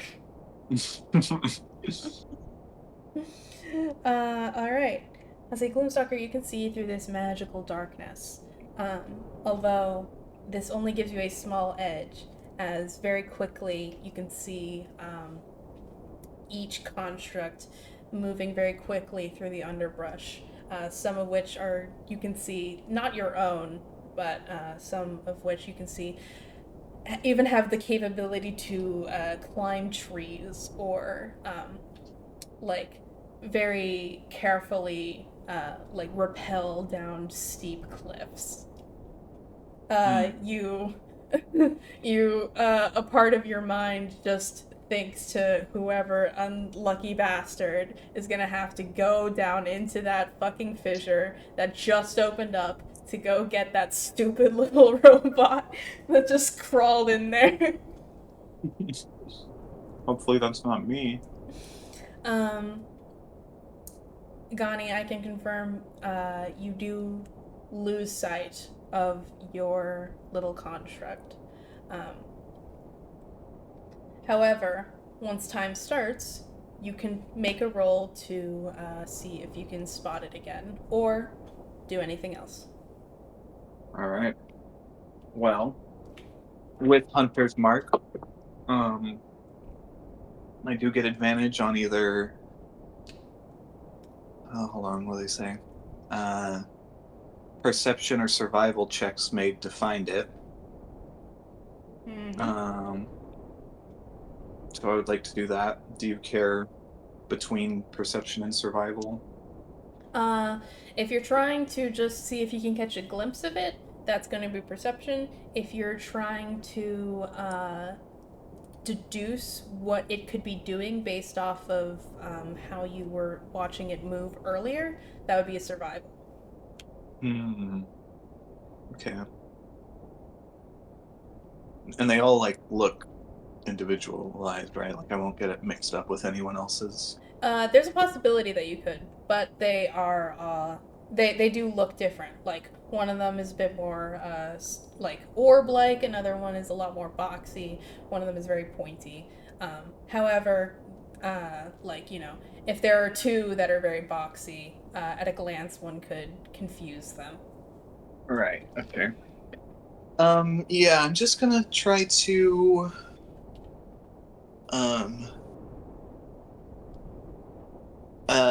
I imagine are the how do these guys get around? Is it tires or legs? It's different for every construct. Okay, how is mine? Yours was getting around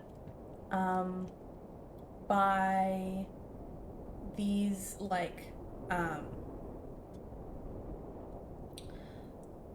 these little rounded appendages.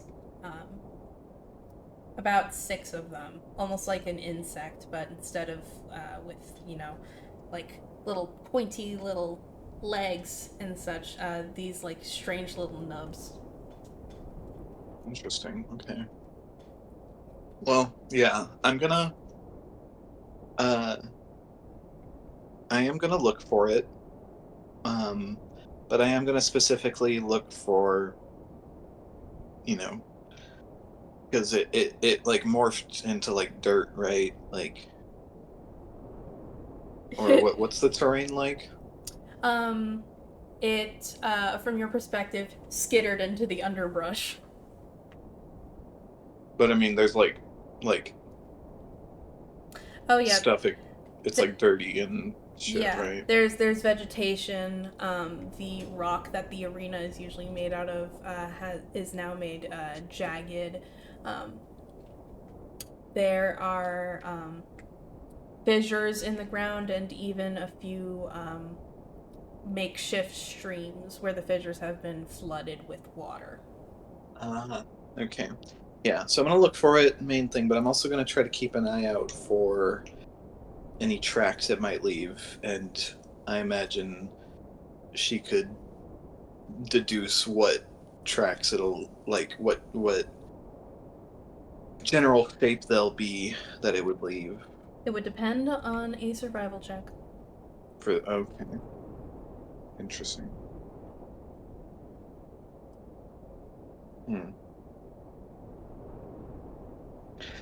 I want to go with a survival check. I think that's more interesting. All right. Even though I do have a higher perception check, guys. I'm making a sacrifice here.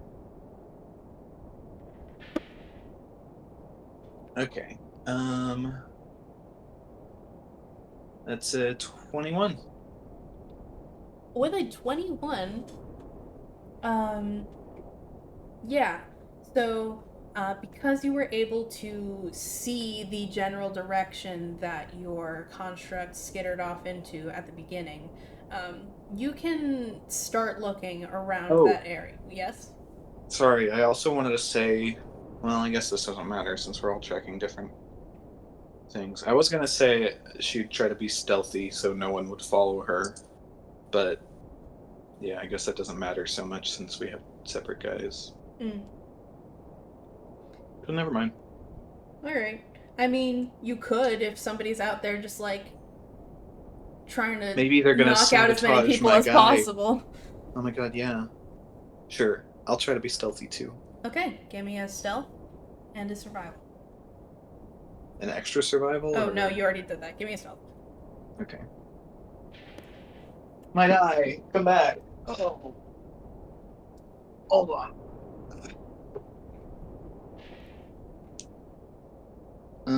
13 for stealth. With a 13 for stealth, oh, by the way, the supernatural darkness has since been lifted. It was only in play for about half a minute or so at the beginning. Okay. But there are still like trees and stuff that have shade that you can try to blend into. So don't lose hope. Okay, so for 13, I think that the unevenness of the ground is kind of tripping you up here. You are a consummate professional, a Gloomstalker Ranger, one of the best you've ever known, at the very least. However, you're not perfect. You have off days. You're stumbling around just a little bit, being a little bit more noisy than you'd like. But from what you can see, there's no immediate danger. As far as your survival check goes, you can go to the last area that you saw it in, and upon doing so, you can see these strange little, like, sliding, very clumsy tracks moving through the dust and you are able to follow them into a nearby stream.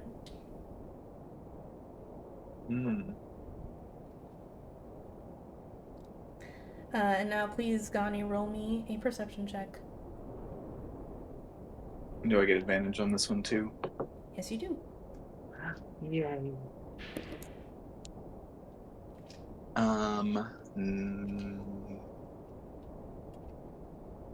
19.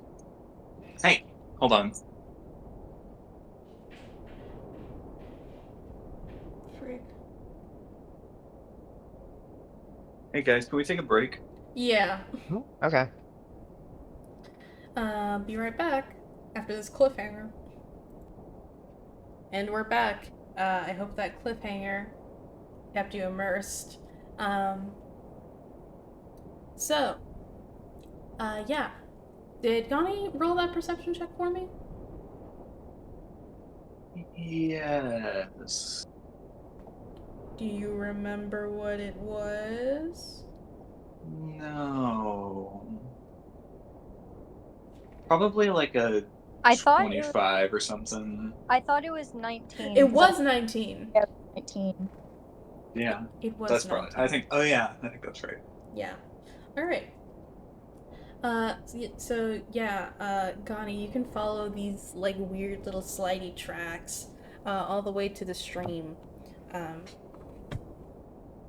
that, has been filled, with the rubble from the arena, being, broken down and then reformed and then broken down again. It is very clearly, crudely made to resemble a stream in the forest, with smooth pebbles lining the bottom. With a 19, you can see that there are in fact some smooth, shiny pebbles on the bottom of this stream, but that they don't really match with the jagged rubble that lines the rest of it.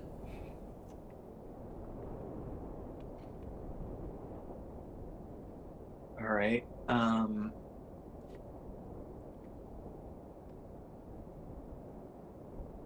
I will. Does it lead somewhere? Like it leads off? That the misaligned pebbles and They stuff? seem to be clustered around one area. Is there anything like above? Like, could it possibly have jumped 40-foot vertical leap into a tree above or something? It doesn't seem like anything like that has happened, and Okay. actually, roll me a what would? Well, I'm gonna say if I don't see it in like a tree above, then I'm gonna assume maybe it like buried itself. Yeah, you do not see it in a tree above. Okay. Can I? Is the goal to find it or shoot it or trap it or something? The goal is to capture it. Capture it. I don't want to use another spell, but I do have Ensnaring Strike. That'll already be 2/3 of my spells.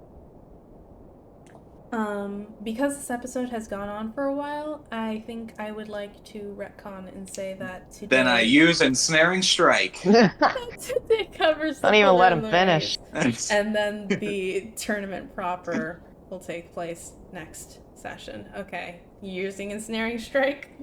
Yeah, and I'm going to slowly approach and keep my crossbow trained on the clump of rocks that seems out of place. All right.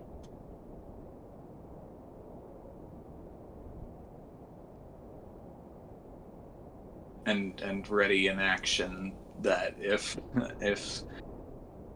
bitch makes a run for it, I'm shooting. If bitch makes a run for it. Alright, your action has been readied. Cool. Then I slowly approach. Okay. Are you trying to be stealthy?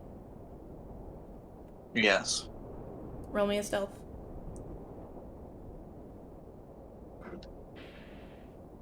Why do I always forget what my numbers are? Hold on. Everyone here always remembers what their numbers are. That's why I do. That's why Chelsea has asked me what modifier perception check is for twice this episode. Oh my god. I just want to automatically assume I have a +6 in everything. That's no. Which is pretty close. I mean, I have like 4 +6s. Anyway, that's a 22 for stealth. 22 for stealth. Now that you're not rushing through the underbrush trying to get to where you last saw your target as soon as possible, you can calm your nerves and move very silently through your environment.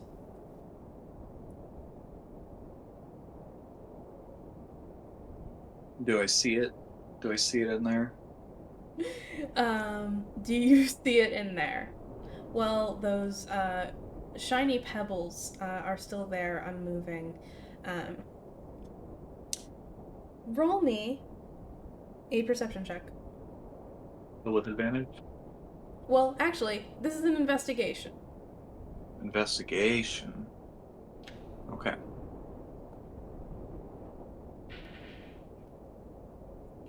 12. Okay. With a 12, you do not see it in there, to say. But I will say that you notice that the sharper pieces of rubble are flowing with the water in the stream, and the smooth little pebbles here seem to be static.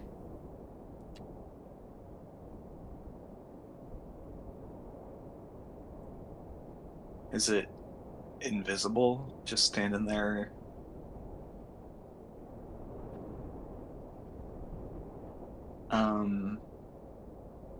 Sorry, I don't know if I'm processing the visuals very well. So yeah, these are rocks in a stream, right? it appears that way. Yes. And most of them are jagged rocks. Yes, most of them are very jagged and very they have a matte finish because they are rocks, and they yeah. They have not been polished by this stream, because this stream has existed for all of like a few minutes. And there are a couple smooth, like shiny rocks. Yeah, there is a cluster of a few very shiny little rounded pebbles in the stream.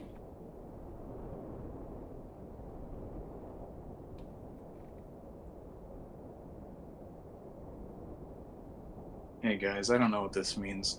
Can I do like a history check to see if this means anything? Sure, I'll allow it. Okay.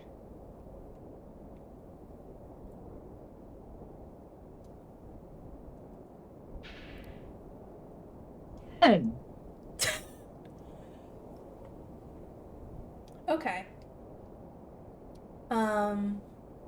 We're calling back everything you know about your construct that you're following. It is tiny.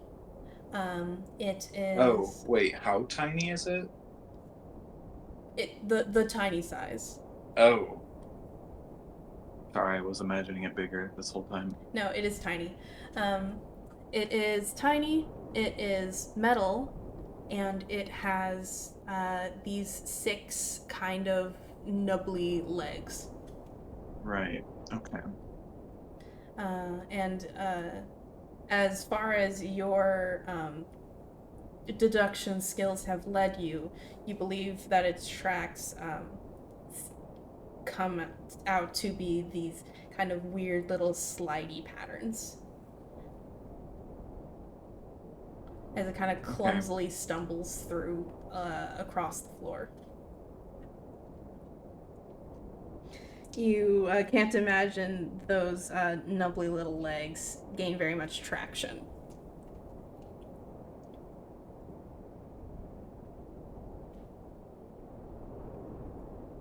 Okay.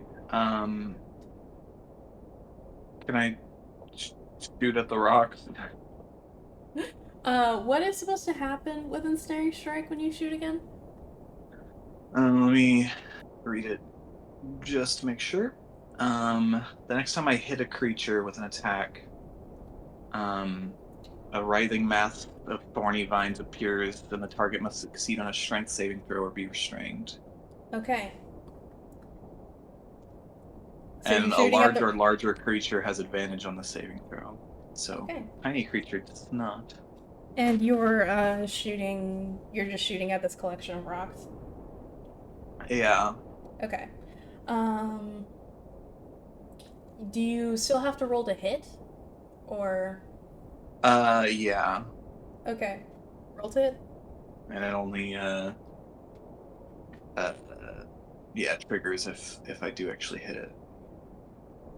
Okay.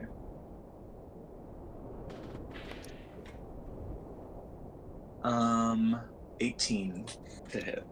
An 18 hits. Yeah. Rolling. That is a 3. So, after That doesn't pass. Yeah, a 3 does not pass. So after much deliberation and stealth, you take the shot and you shoot your crossbow into this collection of pebbles in this stream, and suddenly the what was it? Writhing mass of vines? What? Yeah. Wait, hold on. Let me see how much damage I do. This is important. Okay. 8 damage. Okay. Yeah, so you shoot your crossbow into the stream and a writhing mass of vines. Oh, wait. Huh? Sorry. I do want to say I did specify that her ensnaring strike would be specifically rope. I do remember this now. Okay. So, yeah, you shoot your crossbow into the stream and a net spontaneously materializes, and and there is some splashing that goes on, but ultimately, once the rubble clears and you are able to approach what has been caught in the net, you see that the construct was had buried itself in the rubble and lied upside down with its little rounded legs were the rocks. I see. Sticking out. Got it. That's cool. All right. And Gani, you have successfully captured your construct. I grab it and hold it over my head confidently. Like a fish. Like a fish. I got the catch of the day. You got the catch of the day. A few more minutes pass. The Elvish announcer waxes poetic about how the constructs were created by local artificers who each put their own personal artistic touch onto their creations, allowing each to move differently throughout the terrain and to hide themselves in a way that cannot be easily deduced. And the dwarf commentator goes, what would he say? And he would say, these fancy schmancy little constructs. You know, back in my day, we just had squirrels. You had to just find a squirrel in the forest, and you had to catch it. That's awesome. That's awesome. The elf goes, yes, well, it seems that time is up for this preliminary round. Now, if every ranger in the area could vacate the premises so that we may safely reform the arena for the next preliminary and announce who qualified. Gani, you have made it. Yay! Oh my gosh, guys, I did it! I couldn't have done it without you guys, my friends. She says that in her head.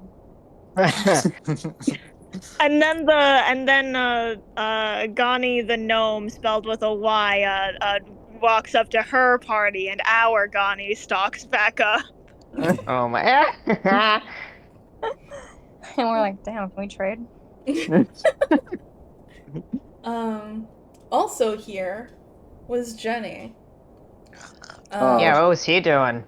Why couldn't have been? I thought we were gonna kill each other. Go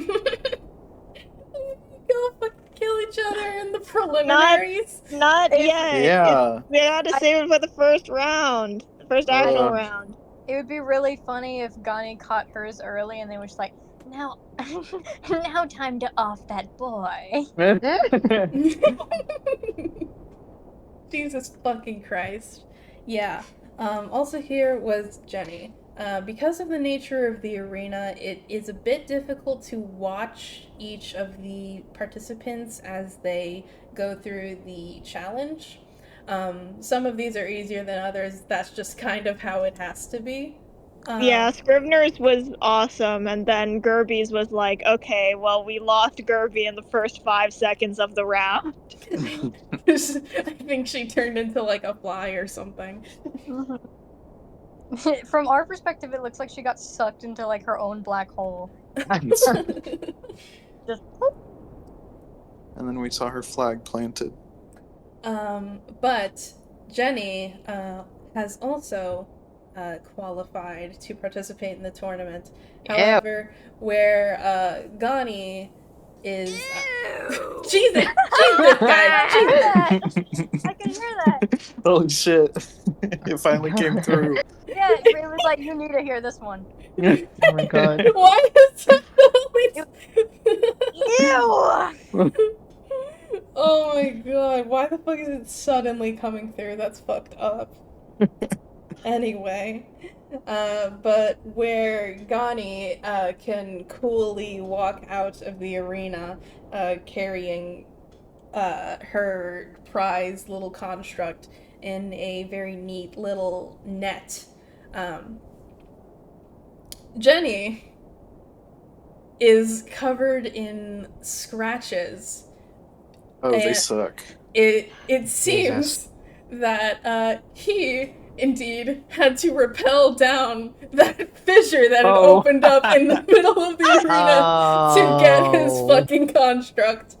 Oh my god. That's so funny. Oh my god. I don't know how he lives day to day. He had to rappel down a mountain face. I had to shoot some rocks. These tests are fair. Is there any evil team participants here? There were not. Okay. Jenny produces his construct after it has been fucking kebabbed onto an arrow. Very unamused. Was Scrivener perhaps in the previous party for a long enough time because he was the one man more boy fail than Jenny? Oh my god. Like, this guy makes me look good. Yeah, they were like, we need to get rid of Scrivener, and Jenny was like, no, he needs to stay. And they're like, man, you must really like him. And he's like, yeah, that's it. And then he brought his little sister on. He must really like me. Oh my god! Ew. Can we get a?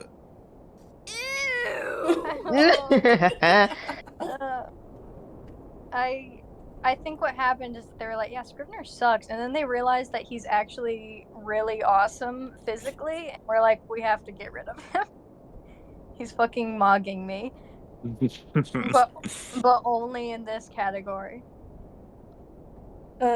Speaking of more boy fail than Scrivener, there's only one party member left. Oh my god. Who are we talking about? Hmm.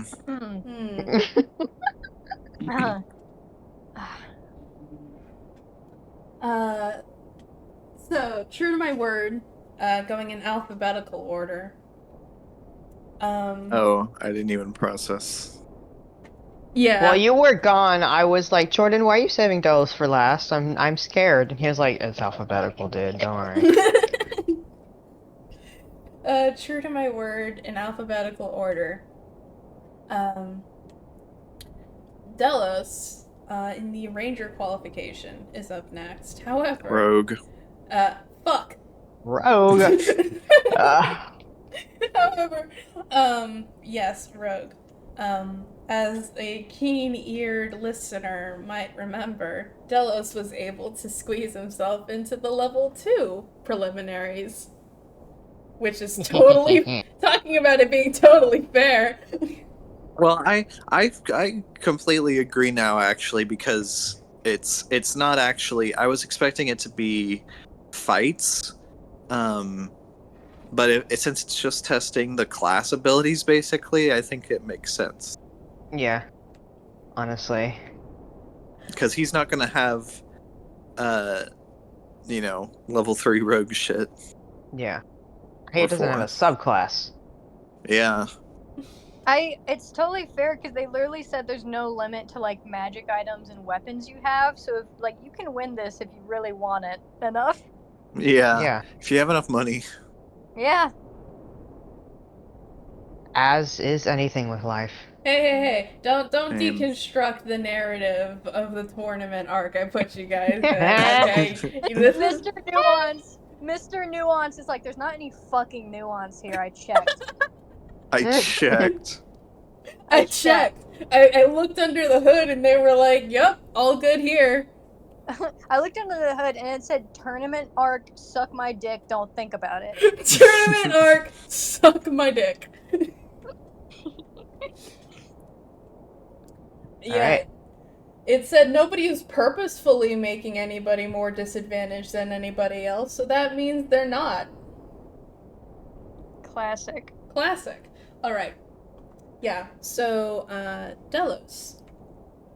The Ranger Oh, Again, yeah. take a second. The Rogue qualification involves a series of,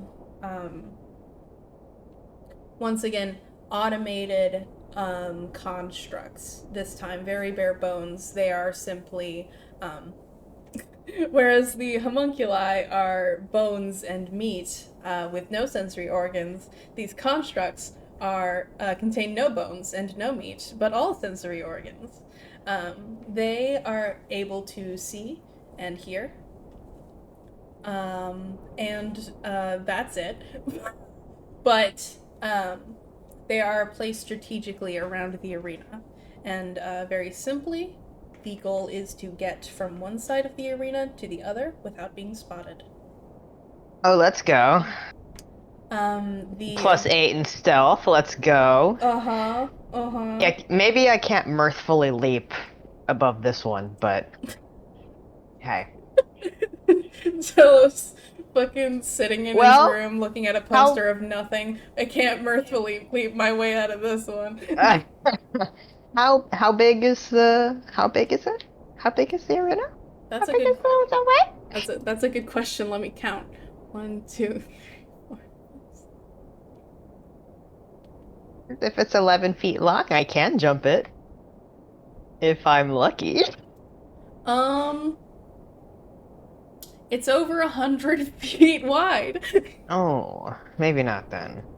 Maybe my 11-foot jump won't be useful here. Imagine that's if fine. it was an obstacle course again, and you were like, alright, mirthfully, just like I said, and I was like, alright, you get 1/10 of the way there. Yeah, I would just jump the whole way. Yeah, that's true. All right. Because what I was imagining, I was like, maybe it'll be like the shit where like the floor is full of tripwires and pressure plates and shit, right? Mm. Just jump over it. Find a spot where there's nothing, jump to there, right? Just jump over everything. Uh-huh.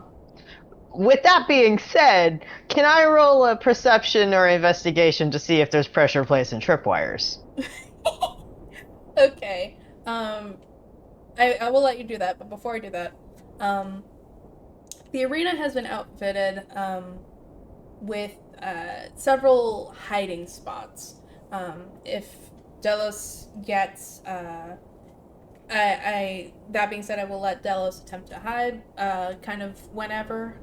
There's an ample amount of them, and lots of little nooks and crannies for people and potentially things to be lurking. So, right off the bat, Delos is going to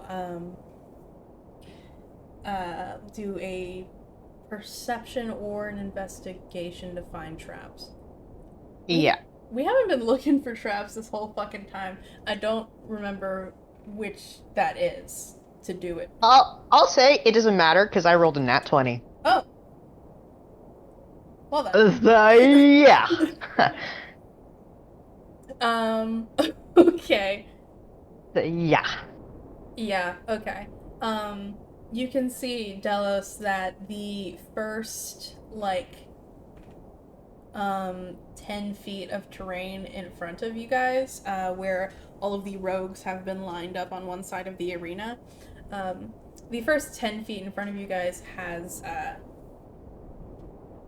varying levels. The ground is uneven, with some being higher than others. There is a very real potentiality that stepping on an unstable part of the arena will lead to something happening.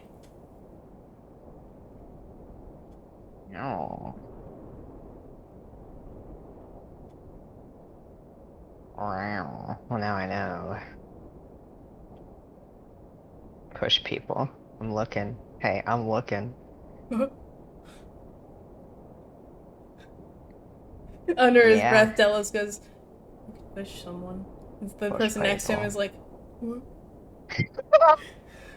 Just like this fucking level 2, human guy. He's like, Oh my god, it would be so fucking funny to cast Thunderwave. It'd be so funny to cast Thunderwave. It'd be so funny. Everyone would be pushed 10 feet away from me. If I just stand in the back, they all just get pushed forward! Guys, You could be you it's could really eliminate loud all though. of the rogues. yeah. It's really loud though. If you Would had that count for like, you know? Would that count for them like noticing me, you think? You want to risk it? It'd For a be bit. funny, it'd be funny. I don't know. Well, okay, here's the thing. If it gets me, it gets everybody. So I could eliminate every rogue.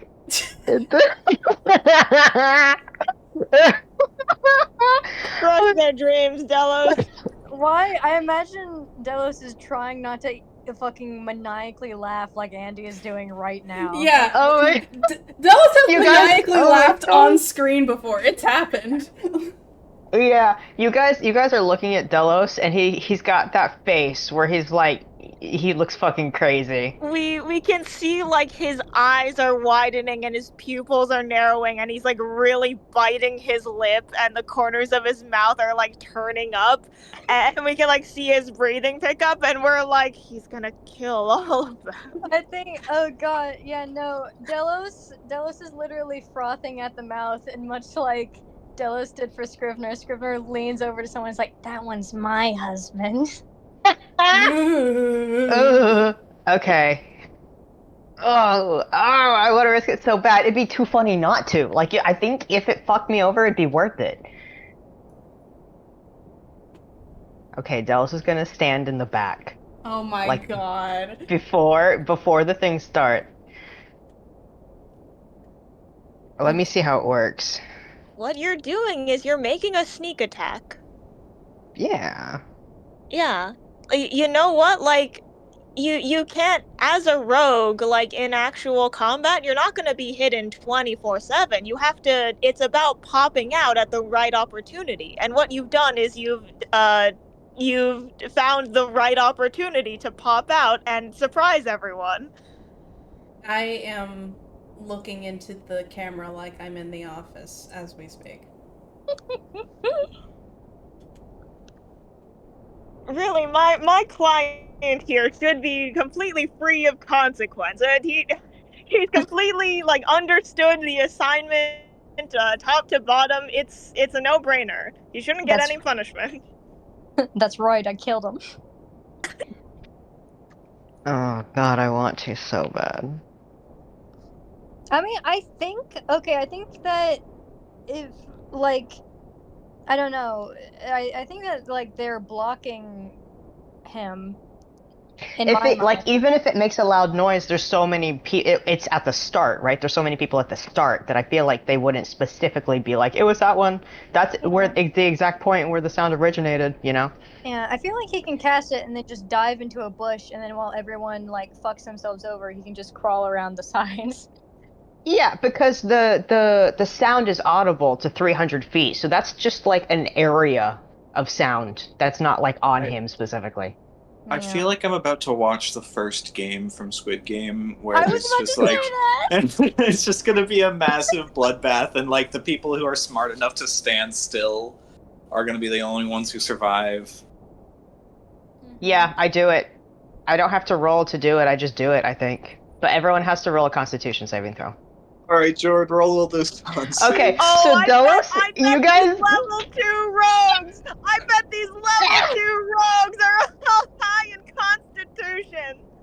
Oh It's yeah. the fucking oh my god. Y'all see Delos like fucking like losing it, like silent maniacal laughter. You see him take a step back and you're like, huh? And then you just hear Oh Holy fuck. god. it's like the announcer is like, all right, so this one, you gotta be very quiet. Jesus. Delos nuke. And he's just fucking smiling. Okay. I'll say what happens. So the announcers, they do start off this preliminary with a bit less energy than the others, and the elf one is speaking again, and they say, no, not the elf one, the dwarf.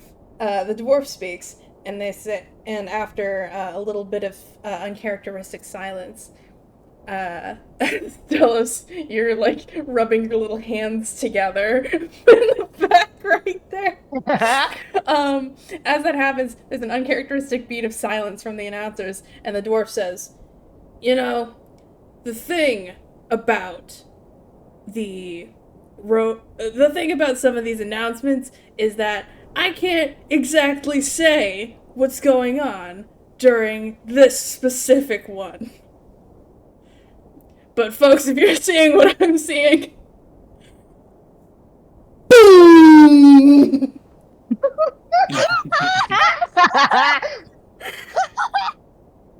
Everyone freaks out. It can be heard for 300 fucking feet. Yeah, it, fucking, yeah, again, I said this whole arena is just over 100 feet wide. Yeah. 300 is more than 100. The We're entire learning. arena is like like the sound just travels in an instant across the entire thing as the arena is engulfed in this like fucking brain melting sound of this thunder wave racking through the fucking arena, racking through the bodies of all these level 2 rogues, might I add. With like 10 health.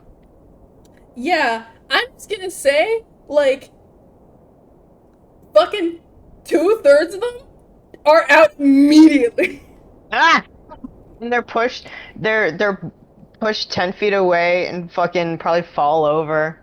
Yeah, they're dead. 2/3 of them are pushed 10 feet away from Delos specifically, and are pushed onto a series of pressure plates and traps. They are.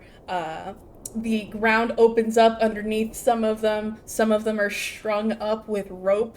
Some of them. Ooh, while this happens, Delos makes a note as to like where the traps are, seeing them go off. He's like, this is all the chaos is happening in the back. He's just fucking studying. Yeah, a good 2/3 of the rogues in this preliminary are immediately eliminated. there are quite a few more level 2 adventurers than there are level 4. So I think on the field right now there's like 8 left. So Delos, roll me a fucking stealth. I swear to God, roll me a stealth. To see if you can get yourself away from this fucking shit show before every single one of those constructs in the arena zeroes in on where the origin point of that sound. Yeah, what's You just hear 15 the plus 8? What is what? 23. 23. Okay. You just hear the fucking Guardian sound, the song from Breath of the Wild. Boom, boom, boom, boom, boom, boom. With a 23 Delos, you can find shelter very quickly. In fact, I believe that the shelter you find yourself behind is a elaborate trap that has caught another rogue directly in front of you. Oh my god. Delos is silently giggling. Like anyone who catches glimpse of him just sees him with this big fucking grin. Like, you know when you silently laugh and your shoulders just like shake up and down? That's just what he's doing. It's funny. It's fucking funny to him.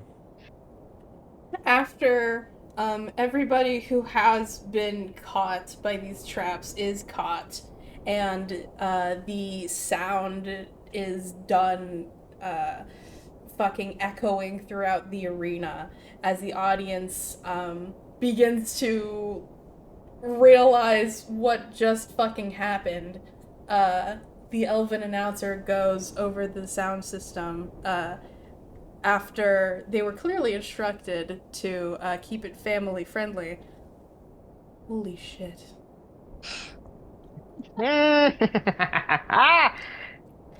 And Oh my god. Delos, you've successfully wiped out 2/3 of the competition immediately. Yes! Yes, With dude! no consequence. Yes, dude! Is the halfling rogue here from the other party? The Or are they halfling rogue. too high level? They have. No, not here. Too high level. Okay, cool. I'm guessing there's no evil team here. No. Delos just completely wrecked a bunch of level 2 rogues that were not involved in anything. A bunch of nameless level 2s. Oh, it's so fucking funny. Oh, I love it. Oh, yes! I'm so happy I did that. Alright,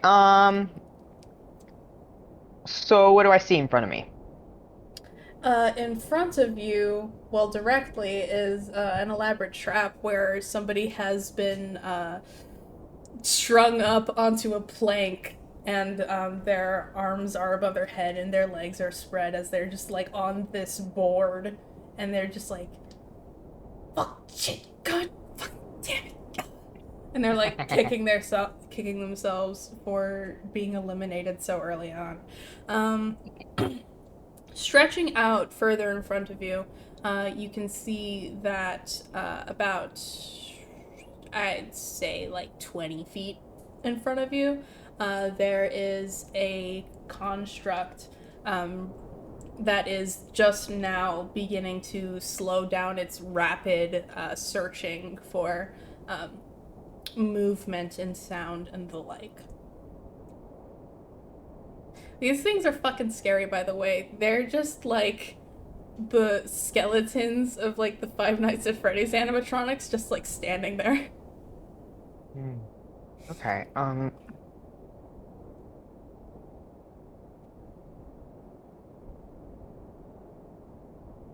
trying to think. Okay, so is there like this like obvious place to like hide or no? Yeah, I would say there's one about like 10 feet diagonally. It's just a matter of getting there either quickly enough or silently enough. Okay. And can I spot any like traps along the way? Along this expanse, no, there are no traps. I'm gonna say that this is piggybacking off of your last roll, since it's Okay. not too far ahead. Do you think I could roll with advantage? Because I already know like what's ahead of me. No? No. Okay, that's fair. Yeah, okay, I think it's just gonna probably be a stealth, right? Seems like.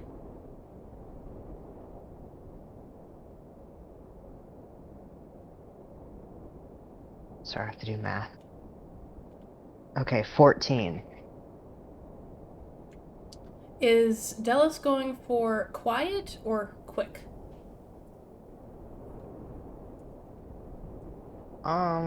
Probably quick. Okay. Delos going for quick, is able to dash out from behind the participant that he was hiding behind, and down into this like very conspicuous like wooden wall that's been constructed, or no, rock wall that's been constructed out from the terrain. But as a 14 is not terribly high, the landing is not very graceful. Maybe Delos trying to be low to the ground kind of stumbles on his feet at the very last minute, kind of crashing into the back of this rock. Not being spotted, but definitely being heard. Okay, he's gonna like hide for a bit until the robot things stop fucking looking at him. Alright, Delos can hide for a bit. If he wants to see if he has been spotted or not, he can try an insight check. Unfortunately, he will not be able to use his Hagstone for the +1 for this, as constructs do not have auras. At least these ones don't. Got it. Okay, that's a 15. With a 15, Delos, you can tell that after a fair bit of time has passed, about a minute and a half maybe, the construct has moved on from watching where he heard you eat complete shit. Thank God. Okay. How much further do we got until the end, you think? I'm A gonna bit ways or like halfway or almost there? a bit of a ways, but Okay. we can just we I'd let you cover that distance in a few rolls if you play your cards right. Okay. I think what Delos is gonna do is he's gonna like once he gets to a point where he hasn't memorized the traps, he would take out his unseen servant to like make a path for him so that he doesn't trigger anything. Okay. And So it is unseen, so they don't see it. We've said that like, oh, it takes a form. I'm sure you can make it not do that. Like vanilla, it's not supposed to look like anything. vanilla is not supposed to look like anything. I think that you can specifically construct and instruct your unseen servant to be as inconspicuous as possible. And I will allow you to say that it is invisible to these constructs as it does Yay. this. So what you're asking it to do is just like move across the floor, like what, like in a straight line to see if it triggers any traps or anything? Yeah, and if like wherever the unseen servant is able to go and not trigger something in Delis's head, that's like, okay, safe path to go onto, you know? Okay. Yeah. Very nice use of unseen servant. Dallas's Thank you. trademark when he's in a pinch. He's my baby. All right. Um, yeah, the unseen servant can go for about 15 feet before a trap is triggered. Would you like it to just keep moving in a straight line? Yeah. All right. Yeah. The the unseen Well, servant. once it triggers something, it would like move to the right to see if that's safe, and Delis is like, okay, I'll take a step to the right, you know? Okay, yeah. The unseen servant moves 15 feet forward, and then moves to the right, and then 5 feet forward, moves to the right, and then is able to get to the end without being spotted. Okay, Delis memorizes that. Okay. And is the path like he would have it be led in a path that's not like right out in the fucking open, if possible. Okay. For the first 20 feet, there are ample hiding spaces. However, for the last stretch, it is pretty much in the open.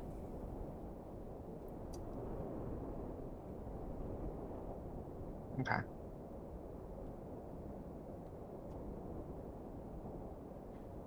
So. Okay. So Delos is going to, as stealthily as he can, you know, go through the spots that are in like pretty hidden area. Mm-hmm. Um, he's dismissed his unseen servant at this point. Uh-huh. And but once he gets to that last stretch that's out in the open, Mm-hmm. he's going to cast minor illusion to Mm-hmm. create a sound like as far away from himself as he can, but Mm-hmm. that'll still be heard like by the robots that are close to him, you know? Okay. So that they turn away and look over there. And All then right. he's just gonna like tiptoe as fast as he can. Okay. Well, I'm. That's Uh, probably gonna be a few rolls. I can do that. yeah. Give me a stealth to see if you can get 20 feet ahead, avoiding all the traps and being unseen by the constructs. Okay. 14 plus 8. 14 plus 8, 22. Okay, Dallas 22.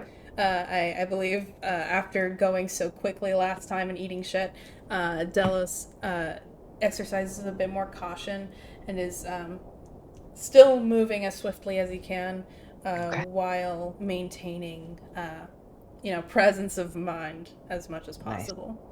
And Okay. he is able to get 20 feet ahead, avoiding the trap that was triggered by his unseen servant, and getting to a safe spot without being spotted. Nice. Minor illusion. Does anybody have Minor to make illusion. any rolls for that? I don't think so. I think it's just a cantrip. Let me see what the range of it is. 30 feet range. You create a sound that lasts for a minute. It can be no larger than 5-foot cube. All right. Yeah. Yeah. I just do it. Oh, if a creature uses its action to examine the sound or image, the creature can determine that it is an illusion with a successful intelligence investigation check against your spell save. I don't know if the robots would do that, but if they wanted to, they could. The robots would in fact do. Okay. Hold on a second.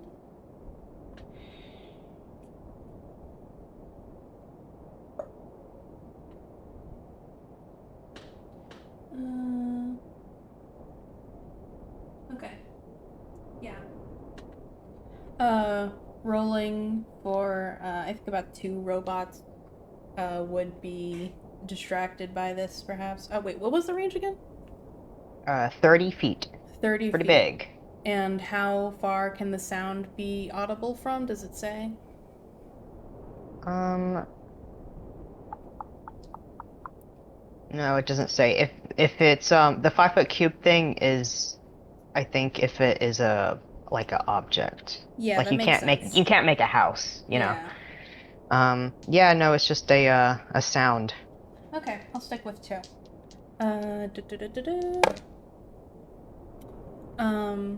Okay. And what is the DC that they have to meet? 14. Okay. Neither of them met it. They are both distracted by the sound, and they will be trained on that for, if past experience serves you correctly, about 1.5 minutes. Ooh. Okay, okay. As Do I have to long roll another stealth to get across? the DC has been significantly lowered to do so. Give me one last stealth and I'll let you go. Okay. As long as a sound is not made that will distract any of them further, you can go. What's the roll? 19 plus 8? 19 plus 8, Delos Yeah. gets out of there. Yeah. Swiftly and Yeah. silently. Oh my god. Oh my god. Congratulations, everyone. You have all qualified for the tournament. Yay. Oh my, Help you know us how kill them. Scrivener when he ended was like Delos is like Yeah, no, as soon as Delos gets back, Scrivener would fucking grab his hands and jump up and down and be like, "We're so cool!" oh man, you know fucking Delos would jump up and down with you. Ugh, fuck yes. Good job, everyone. I loved that. That was so good for all of you. And I eliminated a fuck ton Yes, of you my did, opponent. you asshole. So they're out, they're gone. Well, also, fight them. yeah, also those are the level 2 rogues, so. Well, maybe I Well, should have been level 4, who knows? I thought I was gonna have to fight them. I mean, you could have. Oh, wait, oh, no, I thought, yeah, no. What? Okay. For a second, I thought you meant, like, oh, I thought I was gonna have to, like, assassinate the constructs or something. I was like, it was an option. That I considered it for a second, but I was like, nah, I got this. I got Thunder Wave. Yeah. Oh man, that was so fucking worth it. I love it. Yeah. Oh god. Best play of the game, everybody. Yeah, and I don't need to tell you that you could have also taken out the competition, because you did. You took out 2/3 of them in a single 6-second window. Yeah, Delos, once Delos wins, he would tell everyone, he'd be like, yeah, I did the Thunder Wave, that was me. Yeah, I did that. Yeah. Crazy, crazy brag, dude. Yeah, that one was me. There are so many like level 2 parties who are like convinced you're a supervillain, dude. Yeah. That's just kind of the effect Delos has on people. Delos is a non-zero amount of people's big bad. Oh yeah. Which is crazy because he's Delos. Listen. Yeah. Alright. So, congratulations everyone. You have all qualified for the tournament. I'm sure you're all very proud. Now it is just a matter of observing the last few qualifications. Where's that elf? I know there's gotta be an elf. Let's do the entire tournament right now. Yes. Yes. Closing it out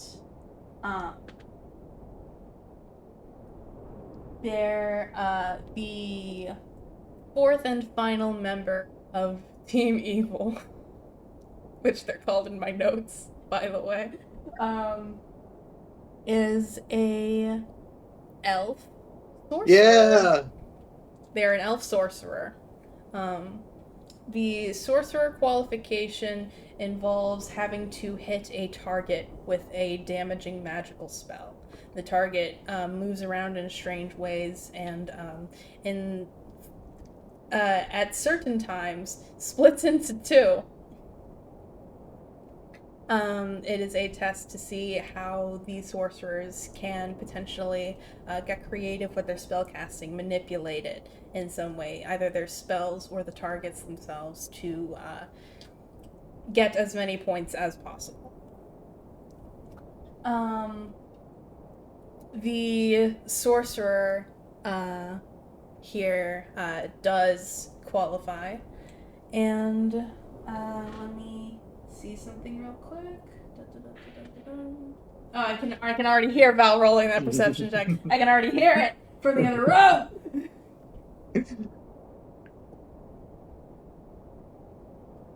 Okay, yeah. Can I see if they're doing anything evil?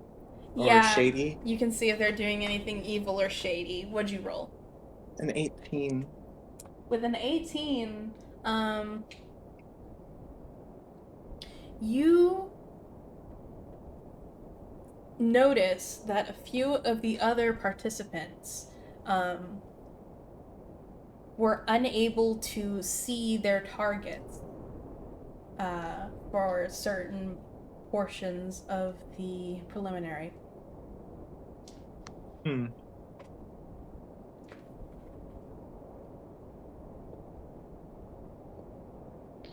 Ugh, I have to like know things.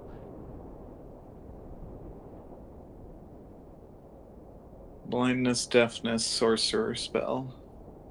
Yeah, I know a lot of classes do have it, I think. But Yeah, sorcerers have blindness. I just looked it up. When do sorcerers get second level spells? Oh, that's necromancy too. That is necromancy. We got a bunch of fucking necromancers. I'm gonna freak. Cringe. Y'all are trying too hard. Yeah.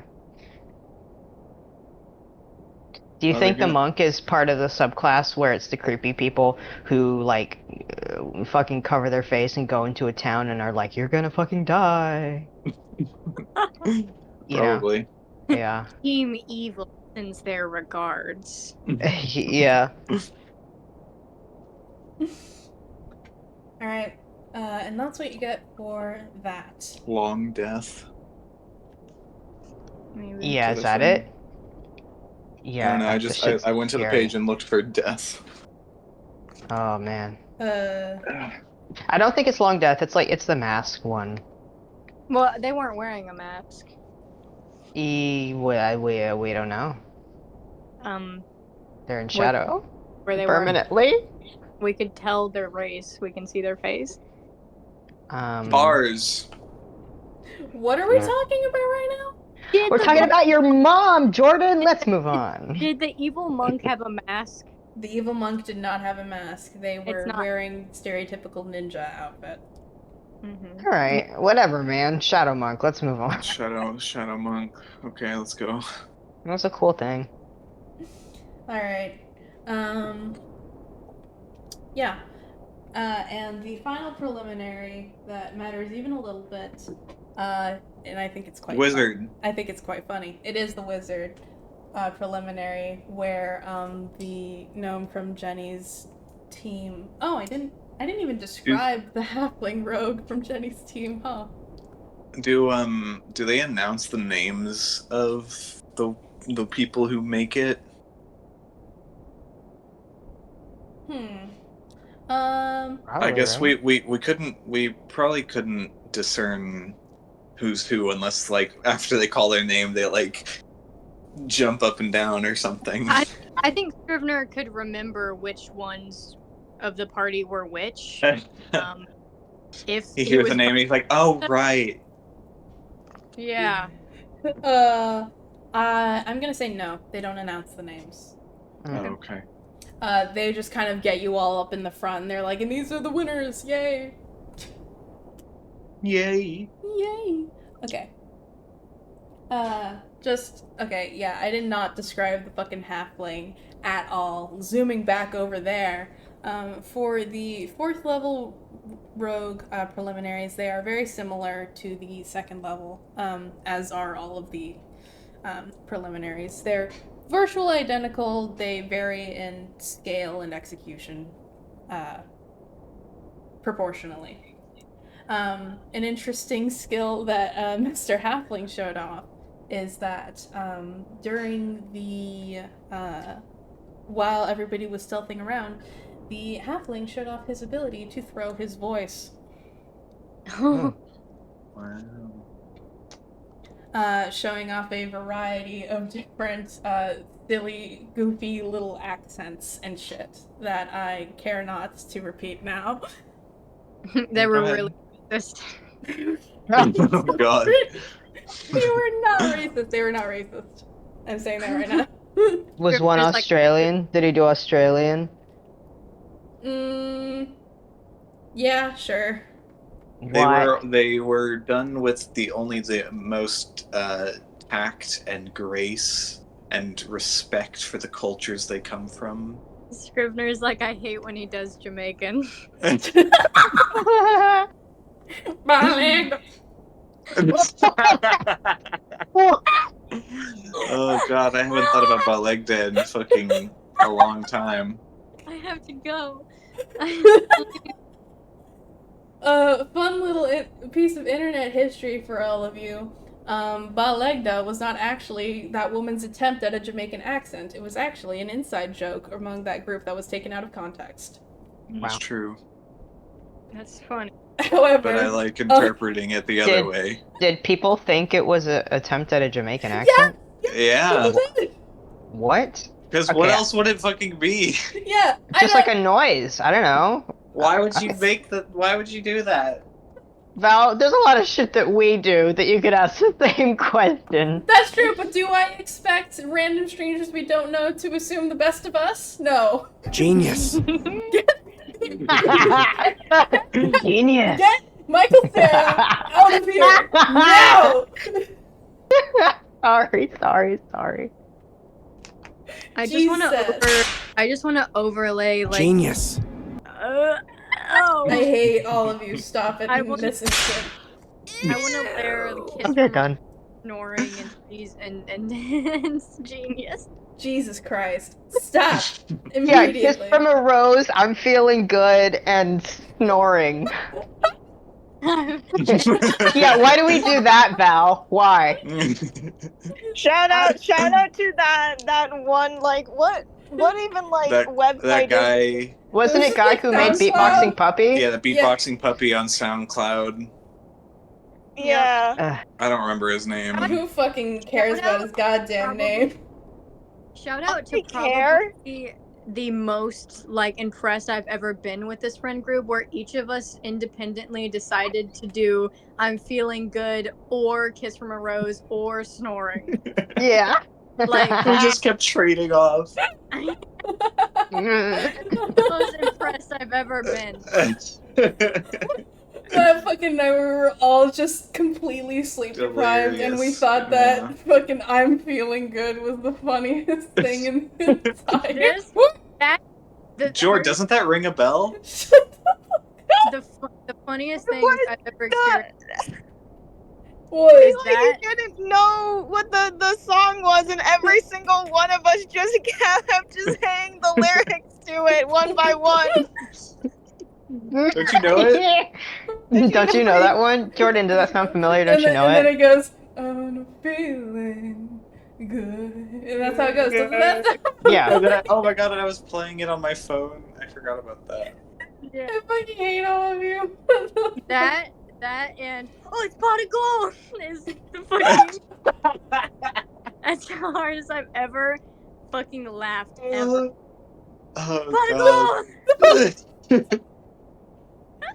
I fucking that memory exists in a haze in my mind. Everything just fucking like melded together. I don't even know what the like order of processes were there. We got Take Back the House and Pot of Gold from that. Yeah. Oh my god, take back the house. That was so like foundational. That was like, sorry, It's- this within like a week of each other that we played fucking PT and all that shit happened, and then a week later we played this shit. Alright, let's play Scary Minecraft or Yeah, whatever. let's What play- the fuck was it called? Nightmare Craft. We call Nightmare Craft. The one that was made by a cult. We played that Yeah, and one. would cost $100,000 to And you make. gave Oh my them your God. fucking email. Yeah, you Yeah, gave you them gave your them your email, fucking girl. You I- gave a All cult in your email, and you exchange knew for they were a their- cult. all in exchange for their mod's unique 28 different mushrooms that kept like messing your computer up. And oh my god, the opening- mushrooms. The Pot of mushrooms is why we had the pot of gold. That's Yes, true. Yeah, you ate the leprechaun mushroom. It didn't do anything for several minutes, and then you walked into the town. So some effect started playing, and there was a little green guy running by, and everyone went, "What was that?" And then Val, me, and you at the same time went, "No, the pot of gold!" And then you were swarmed by leprechauns. They fucking picked your body They apart just like kept- fucking vultures. They were multiplying. It was the fucking music started. Both of you went, "No, pot of gold," and me and Andy at the same time went, "What?" And then they started just coming. They just flooded. Anyway, we're Okay. playing Anyway. D&D. Yeah. Yeah.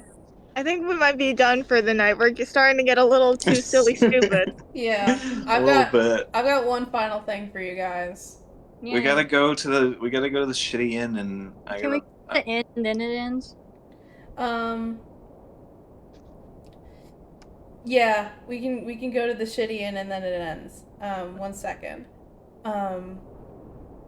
I had an idea. I wanted to play a little. I wanted to do a little move with going to the inn. A little move. Oh wow. Yeah. All right. Okay. So, what happens? Is that for the wizard preliminaries? The wizard preliminary. I think this is fucking funny. The wizard preliminaries is a written test. That's awesome. They set up chairs and tables made out of rock for I'm so glad I'm not a wizard.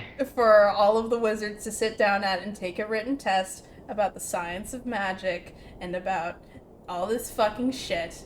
And the audience is invited to distract the wizards as much as humanly possible. Oh, that's awesome. Get ready for another Thunderwave, baby.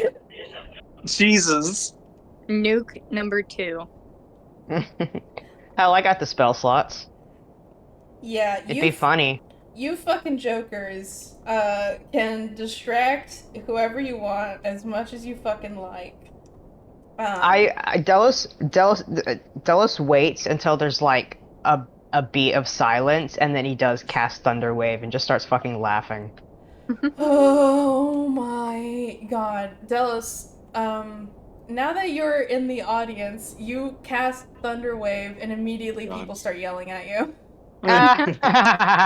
Oh, he fucking laughs. He laughs so hard. I hope everyone realizes at this point that he's the one that did that in the fucking rogue thing. He just fucking laughs so they all hard. knew. I think, Delos, you sat down and then immediately stood back up and went, "By the way, everyone, remember that Thunderwave in the middle of the rogue preliminary? Yeah, that was me."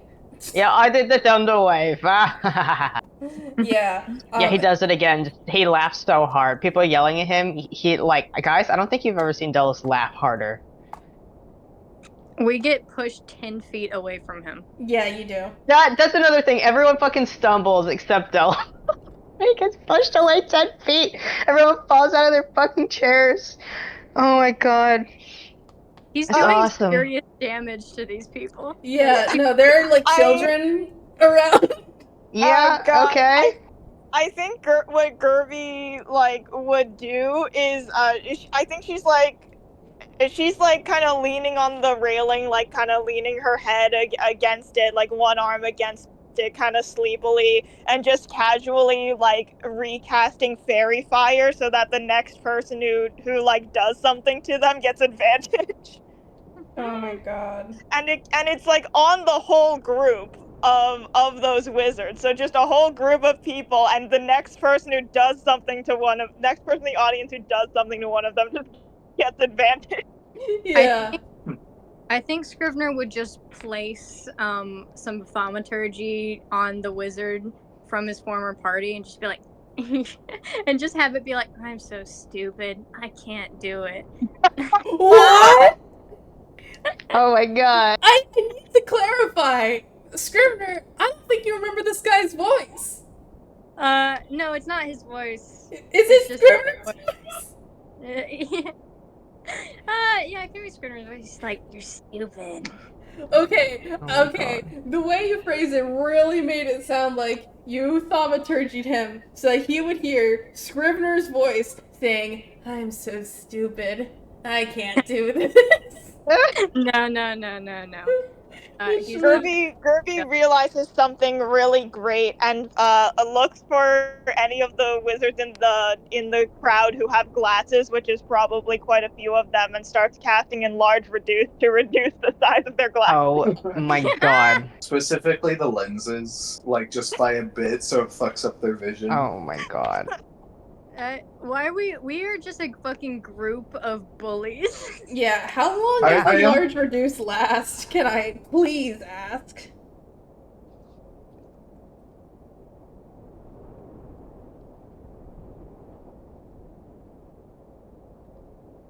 Long enough. 1 minute. 1 minute, okay. It's not enough to fuck up anybody's thing permanently. Like, they can no longer take the test. Because their Yeah, fucking readers don't work anymore. Yeah, it's not. It's just really, really annoying. You should do it when there's only 1 minute left and you see if there's any like stragglers. Oh my god. I think somebody, again, maybe a bit on the older side, Gerby, you cast enlarge reduce to fuck up their prescription for their glasses, and all the way up from the stands you see them just take it off and then take out another second pair of glasses. Oh my god. Nerd. They knew They're this would prepared. happen. They knew something was gonna happen to their glasses. That was new though. Can I keep an eye on Team Evil to see if they're doing anything? Yeah. Team Evil is just kind of sitting all together in the stands, not really participating in any of the audience participation here. Wow. Not even. Oh wait, no, they're all done. Never mind. It's Team Jenny. That's Yeah. in right now. Yeah, Scrivener, you cast thaumaturgy on this guy. He is unfucking phased, but I don't think that super surprises you. This was just for him. Yeah. So after fucking Delos thunder waves, Gerby casts enlarge reduce on people's glasses and fairy fires so that they get even more fucked up by other people. A true support class. In the worst possible way. And Scrivener casts thaumaturgy just so he can shit talk his old teammate from like 100 feet away. I think it's we've already said something like this like before, but it really is like if a different group of adventurers joined like this tournament, we are like the group of like awful schoolyard bullies who just like keep laughing and being like, haha, we're gonna beat all of these losers, and like they have to beat us up in order for their character arcs to continue. Yeah, but we're gonna We- kick their asses. Yeah. We're literally like tripping other people on our way to the top. Like it's good. I can't stress enough. You're the bad guys. We are literally all lawful good and beautiful. I can't. Yeah. I can't fucking believe We you only guys. have righteous justice in our hearts. Yeah. So after every fucking thing has happened and these wizards have signed up for their yearly bullying in the name of fame and glory and money, the finished tests are fed into a construct that declares that among the wizards that participated, the wizard from Jenny's group and a couple others have passed. Boo. Ooh. They should have all failed. I think it'd be really funny if the entire group just fucking booed every time one of Ginny's party passed. Oh yeah. Dallas is feeling chaotic. No, I'm just kidding. It'd be so funny if he booed, but the only reason he's not going to is because it's not obvious who it would be for. Wow. Yep. Yeah. This one is getting dogged on more than the rest of his party just because we're allowed to. Yeah. Yeah. I think that the amount of people who passed the wizard preliminary are about the same as the people who passed the druid preliminary, which is not many because it's hard. Wow. Wow. Jeez. Jeez. While we pelted them with like rolled up pieces of paper. Yeah, this is the organizer's solution to a writing test being boring to watch. Yeah. Do you think I'm any of curious. them got like flashbacks to school? I It's think just the like question magic is which kindergarten. one. I think the question is which one didn't. Oh god. Most of these guys are having like they started in like a Strixhaven campaign. So yeah, I think that their dark backstory is that they were bullied in college. Oh my god. Isn't that all wizards? You're either evil or you were bullied in college. That's it. Mm-hmm. To keep you humble. To keep you humble. All right. And with that, the preliminaries come to a close. The teams and the orders will be decided the next day. And tonight, you all can go to your shitty little fucking inn. Yay. Yeah. Scrivener would walk up to Gani and tell her like, I will be accompanying you to that mysterious inn, if you don't mind. Didn't we already discuss this? oh yeah, did we? In front of Gani? Yes. Yeah, You waved at her Scrivener. and said, Miss Gani, can I come with you? Miss Gani. And she Oh, said okay, fine, yeah. and he was like yes, and then she gave him a weird look. Oh yeah, okay. And then he yeah. wanted to kill himself just a little bit. Okay, then he'd just go with her. Yeah. Yeah. Before you leave, Tony does come up to you and she says, so, good luck. Let us know if you need anything or if there is any trouble or anything you should know about. Something that you should know about.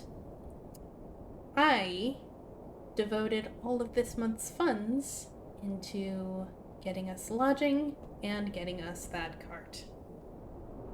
I cannot subsidize your stay in this dingy hotel. I'm sure it won't be too much of a impact on our bank. That is relieving to hear. Well, I do hope that is the least of your worries. We will be fine. And it's just Gani and Scrivener, right?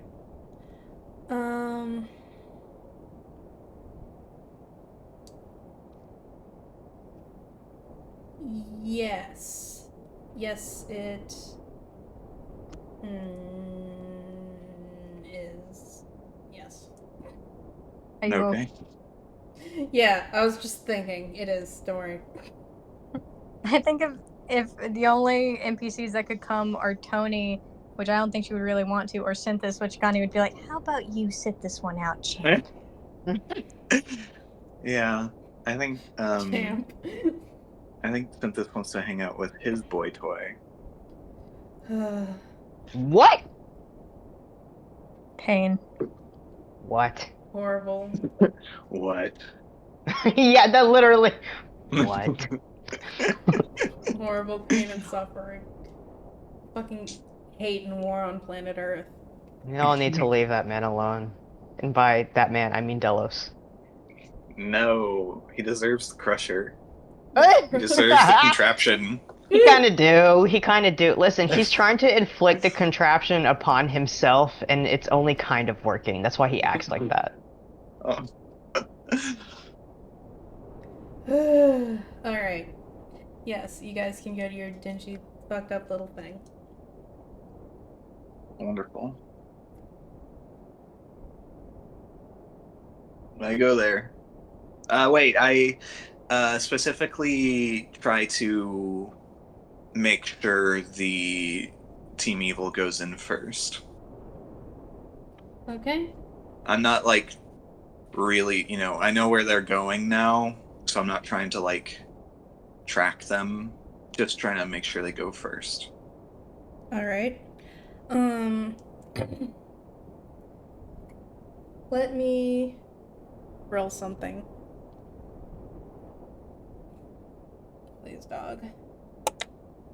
Dog. Oh my god. Okay. Alright. Yeah.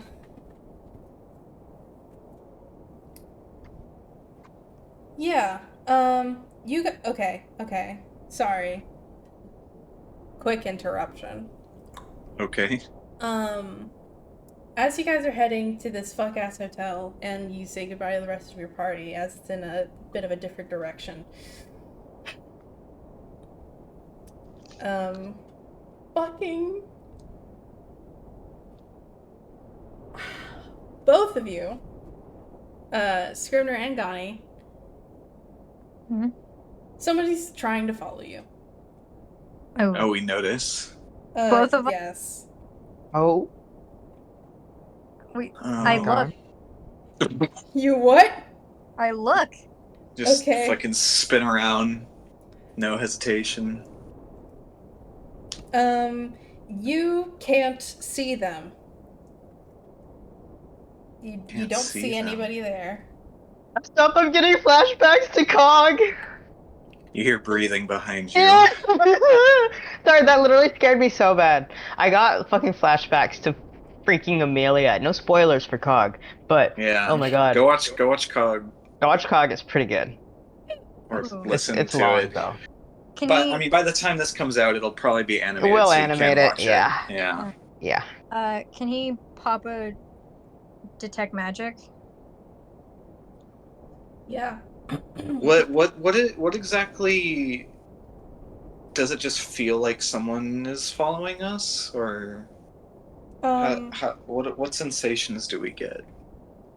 Like you can after walking for a while, you can hear like nervous footsteps behind you. Interesting. Okay, yeah, Scrivener can do his detect magic. I think that they both would be obvious that they, well, maybe not obvious, but maybe obvious to each other of like the vibe changes, and they're like, But yeah, he casts detect magic. Okay. Okay, this detects the presence of spells or magic items and tells you the school of magic? Yes. Okay. And Scrivener studied up, right? Yeah, he studied, so because he got embarrassed because he didn't know what necromancy was. Yeah, I think I think he's much better at determining the school of magic now. Speaking of necromancy, Scrivener, you cast detect magic, and behind a corner, like dipped into perhaps the same alleyway that that Team Evil ducked into, you can sense a very small necromantic little item. An item. I think Scrivener, how close is this? Like 10 feet back. 10 feet back. Yeah. I think Scrivener kind of gently like taps Gani with his tail, so he doesn't have to lean down. He points directly at it and he just says, "There."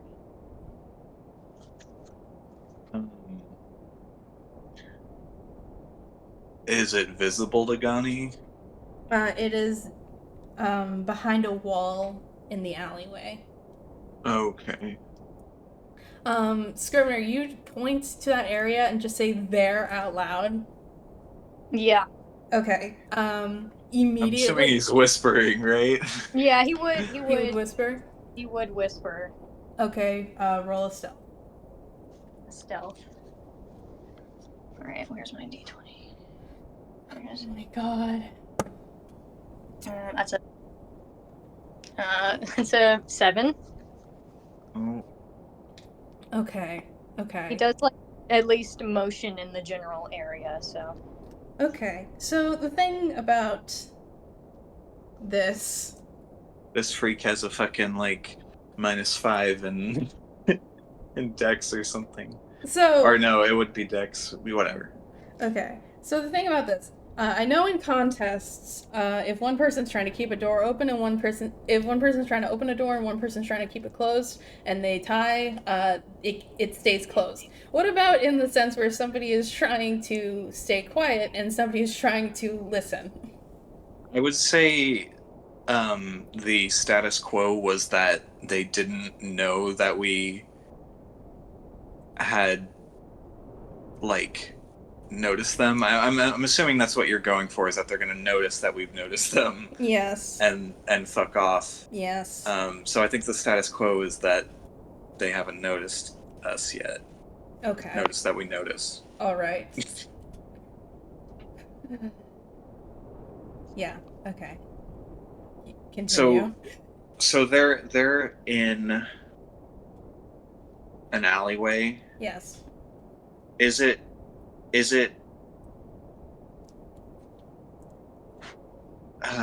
I kind of I'm being a little crazy here, and I want to like send Scrivener around the block to go on the other side of the alleyway to fucking pincer them, but I don't know how easy that would be to get that plan across without being known, and also how hard it would be to carry that through. Can I roll another use of rage to see if I can get my teleport ability? Oh my god. How many abilities do you have? Like, what's 8. the percent? Okay, so you have an 8th chance to teleport. Yeah, I have an 8th chance to teleport. I have 3 uses of it. I used 1 and we don't have to do anything until tomorrow. Oh my god, okay. So I think the chance is fine. You've got a quarter chance if you use it twice. Yeah.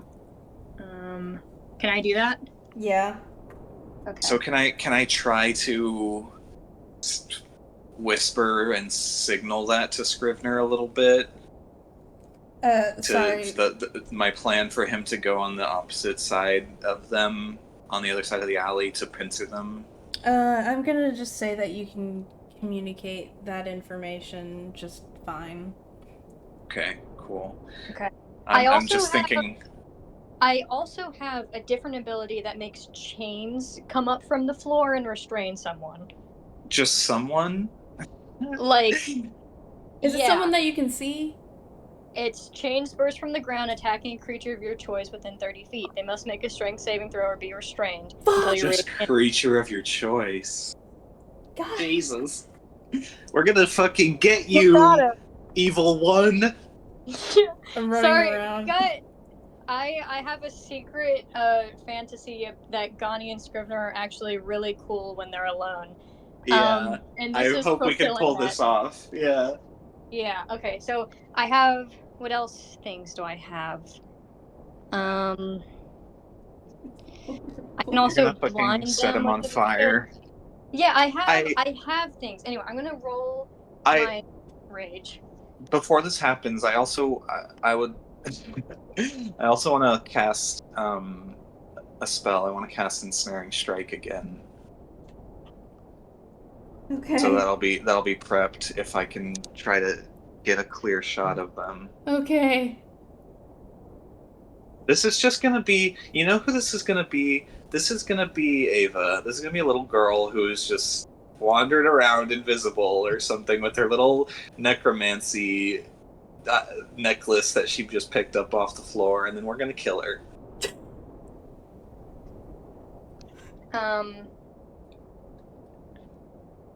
Okay, I'm gonna roll it. I'm gonna roll it. Come on, baby. Shoot. That's nothing, so I'm gonna use my last rage. Okay. It's nothing. Like, Yeah, it's She hot got the ember. Cards Against Humanity card that just says nothing on it.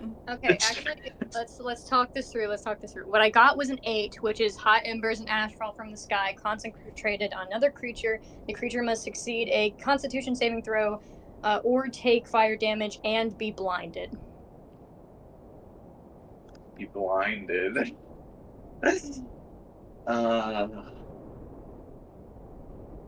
Can you just choose not to do it, or I don't have to do it. It's like my choice. okay?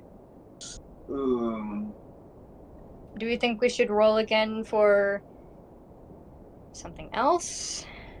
Oh, you put me and Haley in a room and say, "Do you want to gamble?" That was. We're losing all of our money if you do that. Let's go. Okay. One more rage. Yeah, one more rage. One more rage. Come on, baby. Come on, baby. Come on. You could just roll the same fucking thing. Well, then I guess that's what we're going with. Ah, damn it. Damn it. What? Okay. I don't think this is useful. Each creature of your choice that you can see within, that you can see, so it can't do shit. Within 30 feet of you must succeed on a Constitution saving throw or take 1d12 thunder damage, but we cannot see them. Shit. There was a 1/4 chance of getting something we could have used. Damn. Okay. He still has rage for another minute. Can we still try to just fucking you go run around? Like, I'll be like, all right, Scrivener, go get me some ice cream. I'll stand right here and wait for you. And then Scrivener will run around the block. I think that's stupid. You think that's a winner? Is what you were gonna say? I will say I don't want them to be separated. That's true. And while Scrivener's running around the block, this fucking evil might just like scoop Gani up and leave. This evil. Well, it seems that so from what we can tell, they're still there and haven't noticed us. Yes. I assume. From what you can tell. From what we can tell. This has been a very long few seconds. Scrivener strains for a little bit. He just goes. Nothing happens. Oh my god. He's trying to get a very specific kind of angry and it's not working. I'm trying to think of a way to like keep walking and maybe get them in a position where they can't run, but I don't know how Scrivener can viable grapple. that'd be.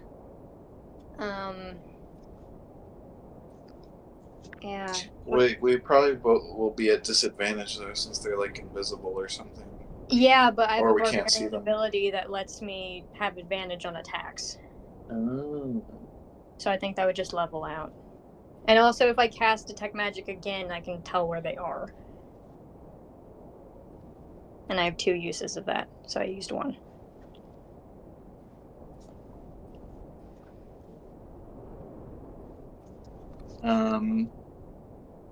Get him! And then we run after. I don't know.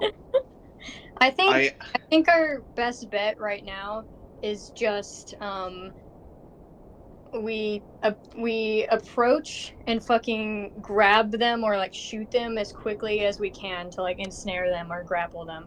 Yeah, that's kind of what I'm thinking too. So I think we should probably try to like keep walking as normal until we get a bit closer, Mm-hmm. and then try to jump them as best we can. And I will pull out my crossbow and try to fire my ensnaring strike at them. Yeah. Can we try to do that, Jordan? Approach them as quietly as possible. Nonchalantly as possible. Yeah, as nonchalantly as possible. Make these 2 do a performance check. Oh god. Oh no. Wait, can we do stealth instead? Yeah. Yeah, roll a my body. I'm so curious who this is.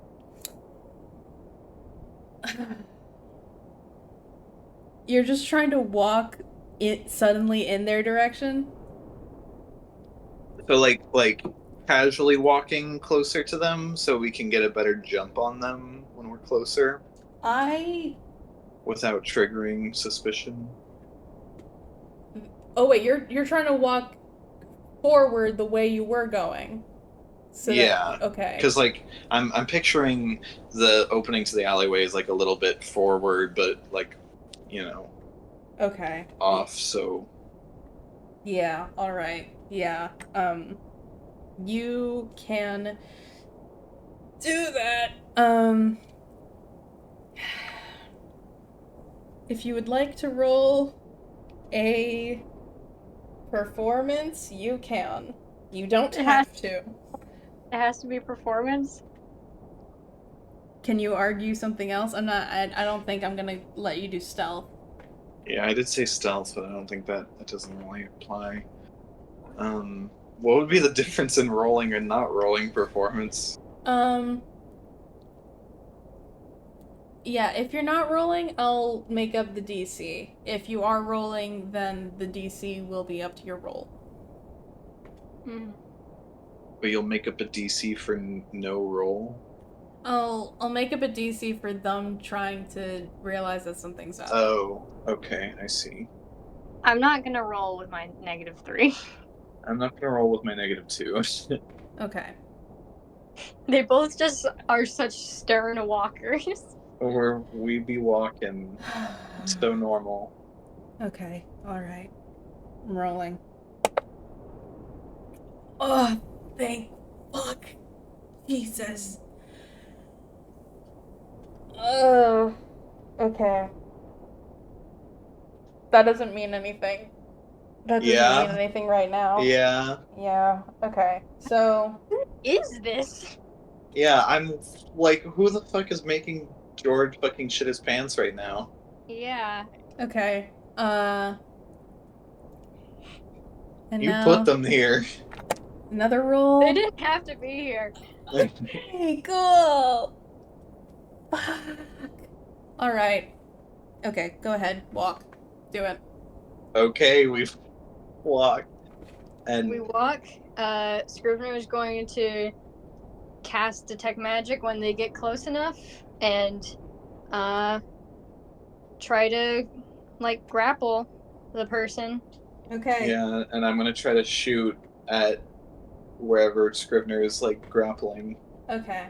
I think this happens fast enough so that I'm going to tell you. I'm going to have you guys roll to hit before I tell you guys what you see when you turn around. So, roll to When hit. we turn around. When we get yes. Oh, okay. Yeah.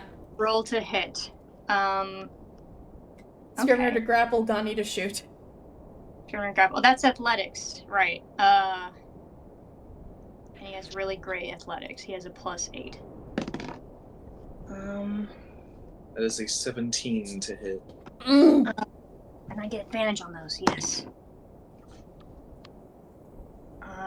14 +8. We're about to crack this case wide open, guys. It's gonna be Dimitri Vidro. Holy shit! I'm Dimitri Vidro and I'm hiding in an alleyway. Okay. You guys. I'm gonna. My fucking, heart is coming out of my ass right now. Because. Who is this? What the fuck? This is just embarrassing, is what this is. Embarrassing. Yeah, you guys turn around. Scrivener, you can grapple that motherfucker, and Gani, you can shoot them. And yeah, let me roll damage. Hold on. This is important. Mm. I didn't put a hunter's mark on them, so this is just gonna be But you a did little do one. ensnaring strike. Wait, what the fuck? Oh god, I don't remember what. Hold on. Where's my other d6? What the fuck did I decide this was? No, that is a 1, not a 6. Okay. Oh 6 no. damage. 6 damage. Okay. Yeah.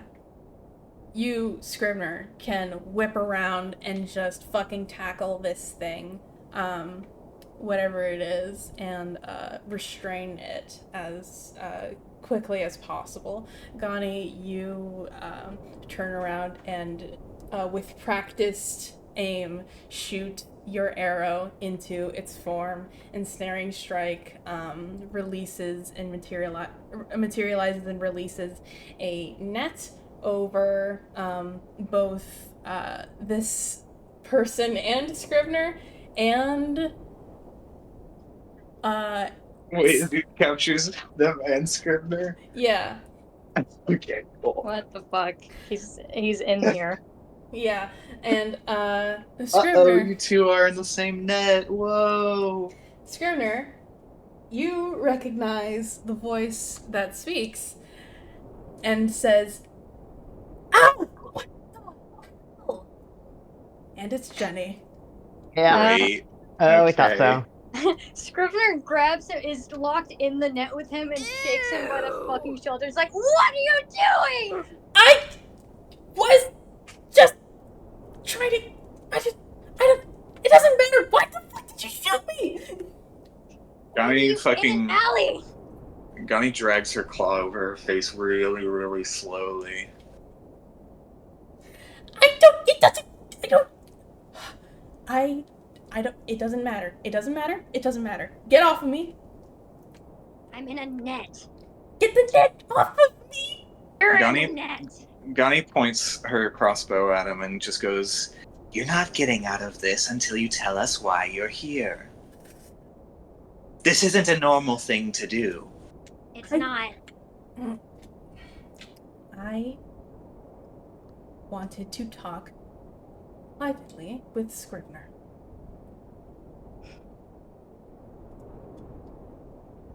Now, can I please get out of this net? Gunny looks to Scrivener. Scrivener sighs so hard and drags his hand across his face and says, "All right, he's harmless. We'll have a chat, and then I'll go back to you, okay?"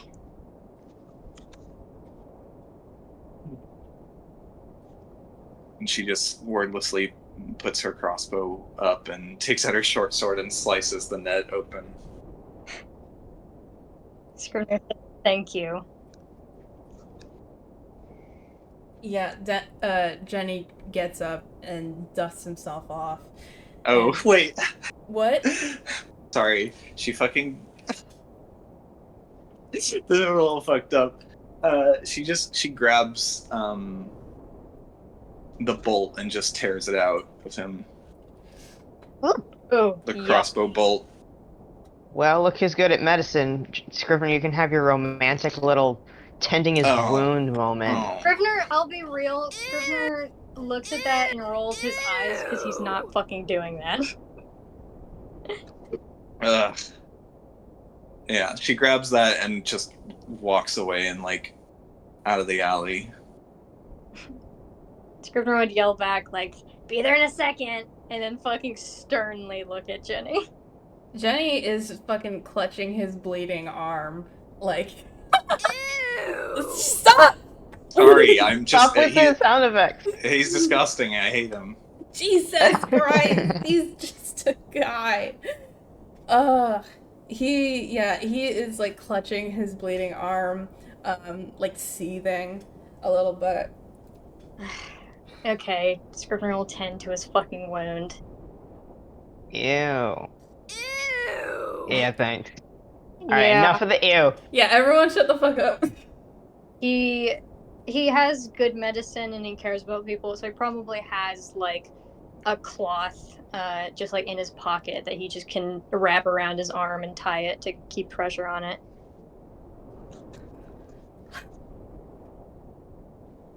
I guess I should thank you.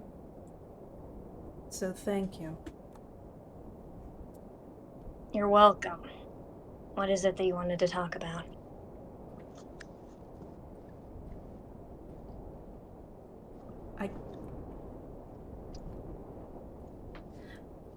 I don't know. I thought I did, and then I got shot in the arm, and you grappled me to the ground, and now I don't know.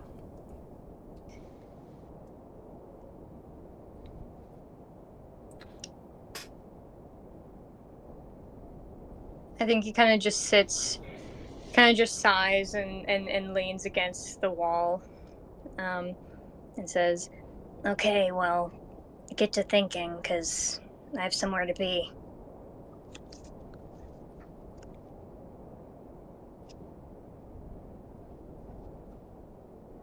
You have somewhere to be. Yeah?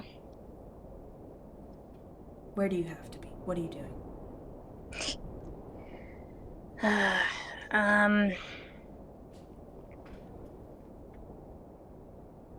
Gani is doing something, and I'm accompanying her.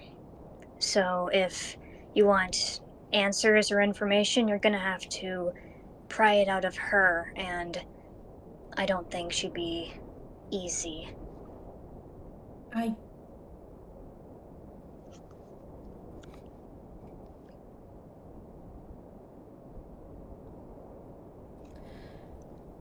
don't really want answers or information anymore. You guys are crazy. And I don't know what you guys are up to, but if it was something that was worth my time, you wouldn't be so stupid about it. So, I don't really care about that, is what I mean to say. Alright, then what do you care about?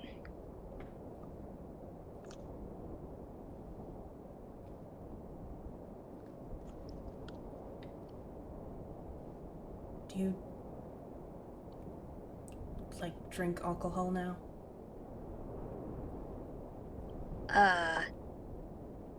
Yeah? Yeah? Why, how did you know that? He looks you up and down.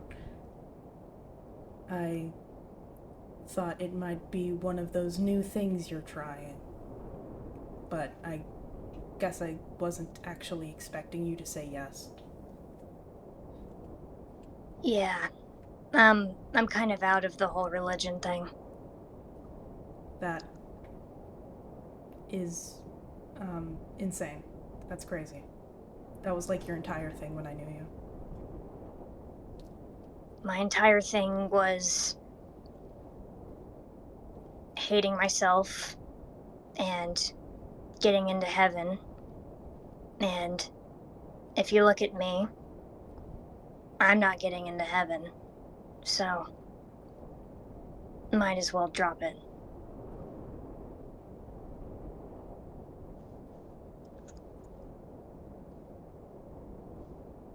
Well, I can't say that I think your previous way of life was good or healthy, so I guess this is a good change for you. Although I can't wrap my head around the company you keep. What, the Shattered Kai? Yes, partially. He's my friend. He's your friend. When did he make time in his schedule of stealing and thieving around to get a job at a university? Probably when I found time in my schedule of torturing the innocents.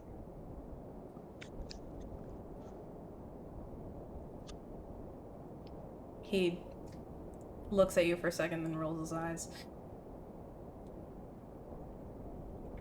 What? So you met a Shattered Kai that has somehow never worked for the Raven Queen?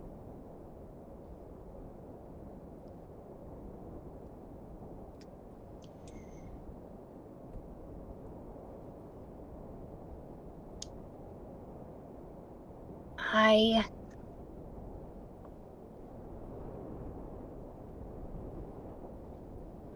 think he's a good person. And regardless of his past,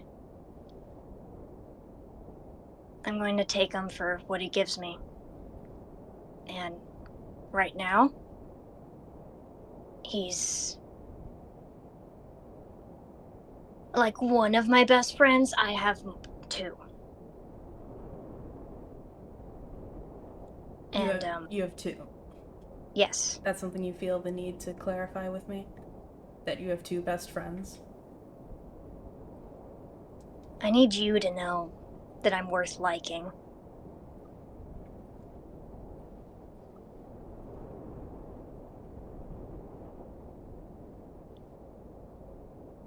He looks away.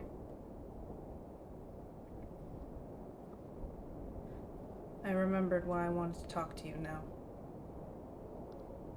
What is it?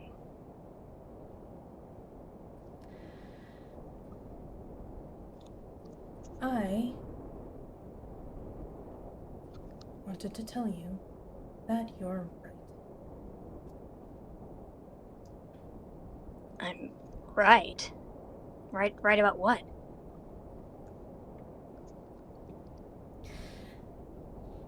You were right that you know me.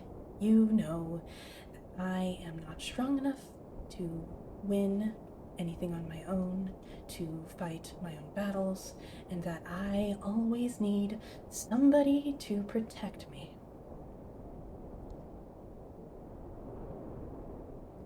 And I wish I could be saying this over some very strong alcohol, but instead I am sitting on the floor, bleeding from my arm, because your friend shot me.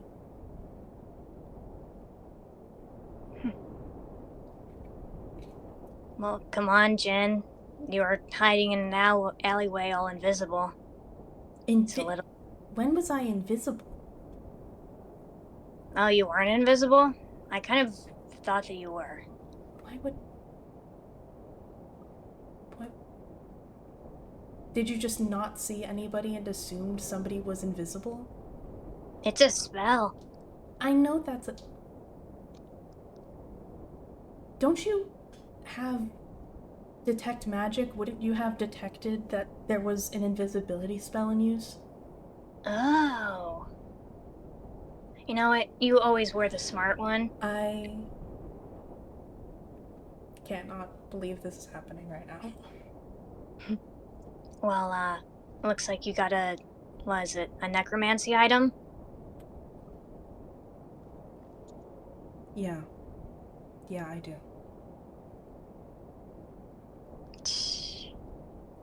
And you're judging the Shatter Kai. He pulls a small object out of his pocket and he holds it up. This is the reason I am judging that Shatter Kai. And it is a small, shiny arrowhead, the size of a palm. What's it do? What does it do? He, like, curls in on himself, kind of bringing his knees up to his chest.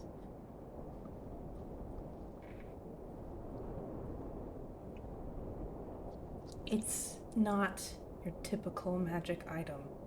It's not about what it can do. Do you know even what this is? Have any idea? No. You know it's Wait. necromancy, you know that much? What, can it bring people back from the dead or something? I wish. Then what does it do? It's... Stop asking me what it does. It...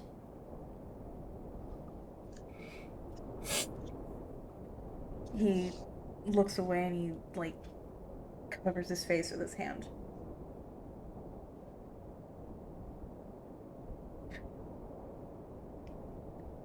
This is my mom. What? My mom.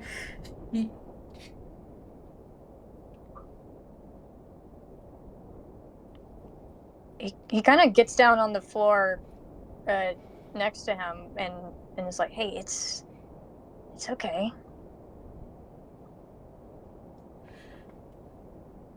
Less than a year after you left, I got a letter saying that my mom was sick.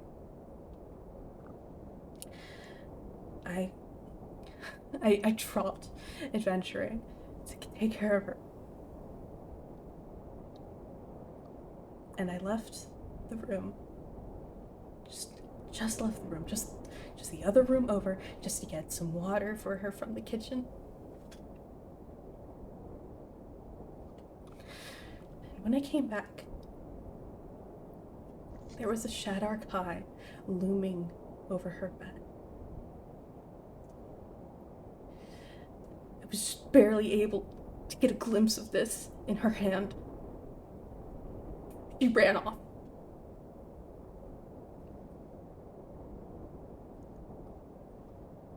She was gone.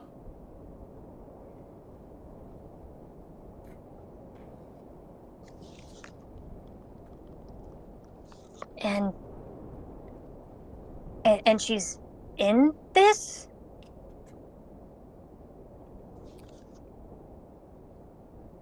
Some Shatter Kai have an ability that allows them to condense a person's soul into a small trinket.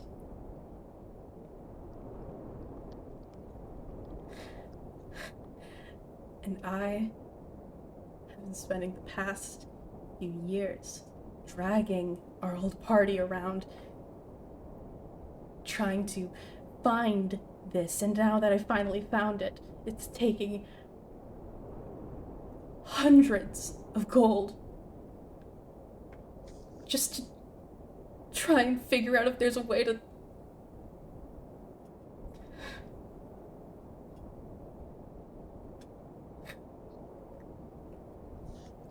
God!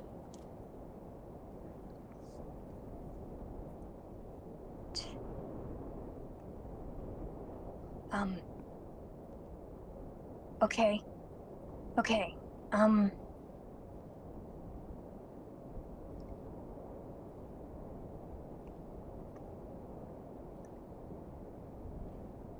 he like grabs, like very gently tries to like touch him at all. Does he let that slide? He is so fucked up right now.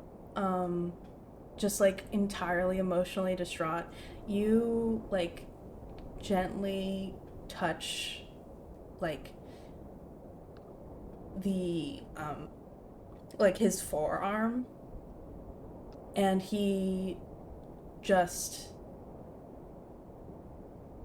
latches onto you and wraps his arms around your shoulders and just fucking cries. He like scoops him up in a hug, and he says, really like almost like panting from shock, and he goes, I think, Jenny, you know, I would never want any harm to come to you. Um, I think that my party could help, and I know that we have a Shatter Kai, but he's really nice, and if anything, I think he could provide information about this. He's not a bad person. I know that. Jenny grips the back of your jacket with his hands as hard as he possibly can, and he just buries his face into your chest and just says, "Shut up, just stop, just shut up, just."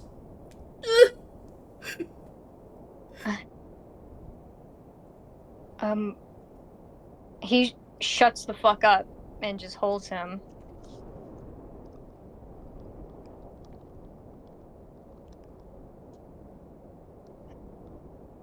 After a while, he calms down just a little bit. He stops crying, wipes his face, lets go of you, just kind of like awkwardly shifts away.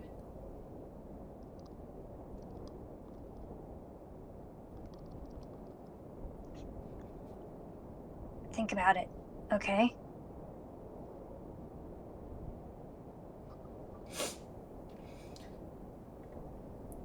Yeah. I'll think about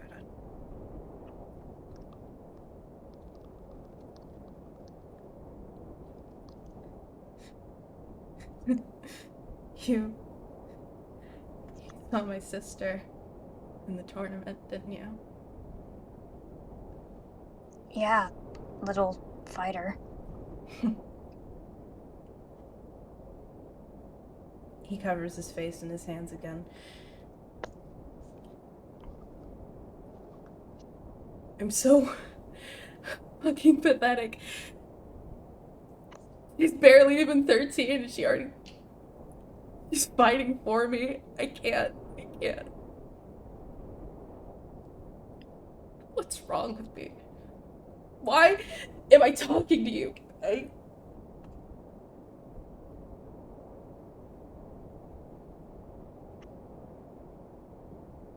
Cause you know I'd never hurt you.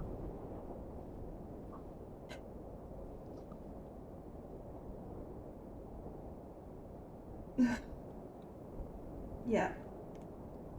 Yeah, I guess so. I guess. Those few years really did mean something.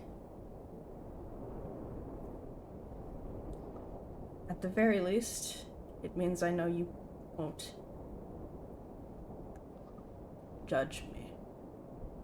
Which is apparently the worst possible thing that could happen to me right now, is being judged. Wow.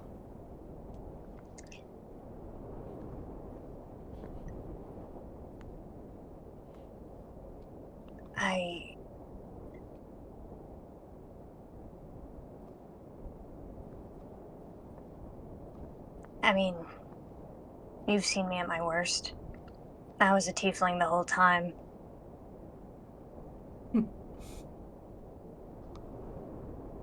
Yeah. That's crazy to think about.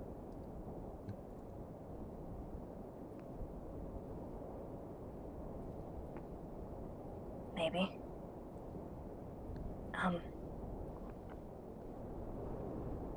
Maybe.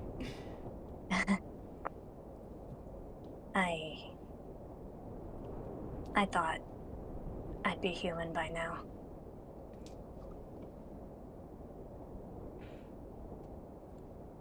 Yeah.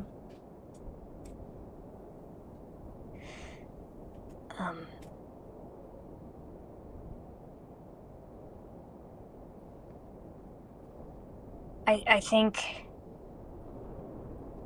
if you explain yourself and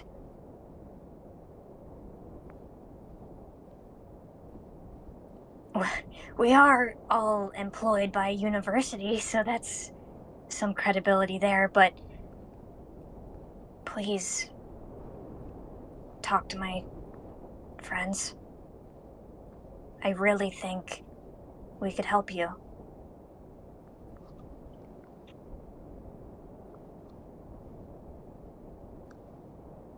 What would you gain from that?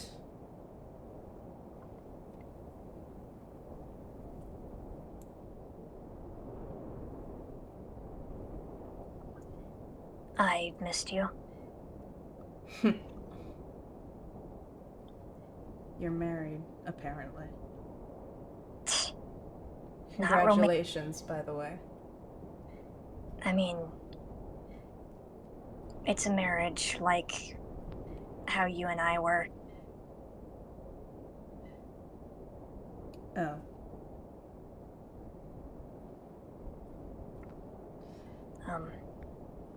So you're not leaving it all behind, then?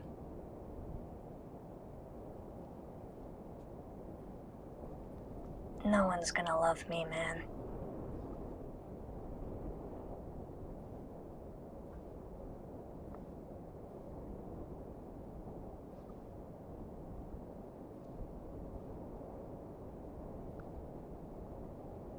He just kind of looks at you for a while before looking forward again.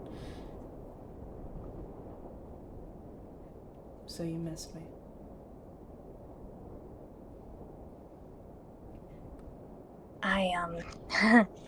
It's kind of embarrassing, but I've done that whole transaction thing a lot by now, and you treated me well. Other guys didn't. Not as much.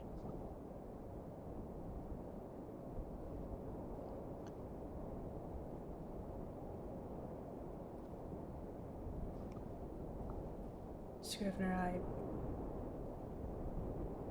I did not treat you that well.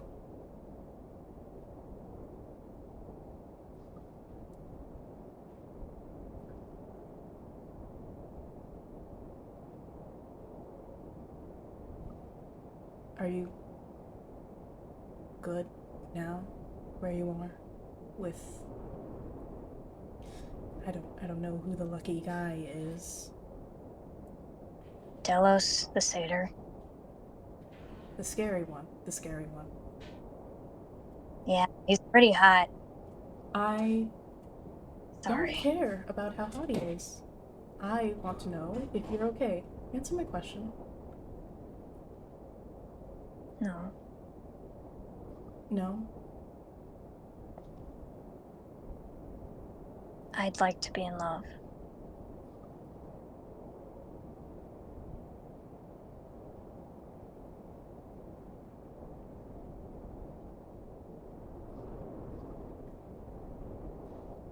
So, not only is he not treating you well, you're not in love? You don't love him?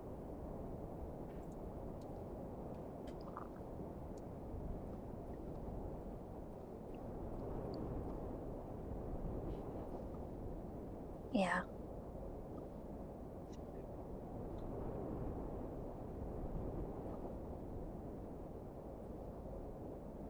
And he doesn't treat me badly. But he doesn't treat you well, but he doesn't treat you badly.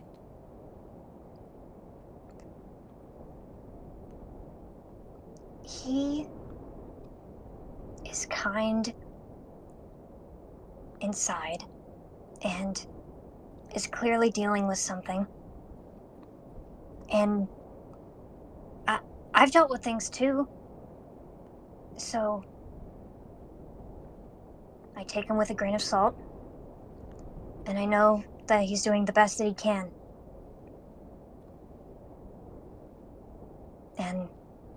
And you don't love him. And you're married.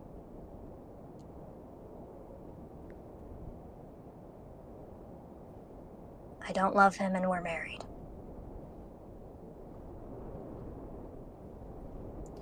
Well, from the sounds of it,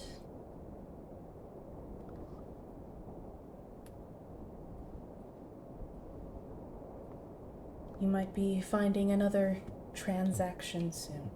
Or powers that be willing.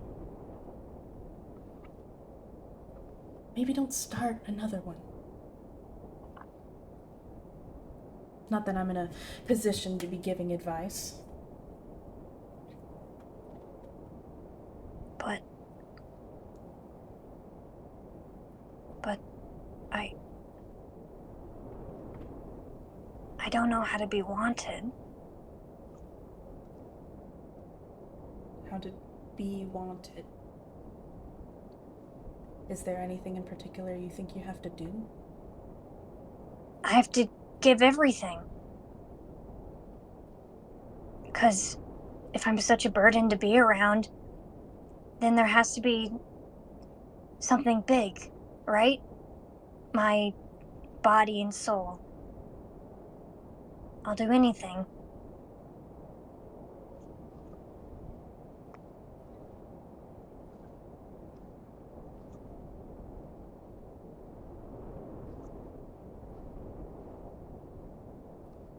I am not in a position to be giving advice.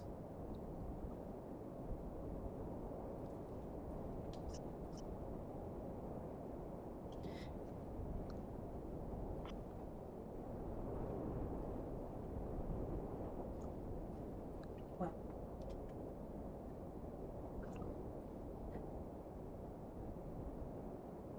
I'll take your consideration to heart.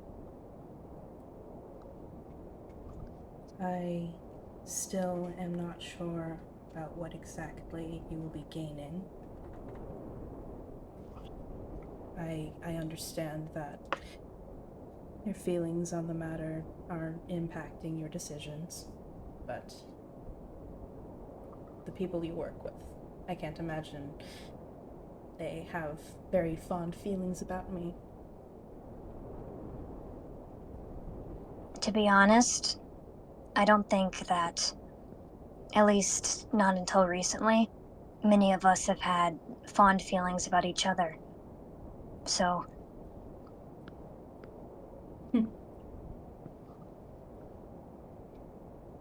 That sounds fun. they're good people. Inside.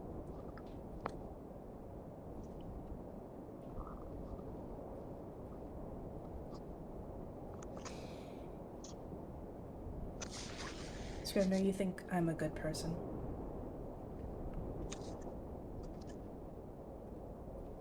And I do remember seeing your husband cast Thunderwave on an entire arena full of people twice.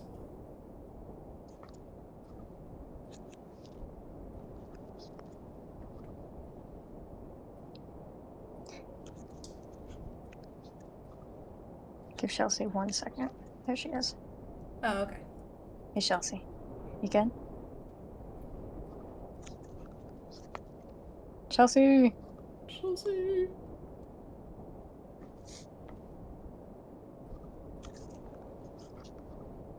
I'm taking this as a small breather moment because I'm so locked in.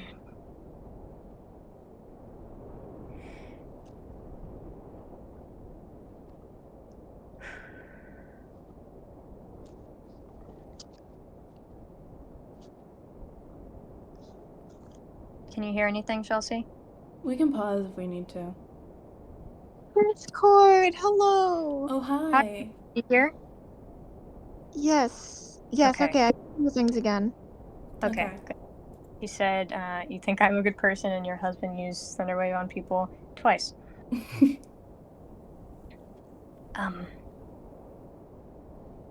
Well, I think that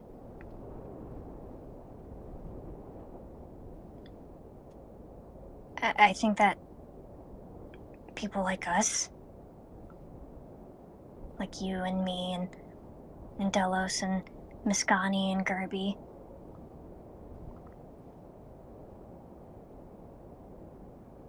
I think that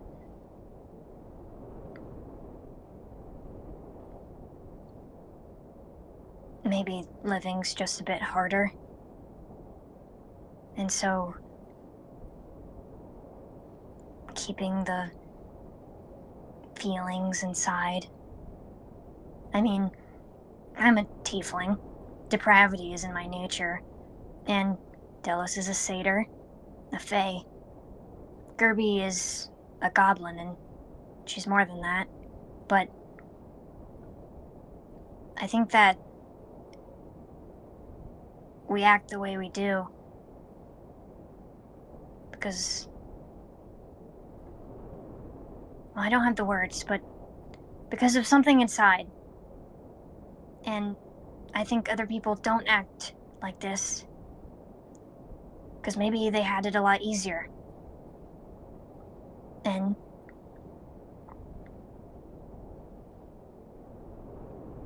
I really like the people that I'm with. And I think that if things were different, they would be different. And I would be different. But things aren't different. This is to say, I think they're good inside. And I think it's hard to be good outside. And it's hard. Well, it's just hard.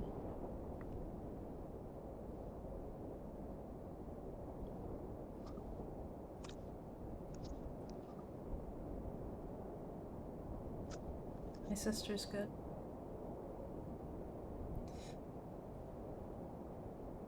I do think that you've given her a good life, and the reason people want to protect you is because they love you. And I don't think you're undeserving of that. I don't think anyone is.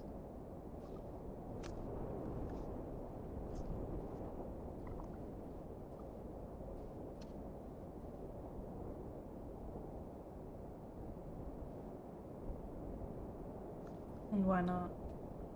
Because they're all good inside.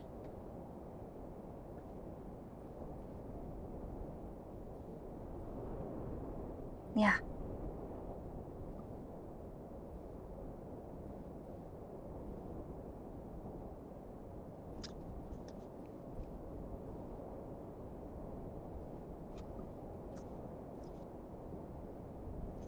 He shakes his head sadly.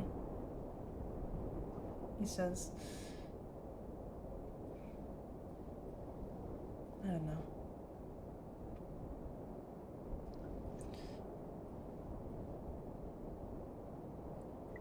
All I know is that I can't keep living like this.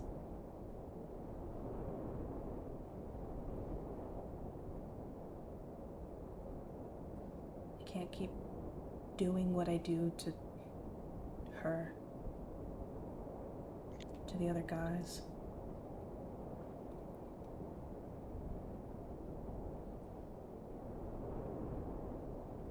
There's other ways to make money.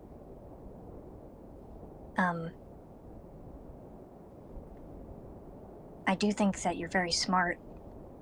Maybe you could help out at the university. They don't pay a ton, but I don't think you should be putting yourself through this either.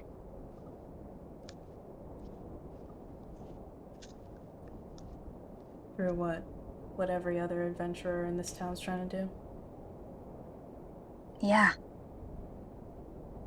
You don't have to be strong.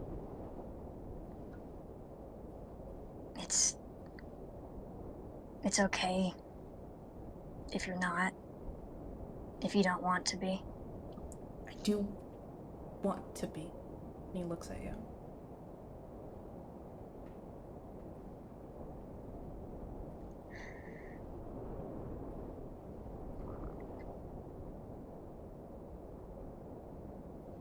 I think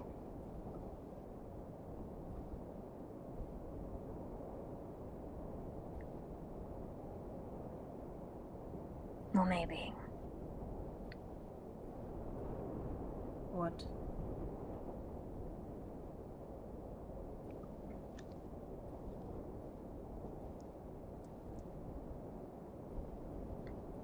Just think about doing something else. You don't have to. I don't know. You don't have to do this.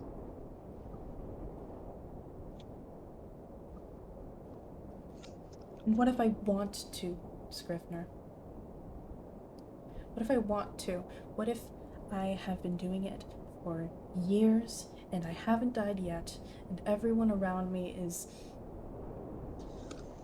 just so much better at it than I am, including my kid sister.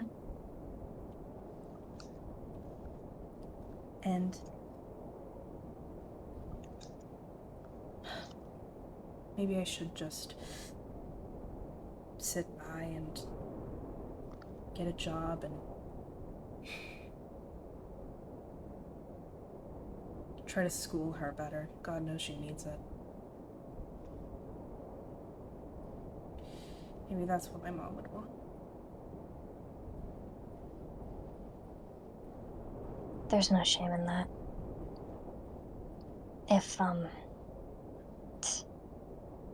If we kept doing what we've been doing just because we've been doing it, I would still be white right now. And I'd be wearing an ugly little hat, and I'd probably do that until I died. But I'd be trying to be something I'm not. Forever.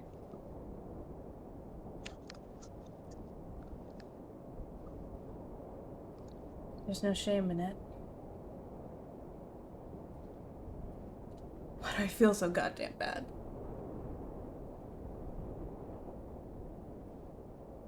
Well, you know, I'm not good at wording, but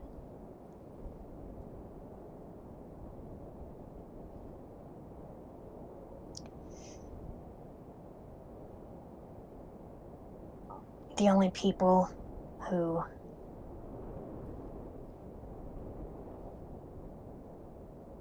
don't feel bad when they're wrong, or when they put a lot of effort into something and it didn't work out,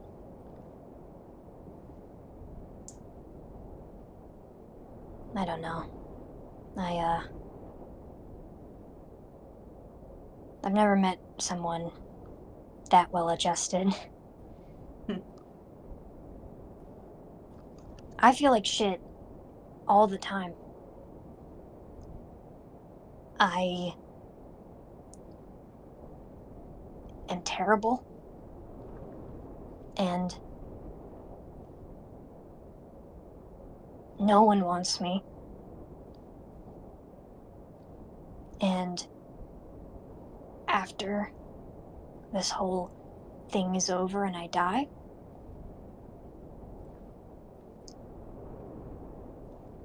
I'm going to be in hell forever. And, you know, something I like about Delos is that all my life, all my family, anyone I've ever cared about, they said that they're going to go to heaven. And so I thought I'd be alone. But Delos said he would come with me. And maybe I kind of like how fucked up my whole group is, because I guess I kind of have this fantasy of maybe we could all go together.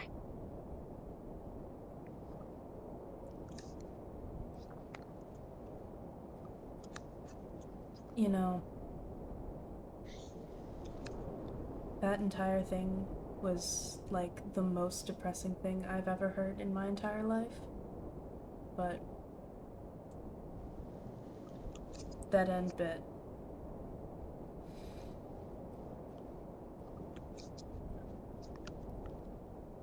Well, it wasn't the most depressing thing I'd ever heard in my entire life. And then you got into this weird little corner of wanting all of your friends and family to go to hell, but it makes sense in context. Maybe I'm selfish, but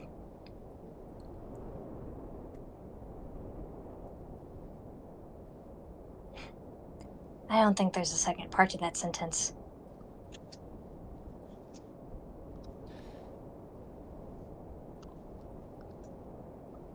Well, at least you know what you're doing it for. I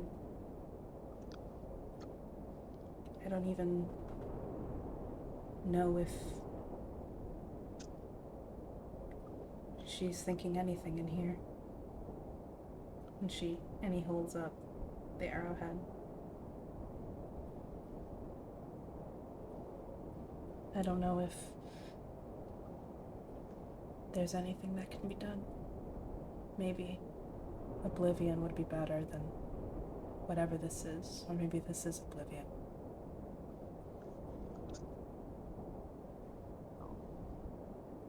Maybe... No. What? No, I don't want... No, I don't want to say it. Come on, say it. It's not funny. Oh, I'm sorry. It's just...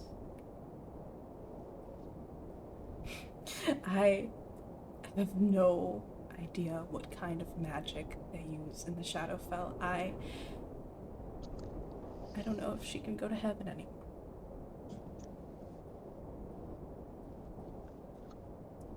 So, if you go down there and you see her there,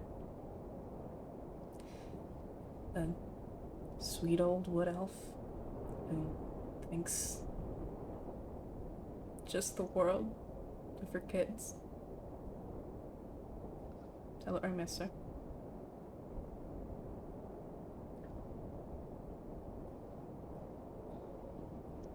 I would.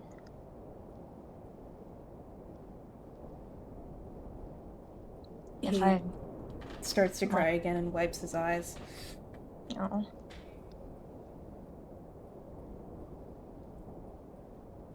It's... Hey. I know someone.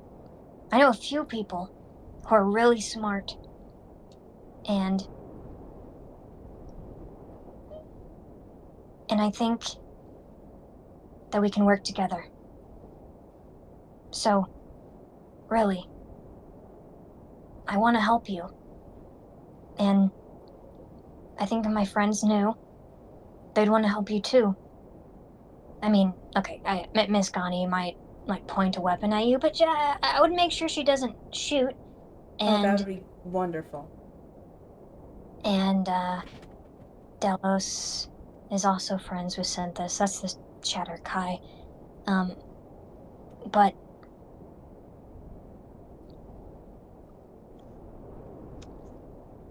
like I said, they're good people. And I know I said that about Delos, and he was casting, like, kind of evil spells during that.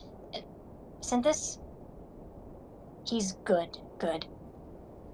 Not good on the inside, he's good on the inside and the outside. I mean it.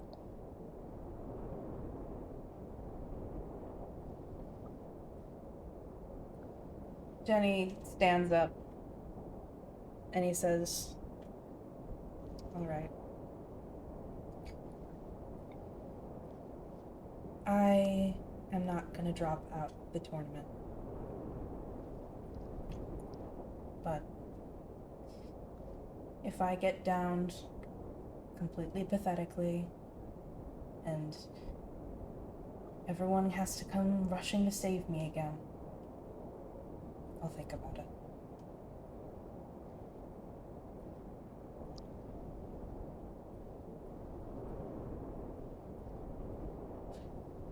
Okay. I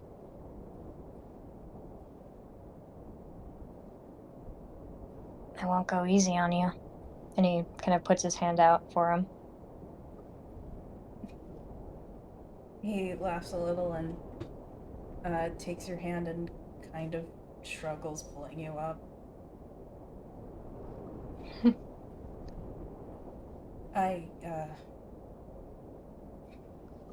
I want this. I want to be strong. I want to win. I want to be good. So, I won't go easy either. However much that means. Okay.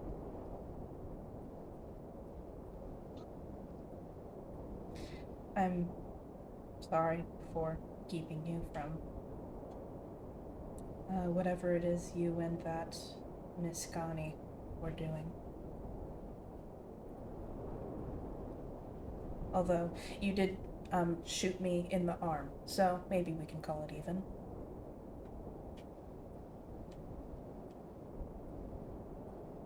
Although that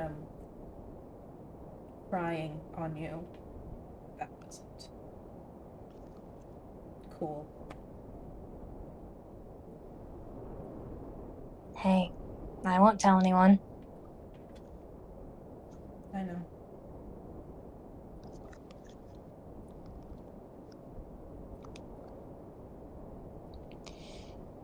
Well,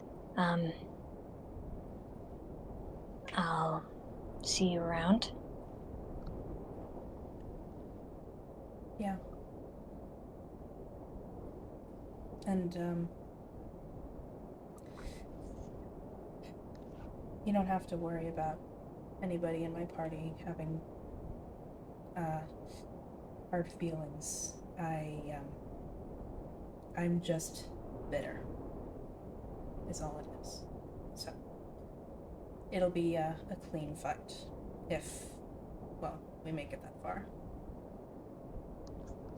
I hope you do. I want to win, but if you won, I wouldn't be mad. I'd be proud of you. Even though that would technically just be me doing what I've always done.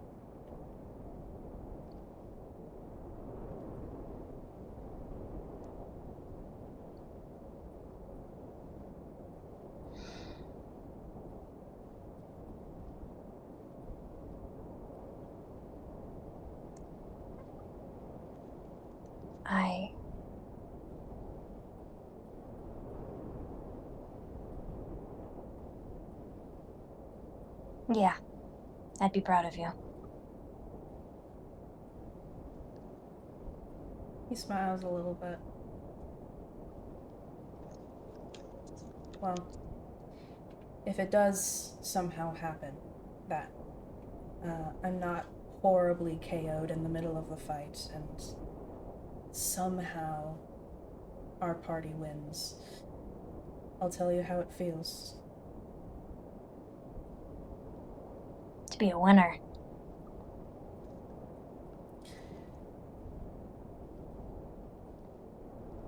Oh, dude, I totally crushed it in the barbarian section. Were you watching?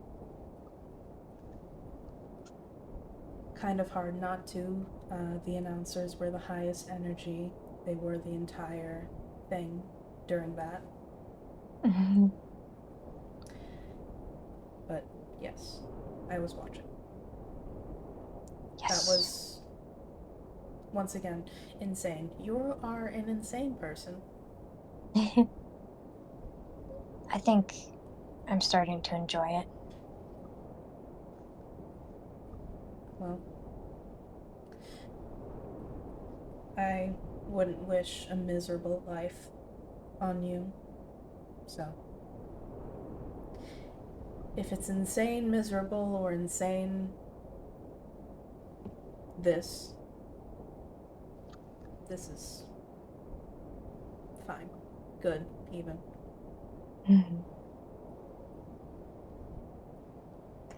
Well, Gani's kind of old. I don't know if she's going to be tucked in bed by now. I'm going to go. Yes. Of course. Good night, Scrivener. Good night. Sleep tight. Okay, I am walking away now. Hey! He turns around. And the rest of that saying. Bye. He smiles a little bit and says goodbye. Gani, holy fuck! He just says that, like, not even a few feet away. No, this is Scrivener kicking down the door. Oh my god. Holy shit. I do kind of want to say this. They talked about a lot of personal shit. Where is Gani? Johnny waited for a little bit, and then y'all took way too long, so she already headed to the inn. Okay. He would. Right. I don't care how he would find her room, and knock on the door so frantically and be like, "Gani, Gani." Can I do my thing that I wanted to do at the inn Absolutely. first? Yeah. All right. Okay. Gani would head there, and go. She's wearing her. Oh. Yeah. She's wearing her cloak, and she's gonna specifically wear her hood up right now. And she's gonna go to the innkeeper and just be like, "Hello, my friends arrived recently, and there was 4 of them. A gnome, a halfling, human, and an elf. And I was just wondering what room they were staying in, so I could meet them there." Yeah, it's, okay. You get there, and it's like this, it's like this guy practically falling asleep at the desk. And he goes, when you come, and he goes, and then you talk, and he says, a human, an elf, a halfling, and a gnome. You can't be any more specific. That's like the basic party comp around these parts. They look kind of like me. They've got cloaks. They're kind of shady looking. Does that help? Yeah, that actually does. What room they're staying in? Roll me a persuasion. Okay. Gani is persuasive. If you say it, it'll be true. It'll be true. I can manifest it. Okay. Not bad. That's 15. A 15. Okay. He says, he kind of looks you up and down and he goes, okay, alright. Yeah. That's gonna be room 2C. Which is Wonderful, thank second you. floor, third down. I appreciate it, thank you. Yeah. And then she's gonna head up and unless something else happens, she's gonna try to put her little ear to the door and see if she can eavesdrop at all. They might just already be asleep, but just in case. Okay, you're gonna put your ear to the door. Okay. Give me a stealth. Alright. Dirty 20. Dirty 20. Okay.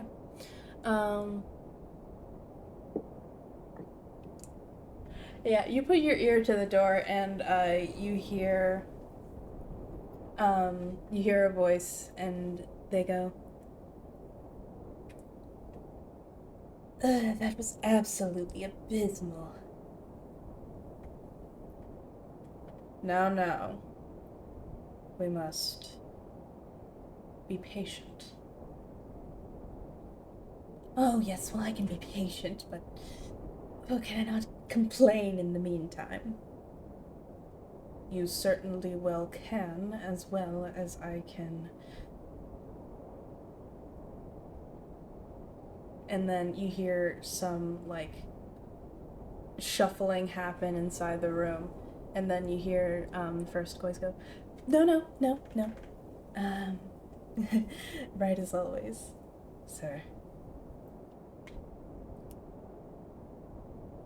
And he says,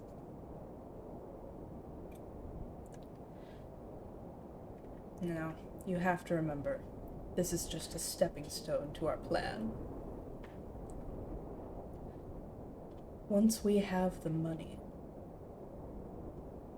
and once we win this tournament, all will truly know our power, and will have the resources to spread that message as far as we possibly can. And our influence. Yes, our influence.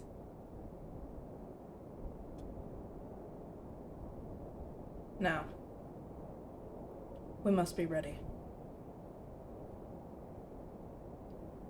For this is, perhaps, the beginning of a new world. And you hear some glasses blink in the other room. To the new world.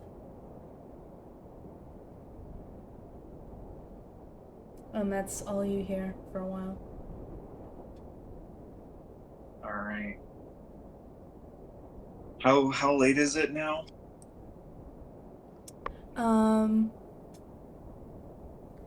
Now it's, I think getting about to be, like, 9 p.m. Okay. Okay. I'm gonna go back down and probably wake up the innkeeper again. Yeah, you head back down and it's like, yes? How can I help you? I apologize, but it seems our room is a little too full. Could I perhaps get the room next door? Yeah, yeah,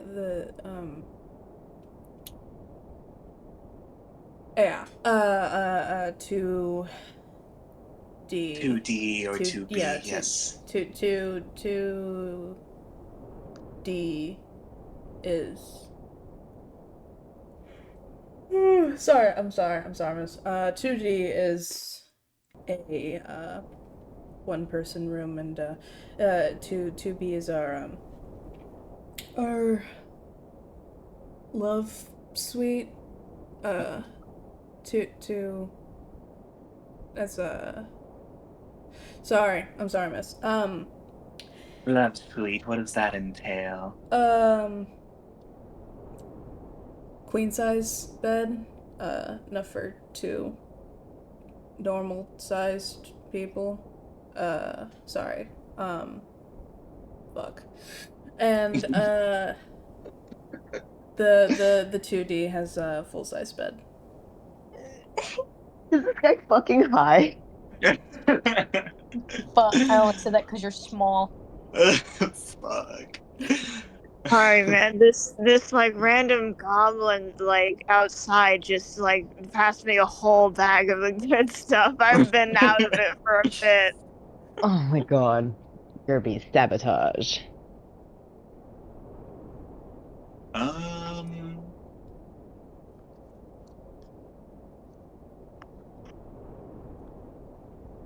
I mean, full size bed can still fit 2 people, right?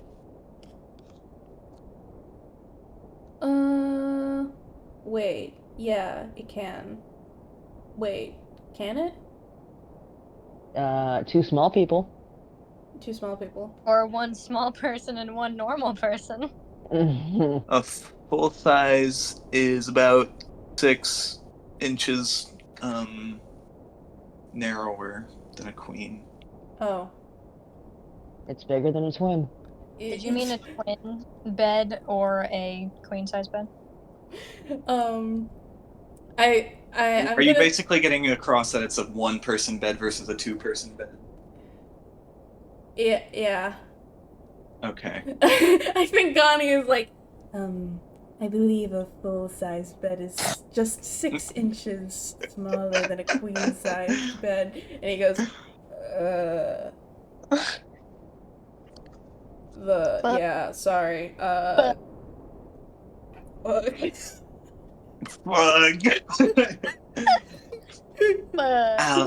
just take 2B, thank you. Alright, okay, yeah, how long? 2 nights? How long is this tournament supposed to last for? Shit, I don't know. I'll be staying until the end of the tournament. Yeah, until the end of the tournament. Well,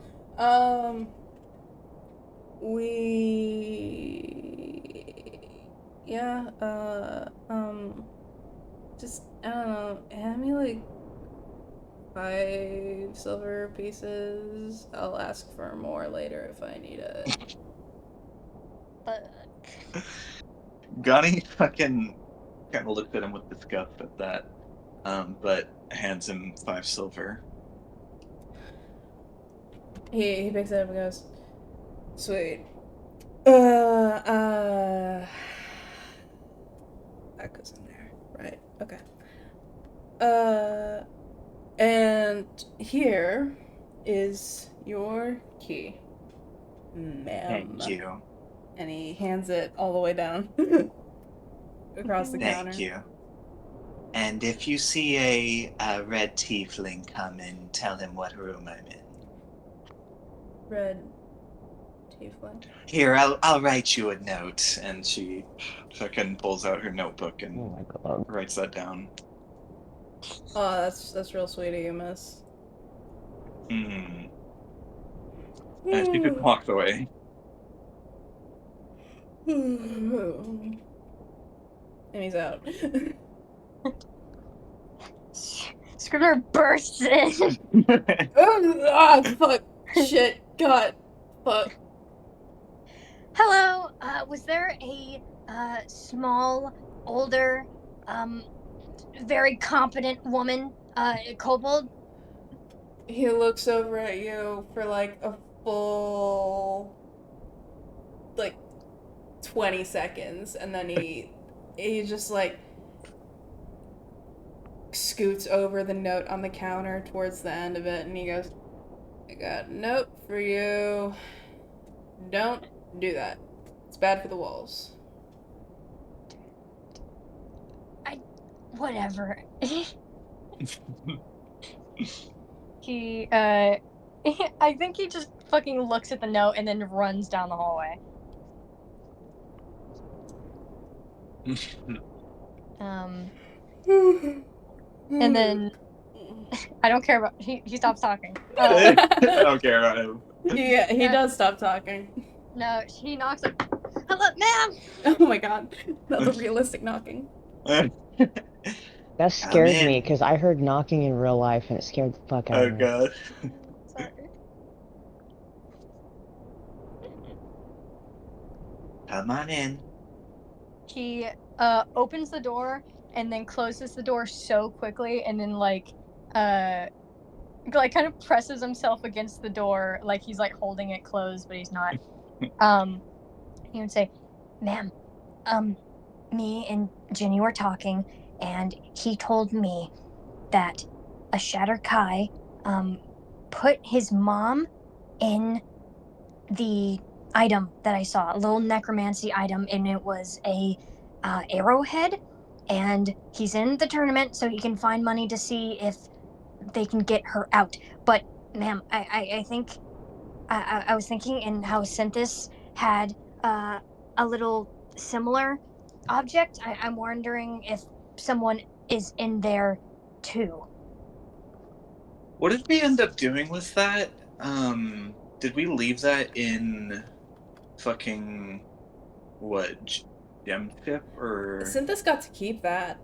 Oh, did he? Yeah. Synthis got to He Yeah. keep that. Yeah. Gerby cast augury on would it be a good idea to give Oh, Synthis right. his item back, and it was good. So Gerby was like pushing to give it back to him. Right. I remember now. Okay. Gani says, I see.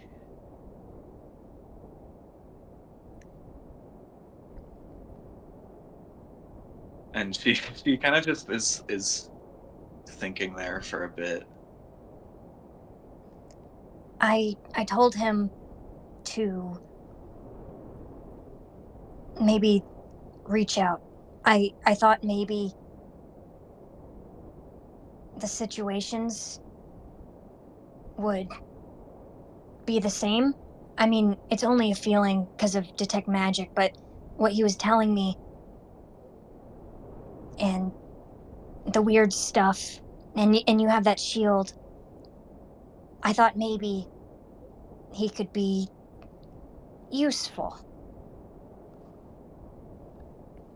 I suppose so. When you used detect magic, did you sense any memory loss on him? Did he? Oh fuck. No.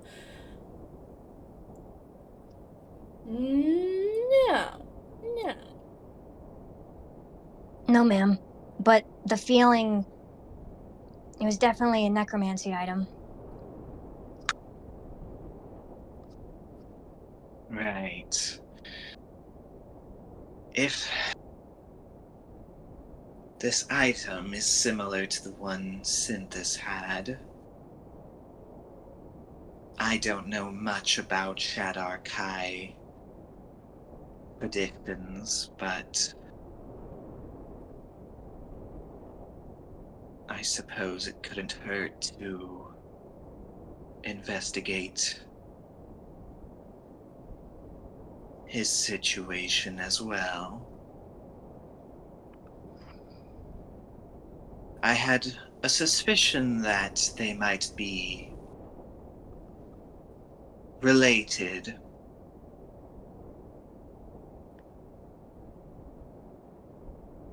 You So did? this, just a little one. His reaction to seeing Synthis was interesting to me. I am expecting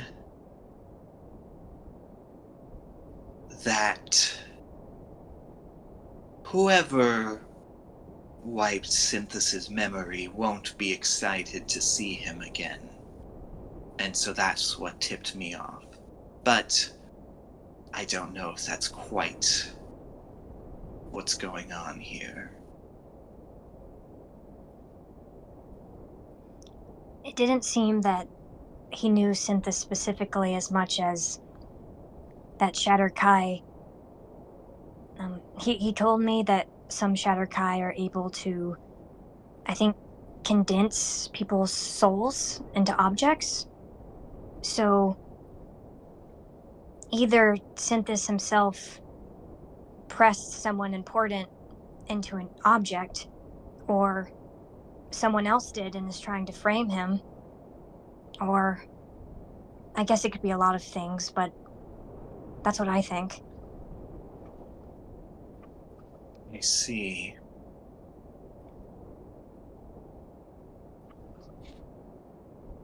Well,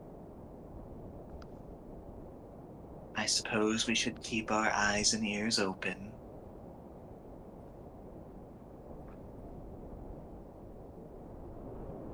Do you have any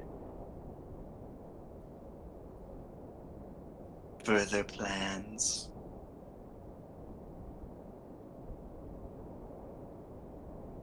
With, Jenny? Or. With Jenny or his team? No, ma'am. Maybe we could look into seeing how much they know about his item. True.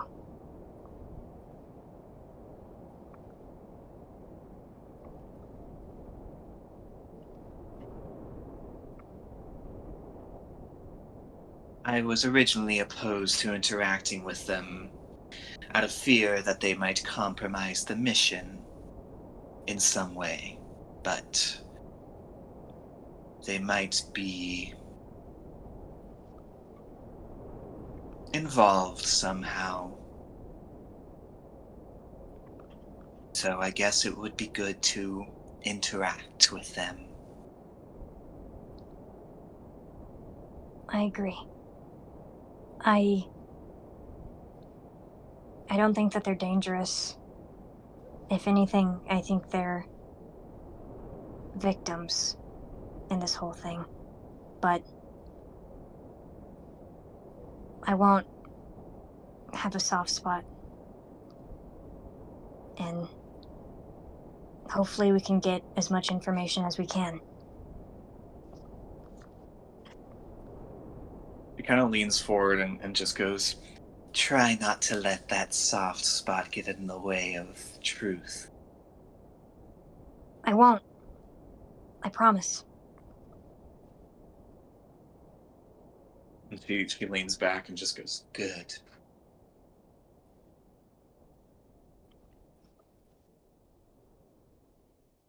Well, By the way,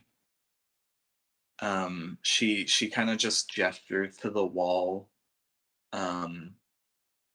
where 2C would be, um, and she like writes down in her notebook like, uh, I don't know, just like shadowy figures or whatever to indicate that that's where they're staying. And then she like brings a finger to her lips. He nods very carefully.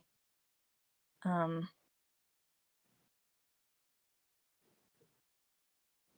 I think he just says, "Got it."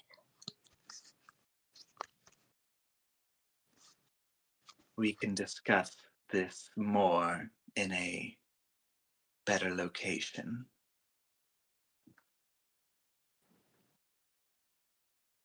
okay.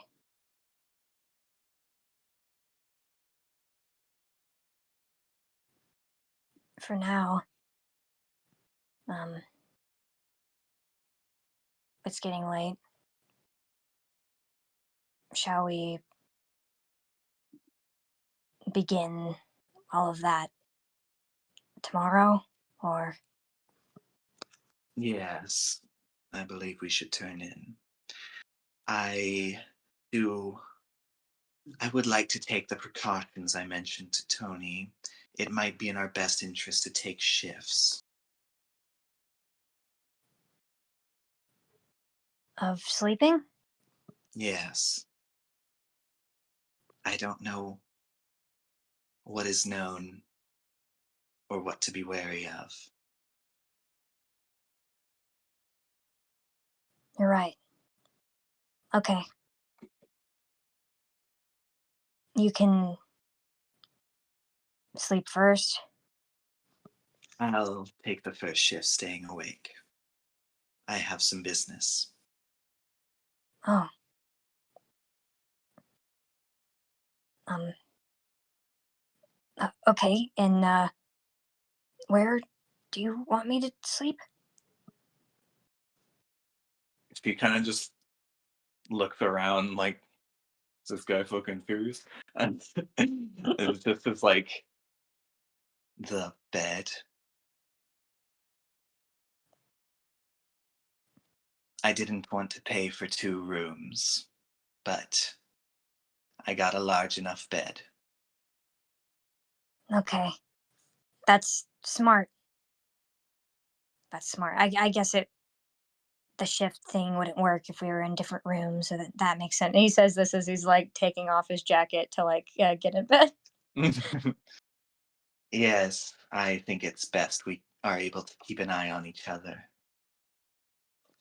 Okay. Then be safe while you're awake. And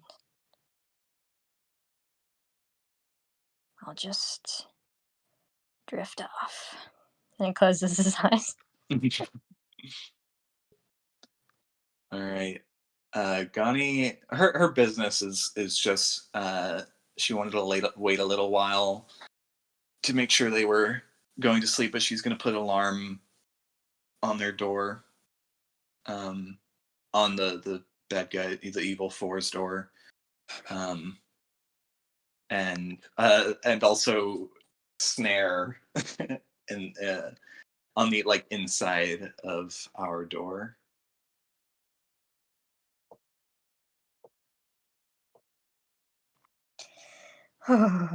And when they switch shifts, she will let him know about the snare in case he needs to like go pee or something.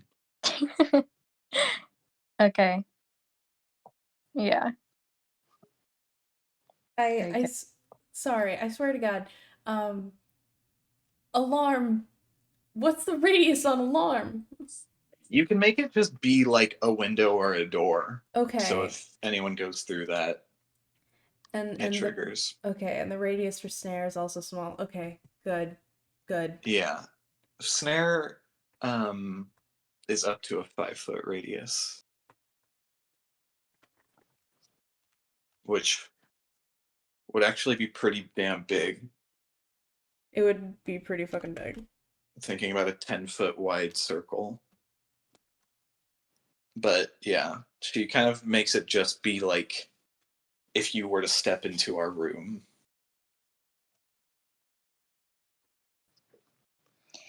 All right.